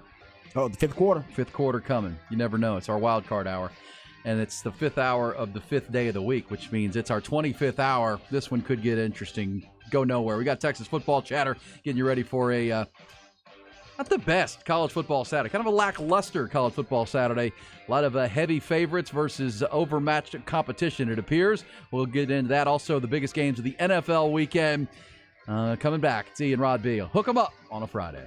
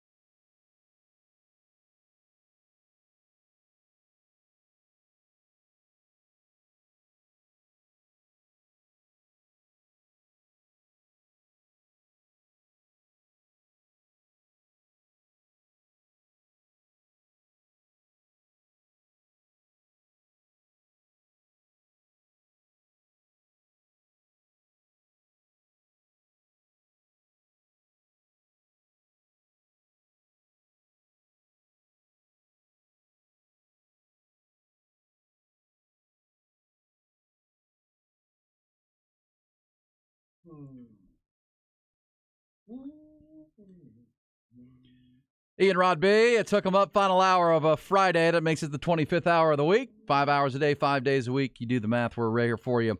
Cranking it up all the way to Jim Rome, all the way till Patrick Davis this afternoon. And, of course, Vandergrift football tonight. Talked to Drew Sanders yesterday. Vandergrift off to a 3-0 start. They're at Stony Point this evening. Tomorrow, of course, 4:30. It's our Texas Game Day pregame coverage starting from the Mockingbird Saloon. Go all the way till the Rangers game tomorrow night in Cleveland. So we'll have that covered with Patrick and Rod. And then Rod, of course, today is going to be out at the University of Texas Co-op. Yeah, me and my man Bobby Burton for the On Texas Football, On Texas Football live, Longhorn live stream starting at 3 o'clock. Going to be upstairs at the Co-op, probably about an hour, but just talking all things Texas football. It's going to be fun. Love it. And it'll be streamed. If you can't make it out to the Co-op, we encourage you to do so, but it's streamed on the On Texas Football channel, part of on Inside Texas and their growing digital platform, which is really cool. And remember, during the game tomorrow, I'll be hosting their Watch With Us. Another one, man. We had huge numbers last week, a lot of viewers. We appreciate that. Watching the game with us, it's just think Manning cast, but it's with myself and Jerry Hamilton, and Rod Babers jumps on, and Bobby Burton, and all the experts there at Inside Texas. And then it's just, talking about what's happening in the game while it's happening, general college football talk. Obviously that Alabama game was, edge of your seat stuff all the way through. This one might get a little... Hopefully it gets out of hand, right? We're hoping it gets out of hand. That's right. We're hoping it's very lopsided. If it doesn't get out of the Rice game, remember, it didn't get out of hand until late. Right. That's what you hope, right? Hoping it's something that we get to see Arch because it's a comfortable lead. Yeah. And again, that fourth quarter drive ended the opportunity to see Arch last time, and you're hoping that changes here. But yeah, we'll see if the Longhorns come out. But Sark wants to establish some run, but the passing game should be effective against the secondary. And we heard Sark talking about players only meeting on Tuesday with Quinn Ewers and Jalen Ford kind of leading the way to make sure everybody is understanding that what happened at Tuscaloosa was great, but we got bigger business to handle. Yes, you do. Let's stay on point, and that's some, we've heard they're player-led. That sounds like a player-led conversation. Hey, guys, we know that was fun. We know we're going to get a bunch of pat on the backs on the campus this week. Everybody's telling us how great we are. Let's prepare for Wyoming like we did Alabama, and let's keep this train rolling. Keep your eyes on the prize. We'll get to see that tomorrow night, 7 o'clock. But you can watch with us also on Texas Football YouTube channel on Inside Texas. So check that out. Yeah. All right, so last week, Rod, I went 3-2. Ty went 3-2 in our big picks of the weekend. Got hosed by a bad beat by Texas Tech. Gosh dang, fumble recovery for a touchdown. Damn it! Yeah, that was me. It was me, Shannon Sharp. Bang! It's all right. It's okay, my man. Went from a 1-point loss, which I was going to cover the number, and all of a sudden it's over. I was on the other side of that, so yeah, you will see. Oh, there you go. You had the backdoor cover with the Vikings last night too. It's been a good. I mean, it was a rough week 0, or was that week 1 that I think it was week. I want to say it was 0 because I was saying the last 2 weeks. The last week and this week, it's game time. Yeah, I think you've been focused. Target. Yeah, you were splitting your time between baseball and football, and then you said you were just going to focus on football. Ain't no time for that. You had no time for baseball. All right, let's get it. Let's get it, Ty. What do you have? What's your first pick of the big picks of the weekend, NFL or college? We're going to do college first. I'm going to take Kansas State. That number has moved down to 4 as of this morning. So I'm going to take Kansas State -4 against Missouri at Missouri on Saturday. Yeah. Are we allowed to take the same game? Because I have Kansas State as one of my picks. That's one of the only competitive lines, actually. You said last week we weren't allowed to pick. Okay, then I won't take it. I won't take it. But you had first pick. I had it first, yeah. All right, I have Illinois. I got Illinois because Penn State is my pick against Illinois. I like that. Penn State's been a covering machine. They're playing at Illinois. Illinois struggled with Toledo and got beat and gave up 600 yards to Kansas last Friday night. Penn State can run it, they can throw it, and they play good defense. That's how you cover 14.5-point lines. But listen, I'm not afraid of the money. I'm not afraid of the number because listen to this with Penn State, Rod. Their running back duo, Katron Allen and Nicholas Singleton, they combined for 150-yard rushing and 4 touchdowns. They can throw it. This kid, Drew Aller, the big, tall quarterback, he's yet to commit a turnover. This Penn State team has shown me early. Again, they haven't really been tested, but with this kid, Drew Aller looks the real deal. If he is, I think they might be right there with Ohio State, behind Michigan, fighting Ohio State for to be the second-best team in the Big Ten. I think they're going to smoke Brett Bielema. Brett Bielema, with all his best players in Illinois, got drafted, and I think Penn State runs up a big number at Illinois. Scared money don't make money. Scared money don't make money. I ain't scared. I got Penn State. Okay. Next pick, another college game. I got Pitt Panthers. +2 at West Virginia. Ooh, the backyard brawl. You're taking rivalry game picks. I like that, Ty. Not afraid of it. You got to be gutsy to take them. Yes, he They does. go either way. Good for you. All right. Well, Pittsburgh, who they beat someone good last week, didn't they? Who? Pittsburgh lost to Cincinnati. Oh, okay. Well, I'm still going to take Pittsburgh. He's still taking them. Strong and convicted. They'll bounce back, though. Resilience. I like that. Yeah, exactly. I got Penn State +14.5. My next pick is also going to be in college football, and I'm going to take Duke. Because I think Northwestern is awful. I think Northwestern, with all of they were terrible last year. Remember, they had to get rid of Pat Fitzgerald. They are not a good football team. And this is one of those weeks where if you want to play some, you might have to lay a heavy number because you got really good teams against really bad teams, and the number is can't be scared of it. Also, if you can pick an underdog, but I just think Duke at home. Last time they played, they beat Clemson earlier this year. That defense for Mike Elko doesn't give up a lot of points. Northwestern's offense is terrible, and I think this could be an under game too. But I like Duke. The line is 18, so I'm taking Duke and take. Oh yeah. Ooh. Okay. What's wrong with you? I mean, that's just a big number for Duke. Well, but how many points are Northwestern going to score? How many points is Duke going to score? Do you see that quarterback whenever he's begging the professor to give me some help here? Yeah, but how many points did they score? They scored what, like 27 points in that game? All right, well, we'll see. I don't That's know. why You're taking Duke. You just took a team and you didn't know that they won last week. Yeah, it's okay. Listening to you. I'm looking at the money percentages on that one. But I'm going to head to the NFL for my next pick. I'm going to go ahead and take the Packers as 1.5 point underdogs against Atlanta. They're getting 2 points, right? That. They're getting 2 or 1.5. I have 1.5 here. Now that's at Atlanta. Atlanta's been a pretty good home team. Bijan and the crew, Desmond Ridder. They didn't have to do a lot last week against Carolina because they played some pretty good defense. I don't know. You're not feeling that? Defense is going to... Yeah, I picked the Packers. I like that pick for Ty. I don't know why the hell the Falcons are favorites. I think it's probably... Should have been a pick 'em, in my opinion. Christian Watson and Aaron Jones were held out of practice yesterday and the rest of the week with hamstring injuries. So I think they're counting... I mean, Aaron Jones was definitely the number one weapon in that Packers offense last weekend. Yeah. He scored 3 touchdowns, didn't he? Yeah, so I think they're just accounting for that. But I think this game still, it shouldn't be even close to a pick 'em. I'd take the Packers -4 or 5 in this matchup. Okay. I'm going to take one more big number in the college football ranks, and it's going to be UTEP at Arizona. I'm going to take Arizona. If Northwestern's not the worst team, it's UTEP. So I'm taking Arizona. It's another big number. I know this, but you got, for me... They're nothing but big numbers, so they're all big. They're all big. Yeah. But I can take the underdog, obviously. I can take the points and run with it, but I'm going to take those 3 as favorites. I'll make NFL in my next 2 picks. What's your next pick, Ty? I'm going to take the Miami Dolphins visiting Foxborough, playing the Patriots this weekend, -3. I think that offense is going to be too much for... what do you think about that, Rod? Now, New England, they got a good defense. They got a good defense, but I'm with you. Ben, nobody had more pre-snap motion than the Miami Dolphins. So basically, they're putting defense in a bind. They're putting their 2 fastest players, arguably in the league, in motion, have running starts at DBs. I mean, if you're going to watch a game for just the chess match, that's the one, right? You got Mike McDaniel and all his toys against Bill Belichick and what he does. You saw what Bill Belichick did to New England. New England did to Philadelphia last week. Yeah, you're right. And, that Philadelphia offense is pretty diverse, and they did a nice job. I mean, they outscored them after falling behind 16-0. They really shut them down. That's going to be a fun game to watch. And, Rod, you watch that game, and then we can break it down next week because what Bill Belichick tries to do, every team, if it works at all, they're going to copy it. They copy it. Yes, they do. They're going to copy what he does, right? Totally agree with that. Yep. Because it's a copycat league, and everyone's trying to wonder, how do I slow that group down? Jalen Waddle and Tyreek Hill. Everybody's rooting on Bill Belichick's defensive game plan right now. Everybody's got to play the Miami Dolphins like, please, Bill Belichick, come up with a great game plan. Please, please. Well, and since it's a divisional game, Belichick and his staff have been working on it all offseason. Yep. Right? I mean, they've been working on this. You work on your divisional opponents more than everybody, and they know just how talented that team is. That one's salty. That's going to be interesting. Yeah, it is. I like that. So you have the Dolphins as a 3-point dog on the road at 3-point favorite. 3-point favorite. Oh, they're favored at New England. Yeah, exactly. That's Vegas thinks this Dolphins team is impressive. You're favored by 3 at New England. Yeah. All right, then I'm taking New England. Thank you very much. Taking the other side. Yes. I like that. If you're going to give me 3 points with Bill Belichick at home, I'll take it. I'm going to take that, especially off a loss. How'd that work out with the Giants last week? No, they played the Eagles.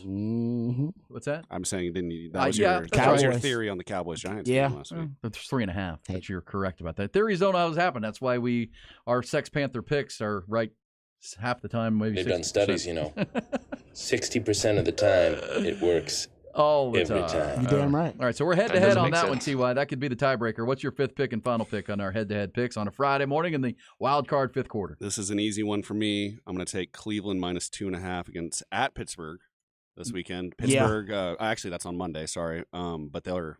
No. Can I roll into that? Does Monday Sure, that's games fine. count? That's fine. Okay. That's fine. Pittsburgh played San Francisco last week. Rod gave us the stat. Oh, yeah. Right. Good one. In Good the call. past few weeks, where Good job, Ty. no team won after playing San Francisco last year, and I'm very bullish on Cleveland this year. So You 2.5. It opened at Cleveland +1, and the number is now Cleveland minus 2.5. All right, that's a good pick because honestly, that Pittsburgh offense, they're in trouble.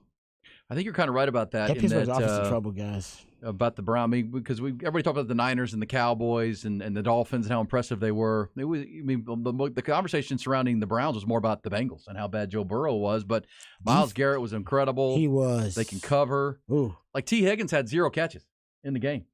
They're talking about trading him because they're not going to re-sign him. They're refusing to give him a number. Well, they can't sign all three of them. Yeah, well, they got Jamar next year. Yeah. So I get why, but that dude, I like T. Higgins a lot. It is amazing what they did. That's a great Joe Burrow game plan against him. That they basically held him to his lowest QBR, I think, in his career, lowest passing yards too in his career. I mean, that was. I still need to go back and watch. I would like to watch that whole game to see exactly what they did against Joe Burrow. But this is why I think that the Steelers are in trouble. Man, that offense, Matt Canada's the offensive coordinator, right? I'll give you a stat. The Steelers offense has now gone 36 straight games under Matt Canada without gaining at least 400 yards of offense. To put that in context for you, there have been 269 instances since 2021 where an offense has gained at least 400 yards in a game. 0 by the Pittsburgh Steelers, though. I don't like Matt Canada's offense. I just don't. All 36 games. Wasn't he at Maryland at one time? He was. Remember, he was coaching when they got Flash sweep. when they dismissed their coach because the player had died in training or whatever. All 36 games of his career without going over 400 yards of total offense. He failed to score over 20 points in regulation in 27 of his 36 games. I repeat, he has failed to score over 20 points in regulation in 27 of the 36 games that he has been the coordinator and called the plays. He's getting worse. He's regressing. I don't know why Mike Tomlin keeps him around. It's just crazy. All right. This was a bit against my better judgment because I kind of like Jacksonville getting 3.5 points at home to Kansas City. They're more than a field goal. I think that's going to be a field goal kind of game with Trevor Lawrence head-to-head with Patrick Mahomes, which was one of the best games of the week. Love that game. Obviously, the Chiefs are trying to avoid going into an 0-2 hole. They'll have Travis Kelce back, we believe, and Chris Jones. But I think Jacksonville is a really good team. And if you saw that game against Indianapolis, it was a 10-point win, but as we said, there was a kind of a fluky defensive touchdown, which was weird in that game for the Colts, or it would have been more of like a 17-point game. And Calvin Ridley, uncoverable last week for the Indianapolis Colts. But I'm going to go ahead and I'm going to go homer here because I'm going to take the Texans at home in their home opener, Rod. Texans at home. That's real homer. Getting a point against the Colts. This is Anthony Richardson's first road game. I was really impressed with the Texans' defense and their pressure last week against Lamar Jackson. I mean, I thought Lamar Jackson might put up a big number there. He did not. He did not, no. The Texans kept him in check. They rushed the passer. I'm worried. I think this could be an under game, too. It might be pretty ugly with the offense. But I'm going to take the Texans. It's really just a pick 'em game right now. Houston favored by a point. But I'm going to take the Texans at home as a 1-point favorite. So give me that. And I would advise Jacksonville, too. But I know Kansas City's too damn good to lose 2 straight. But getting 3.5 at home is always, as I said last week, just if you do it enough, I think you're going to be a winner big picture when you're playing some games. Yeah. Playing some games. And the Texans, what is that, a 1.5-point line? What's 1 right now? 1 right now. So, I think it was 1.5. So it's going down. I brought this up earlier. Texans have been an underdog now. 25 straight games dating back to 2021. That is the longest ongoing streak in the league, by the way, to be an underdog in 25 straight games for the Texans. Well, listen, one thing I saw from Bobby Slowick, their offensive coordinator this week, one of the things he said, and if you're a fantasy owner, you might want to hear this. He said, my fault. I've got to get Dameon Pierce. We got to run the football. My bad, y'all. My bad. That's what he said. He said, we got to run the ball. And yes, your offensive line is banged up in Houston, but Dameon Pierce is one of your best players. You've got to run the football. And I think they're going to, feed Dameon Pierce in this game and try to get the run game going and see if C.J. Stroud can build off of that. One other note, there's a little bit of an injury to Noah Brown. He's out, right? The former Cowboy. That means the kid Tank Dell third-round pick out of Houston. University of Houston's going to play. He was electric in the preseason. He may be a guy that can make a play for the Texans if you get him in space. So we'll watch them. And I watched Anthony Richardson last week. He's a big load, man. They can do a lot what Jalen Hurts did. And it's Shane Steichen who's the head coach there. Yep, and he will. He's a big 245-pound dude, and they can do some things with him near the goal line. But he also can be forced into making some mistakes. And that's the one thing C.J. Stroud did not do last week was make a big mistake. He showed accuracy. He showed poise. I'm going to take the Texans in front of their home crowd to win that game. And what's going to be a pretty ugly rock fight. I mean, it may be like a 16-13 kind of game, but I got the Texans. I can't wait to see what Will Anderson does in this matchup because I thought he had a fantastic game one, actually. Yes. He ended up 5 pressures. He had 5 defensive stops, and he ended up with a sack. He caused a ton of issues for Baltimore's pass protection. Will Anderson, I mean, if he can stay on this type of pace, I mean, talking about winning the defensive rookie of the year, that would make a lot of Texans fans happy because some believed that he might have paid too much for moving up in that draft to select Will Harris. It might have been too much of your draft value that you gave up. Well, if you don't win some games, it is going to become too much, right? If the Arizona Cardinals had the first and second pick of the draft because you can't win some football games. This is a big one here. Colts is a team that they have a young quarterback too. They don't have Jonathan Taylor. They're in your building. That's the kind of game you got to win if you don't want to have the second pick in the draft or the first pick in the draft. By the way, Jonathan Grenard, the other pass rusher on the other side, had a really good game there. Derek Stingley had a really good game last week. And the Colts don't have the receivers that the Ravens do right now.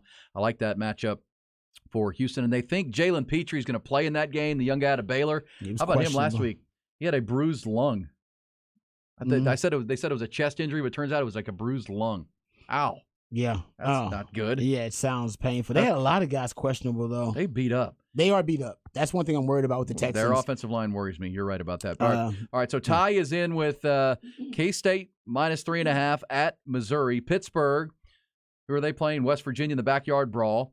Green Bay Packers at Atlanta as they're getting 1.5 on the road. Miami Dolphins in New England as the favorite by a field goal, and he likes the Cleveland Browns on Monday night. I've got Penn State, more than 2 touchdowns. They have Duke and Arizona in the college ranks, laying big numbers, and I like New England and Houston in the NFL.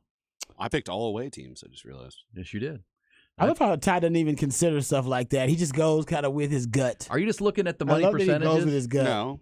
And value. Just one of those was a money percentage pick. All right. Well, the rest of them are just been in my head all week. I curate these things. Ty doesn't overthink it. He's like, I'm not going to overthink it. No, that's the worst thing you can do in gambling. Yeah. Is overthink it. I love that you just like, nah, I just realized they were all road teams. Doesn't necessarily mean anything because, because remember like the girls he dates. He doesn't overthink it. Well, last week, remember, we saw the road teams in the NFL in week 1 go 12-3, right? They were like 12-3 against the spread. Yes. Road team. So it can happen. Oh, quick little nugget about your Penn State pick, though, there, E. Thank you. Penn State has covered each of their last 4 games and 6 of their last 7 games in which it has been a road favorite.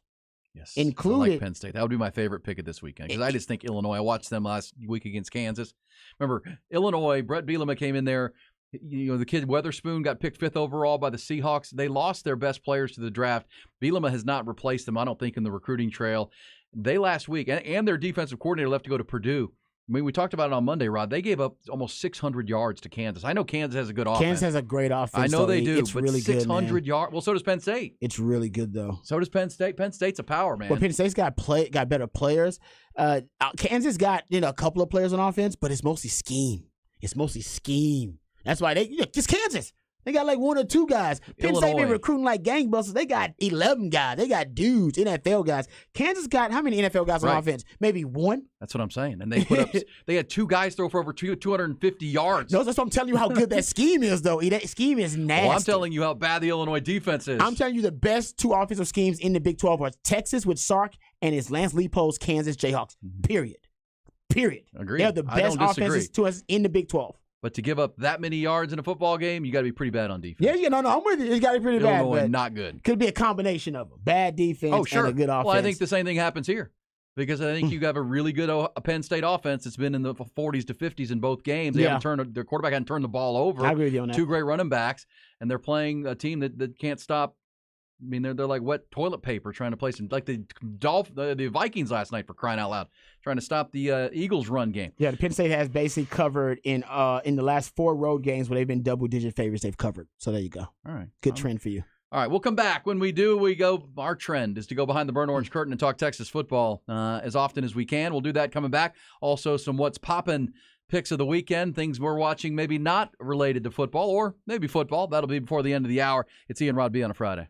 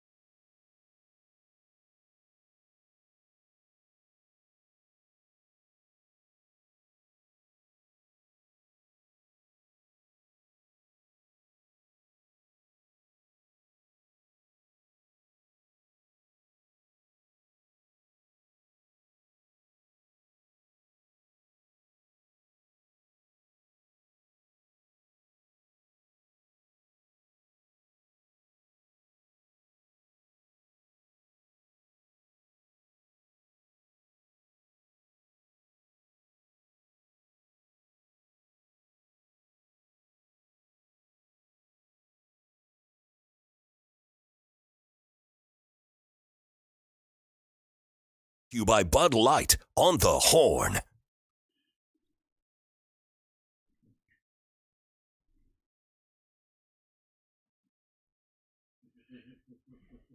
was wondering if that was Big Boy, but Ty says no, that's not Big Boy. It's a Big X the Plug. No, this is new.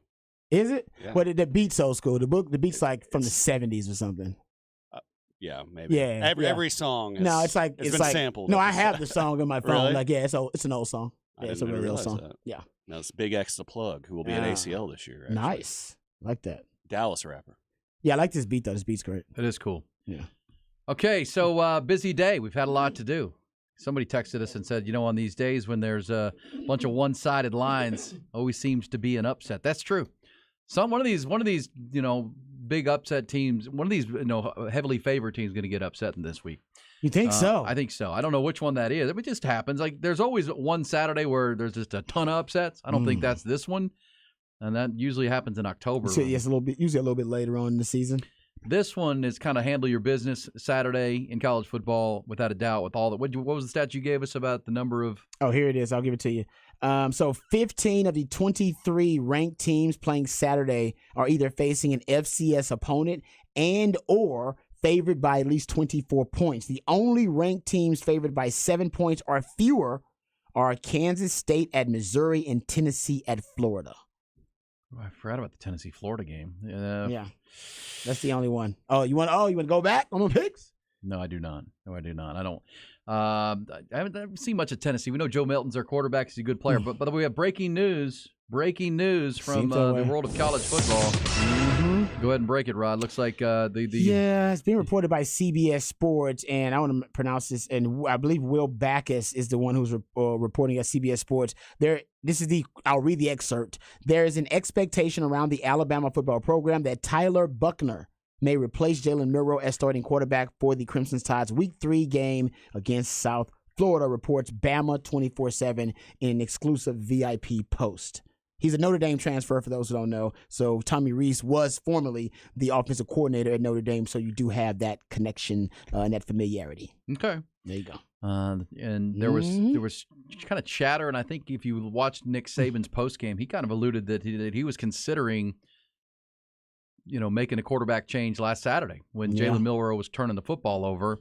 But then, late in the game when he went on that quick drive. He hit that quick shot, that deep shot. I don't know which one that made a change, but you're right. They probably thought, oh, man. Because when they hit the deep shot, I think they end up taking the lead. Yeah, 16-13 at one point. Taking the lead, late in the game. And it's like that was third quarter. And so he felt like maybe he had a little bit of a hot hand, but the big mistake to Jaron Thompson was a backbreaker for them. But he won the job. So my thing was to Tyler Buchner, who knew the system, right?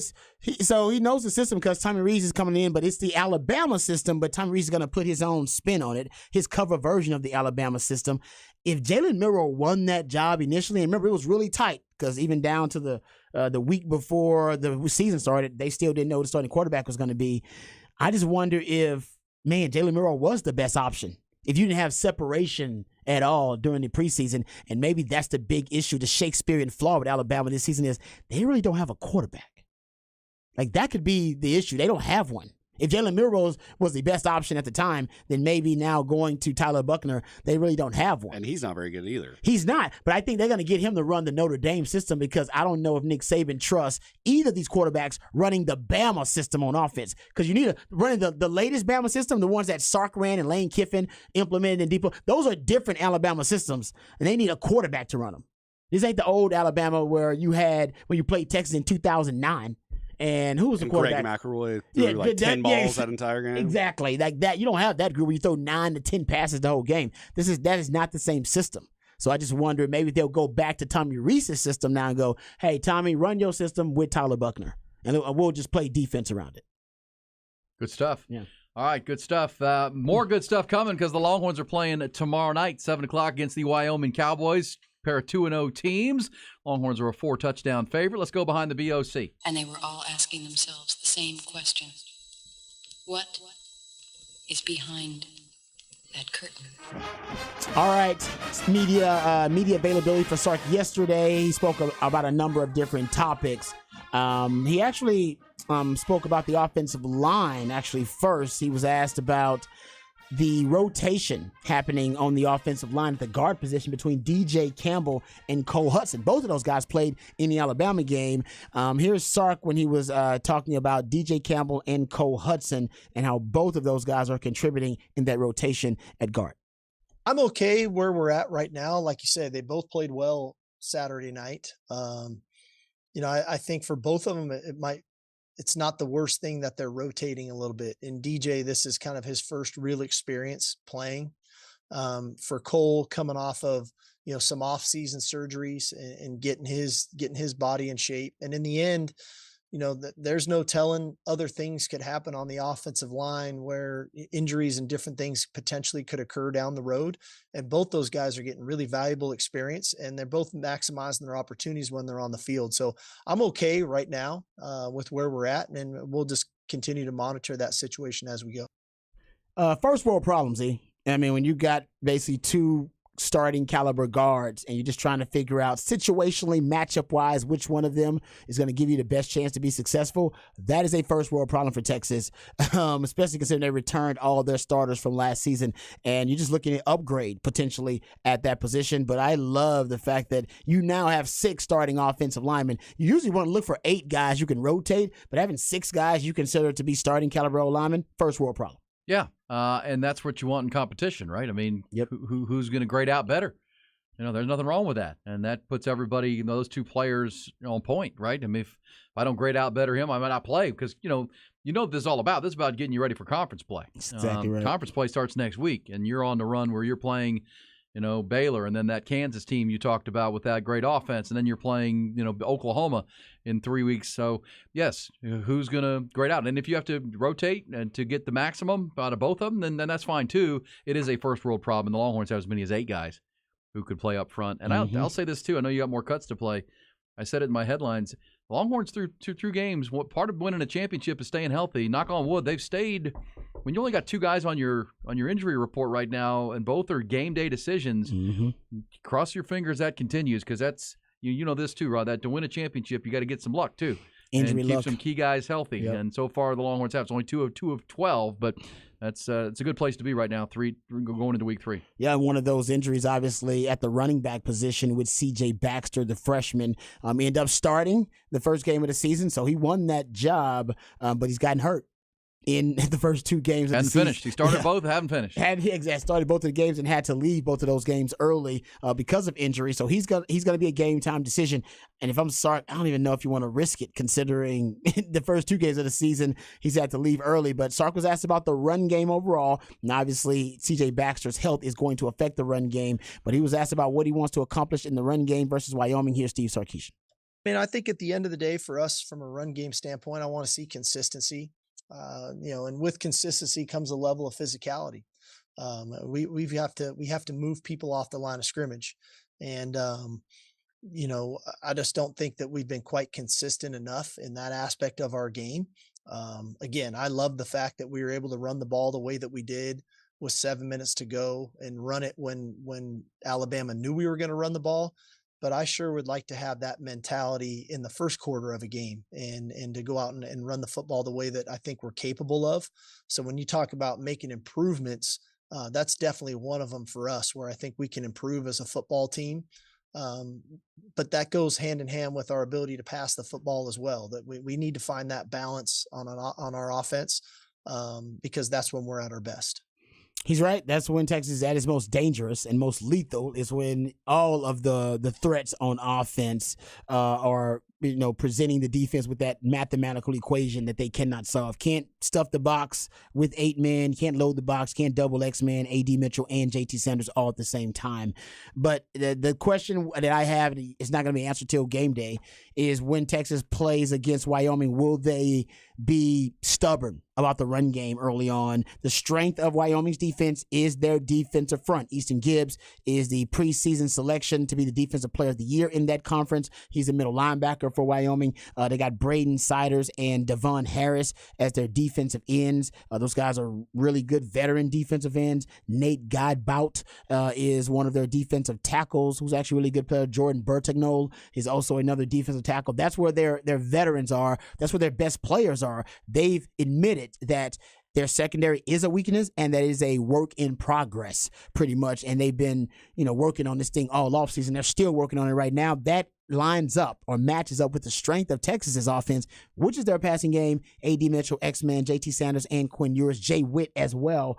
And I don't see how most teams in the Big 12 in Power 5 conferences, even Alabama, can match up across the board with Texas skill talent, let alone Wyoming. So I could see Sark trying to lay some haymakers early on Wyoming and then maybe get that cushion and then start to solidify the consistency in the running game.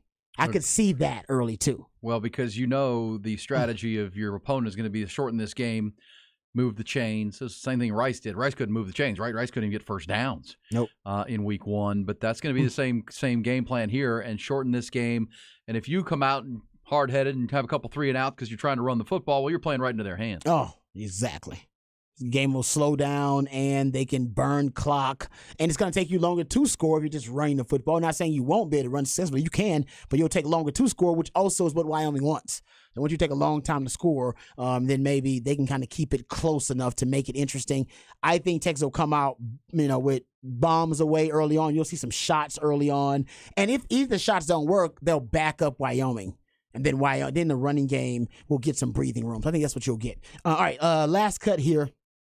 Before we get to the break, this is probably the most important piece of audio and the most important message that Sark had coming out of the media availability. He was asked, of course, about how you are going to change your messaging to communicate to the players that now we have to worry about handling success because you had such a tremendous result, a great game, great win, one of the greatest wins in Texas football history versus Alabama in Tuscaloosa. So now everybody is talking about how great Texas is, projecting Texas and predicting them to go to college football playoff and win the Big 12 and go undefeated and all these really grand prognostications about Texas football based off of that win.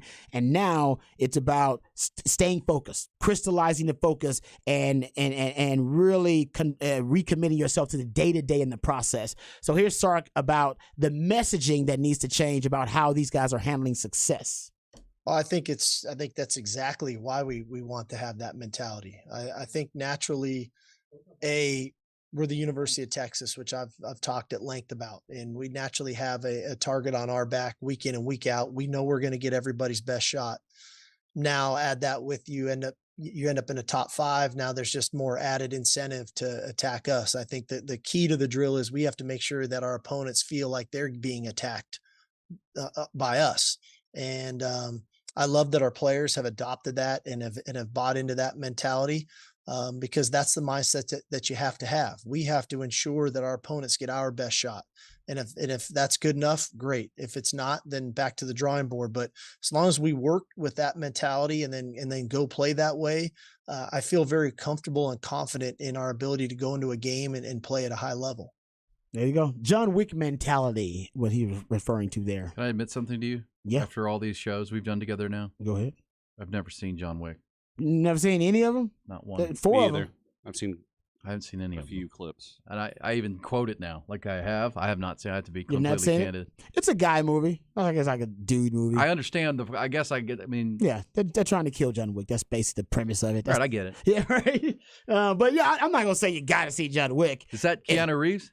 That's Keanu Reeves, yeah. But I think the guys, if you've seen any of the movies, you understand why they have the John Wick mentality because John Wick is being hunted, but instead of him always being hunted, he flips the script and he's hunting the hunters. And everybody keeps asking him if he's back. Kind of like Texas football. Are you back? Are you back? Do we like the trend in Hollywood that because it used to be like just badasses got to be badasses, right? They were just like Steven Seagal, and they had Arnold Schwarzenegger. They were typecast, though. Right. And now it's like everybody can be that dude. Like Liam Neeson, Matt Damon. Well, yeah, Liam Neeson's a big dude. Liam Neeson could do it. Matt Damon could do it. Little Keanu, Matt Damon. Keanu Reeves. No, you're right. Now, even Denzel Washington in the 70s can be the enforcer, baby. Yeah, you're right. Anybody can be an action movie star now. Tom Cruise can be you're right. Jack Reacher. That's a great point, man. Little old guy. It's a new thing. It used to be, basically like you were an action movie star, and that's what you were. Yeah. You were Arnold Schwarzenegger. That's what he did. Like you said, Steven Seagal, that's what you did. Sylvester Stallone, you're an action movie star. That's what you do. It's all you do. It's action movies. And now you're right. Now these guys they're deciding, you know what, I want to. Like Chuck Norris. You're either Chuck Norris, Chuck or Norris you're the not. same way. Yeah. I mean, honestly, that's what Bruce Lee was, right? He's like action movie star. But you're right. Now they've tried to diversify, their roles, and now the guys like Matt Damon and some of the greatest A-list actors in Hollywood, now they want to be action movie stars too. They want to add that to their resume. Yeah. So I don't know why. Maybe it's because I think they make so much money though. But like the guy that was in Bill and Ted's Excellent Adventures, now this John Wick badass. I'm like, come on, man. No, I get it. They're actors. They can act like. No, but you're right about that. I didn't think about it. But you're right. Now the old man becoming an action movie and star they're is a pretty thing. good. They're great. I love the Equalizer. It's got a new Equalizer coming out too. I know. I think it's been the #1 movie. There's also the guy. They made Ben Affleck got to do that too, and The Accountant. Yeah, and you know what? Now, strange enough, you bring this up. They are actually mocking that new genre because they have to call The Expendables. Have you seen this? The Expendables is basically all the action movie heroes from any action movie probably in the last 20, 30 years, and they just put them in a movie. They got Wesley Snipes in there, Arnold Schwarzenegger, Sylvester Stallone, what's Jason Statham's in it. Basically every action, I won't say now in the new one, wasn't The Rock in it. They got somebody else new in it too. They threw like another person in there. Oh, I want to say 50 Cent's in the new one.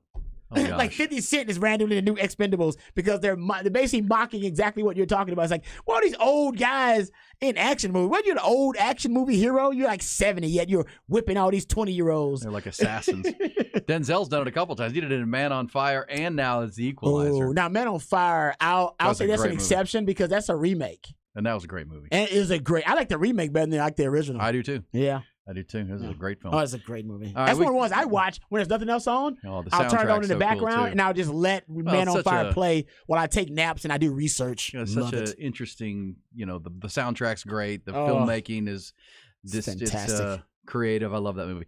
All right, we'll come back. Speaking of what we love, what's popping? What's popping? It's coming next. Because what do you say, Ty? If you don't have haters, you ain't popping. That's true. We're back. Where we popping?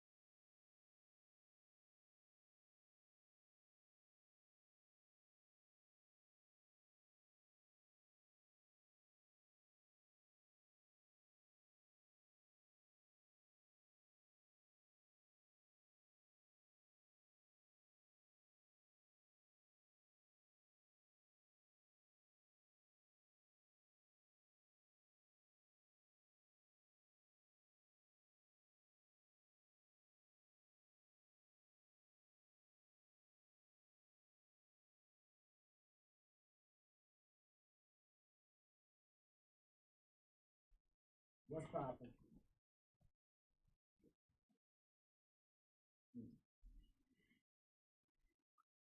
What is popping to wrap up the What's week poppin'? of Ian Rod B? Hook 'em up. We already gave our picks head-to-head. Ty and myself. Ty, do you have a favorite pick this weekend? Cleveland. Cleveland again, back-to-back weeks. He's riding the Browns. Dog pound. But that won't come in until Monday. So should I pick? Yeah, okay. Here, I'll give you a college football. My favorite college football game beyond, since Cleveland was an extra pick last week, I'll give you an extra one. North Carolina -6. I like Minnesota. Okay. Against the Gophers. Yeah, Drake May, baby. No. They had a tough Appalachian State game was scary last week. Appalachian State scares everybody every year. Yeah. They do that. That's always a good That's game what they against do. North App Carolina, State, though. man, up in State the rivalry. mountains of North Carolina. Yeah, they're just a tough heart, and they get great athletes there, too. Also, popping for me this weekend, Rod, I know everybody watching football. Baseball, don't forget Astros at Kansas City this weekend. Rangers are in Cleveland to take on the Guardians, and every game matters now. The Rangers had a great week in Toronto. They swept all 4 games. They did to Toronto. Remember what the Astros did to the Rangers in that series when they outscored them like 40-10? Yeah. Rangers did that to the Blue Jays. Beat them 4 straight times, 9-2. Corey Seager is making a case and a run at the MVP in the American League. He's been outstanding. So the Rangers are in Cleveland, Houston and Kansas City. Seattle hosts the Dodgers.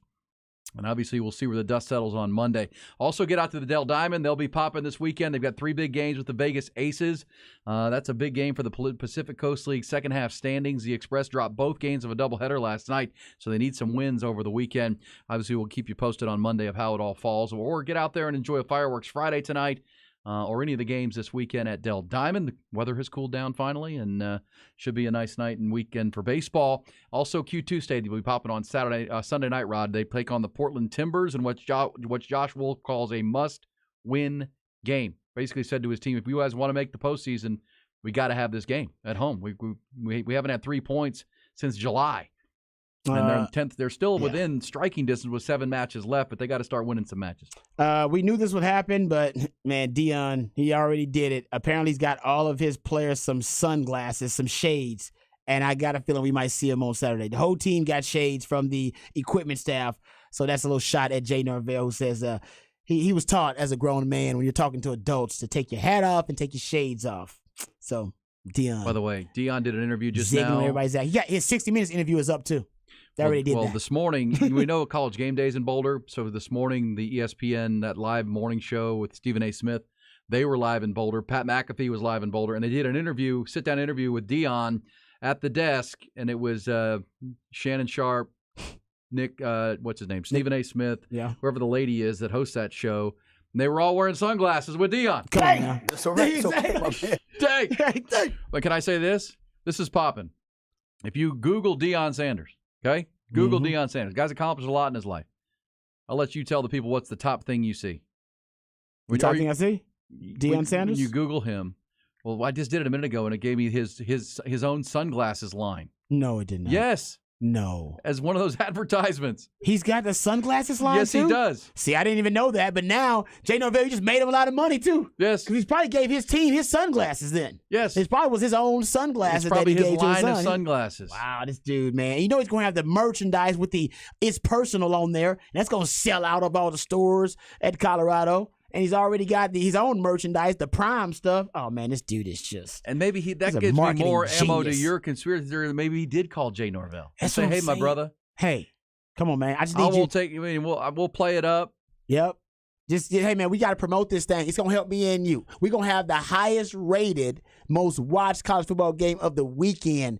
And they're going to be talking about you when you go out there and perform. It's basically a bet on yourself scenario. He's like, Dion's like, hey, man, I can get the world to watch us. You got to control. Only you can control how your team plays when the world is watching. This is Blenders Eyewear, the world's coolest and most affordable eyewear. Shades meant for extreme sports, founded on fun, designed, and adventure. And it says Blenders X Coach Prime. Wow. Whoa, this dude is playing chess, and all of us are playing checkers. We're playing Connect 4. This dude's playing straight up chess, man. Whoa. Look, there it is. The Coach Prime line. And honestly, I'm not going to lie. Those look like the ones he was handing out to the team. And they look like the ones he was wearing against TCU and against Nebraska. This dude is next level market. That's what I'm saying. My conspiracy theory, he's reaching out to these coaches. He's telling them, dude, give me something. We'll make this the biggest game of the weekend. I just need you to talk a little smack. That sunglasses. Prime. Come on, man. That dude's he's a marketing genius. You imagine him and Jerry Jones. That's why Jerry Jones loves Deion. They think the same. They think the same. Well, Jerry Jones is the one that convinced NFL owners to start making money in your own stadium. Quit sharing it all. He sued the NFL to do it. Like, nah, man, that will make my Now they're all stadium. raking in dough. Wow. Yeah. Hey, Rod, we'll see you tomorrow over at Mockingbird Saloon. Yes, also sir. You're going to be on the drag twice this weekend. Oh, yeah, I'm going out there at 3 o'clock today. Drag rat this weekend. You'll be at the Co-op today at 3, Mockingbird Saloon tomorrow. Get on out there and get on out there. That's right, get ready for Texas, Wyoming. We'll be talking about it on Monday. All the college and pro football of the weekend. 5 hours will not be enough Monday morning, but we will certainly be here at 6 a.m. Miss any part of the show today? Any day. Go back and listen to it on the podcast. Also follow us on all our social medias. We're always dropping little nuggets and segments of the show. It's always fun to keep up with the Hook 'em Up program that way as well. Ty, have a good weekend, my friend. Stay safe. Get your belly right. I will. I'm feeling good now. Ty, be safe. Hey, y'all, be careful out there, please. Be part of the solution, not the problem. We'll talk Monday at 6 a.m. Enjoy the sports weekend.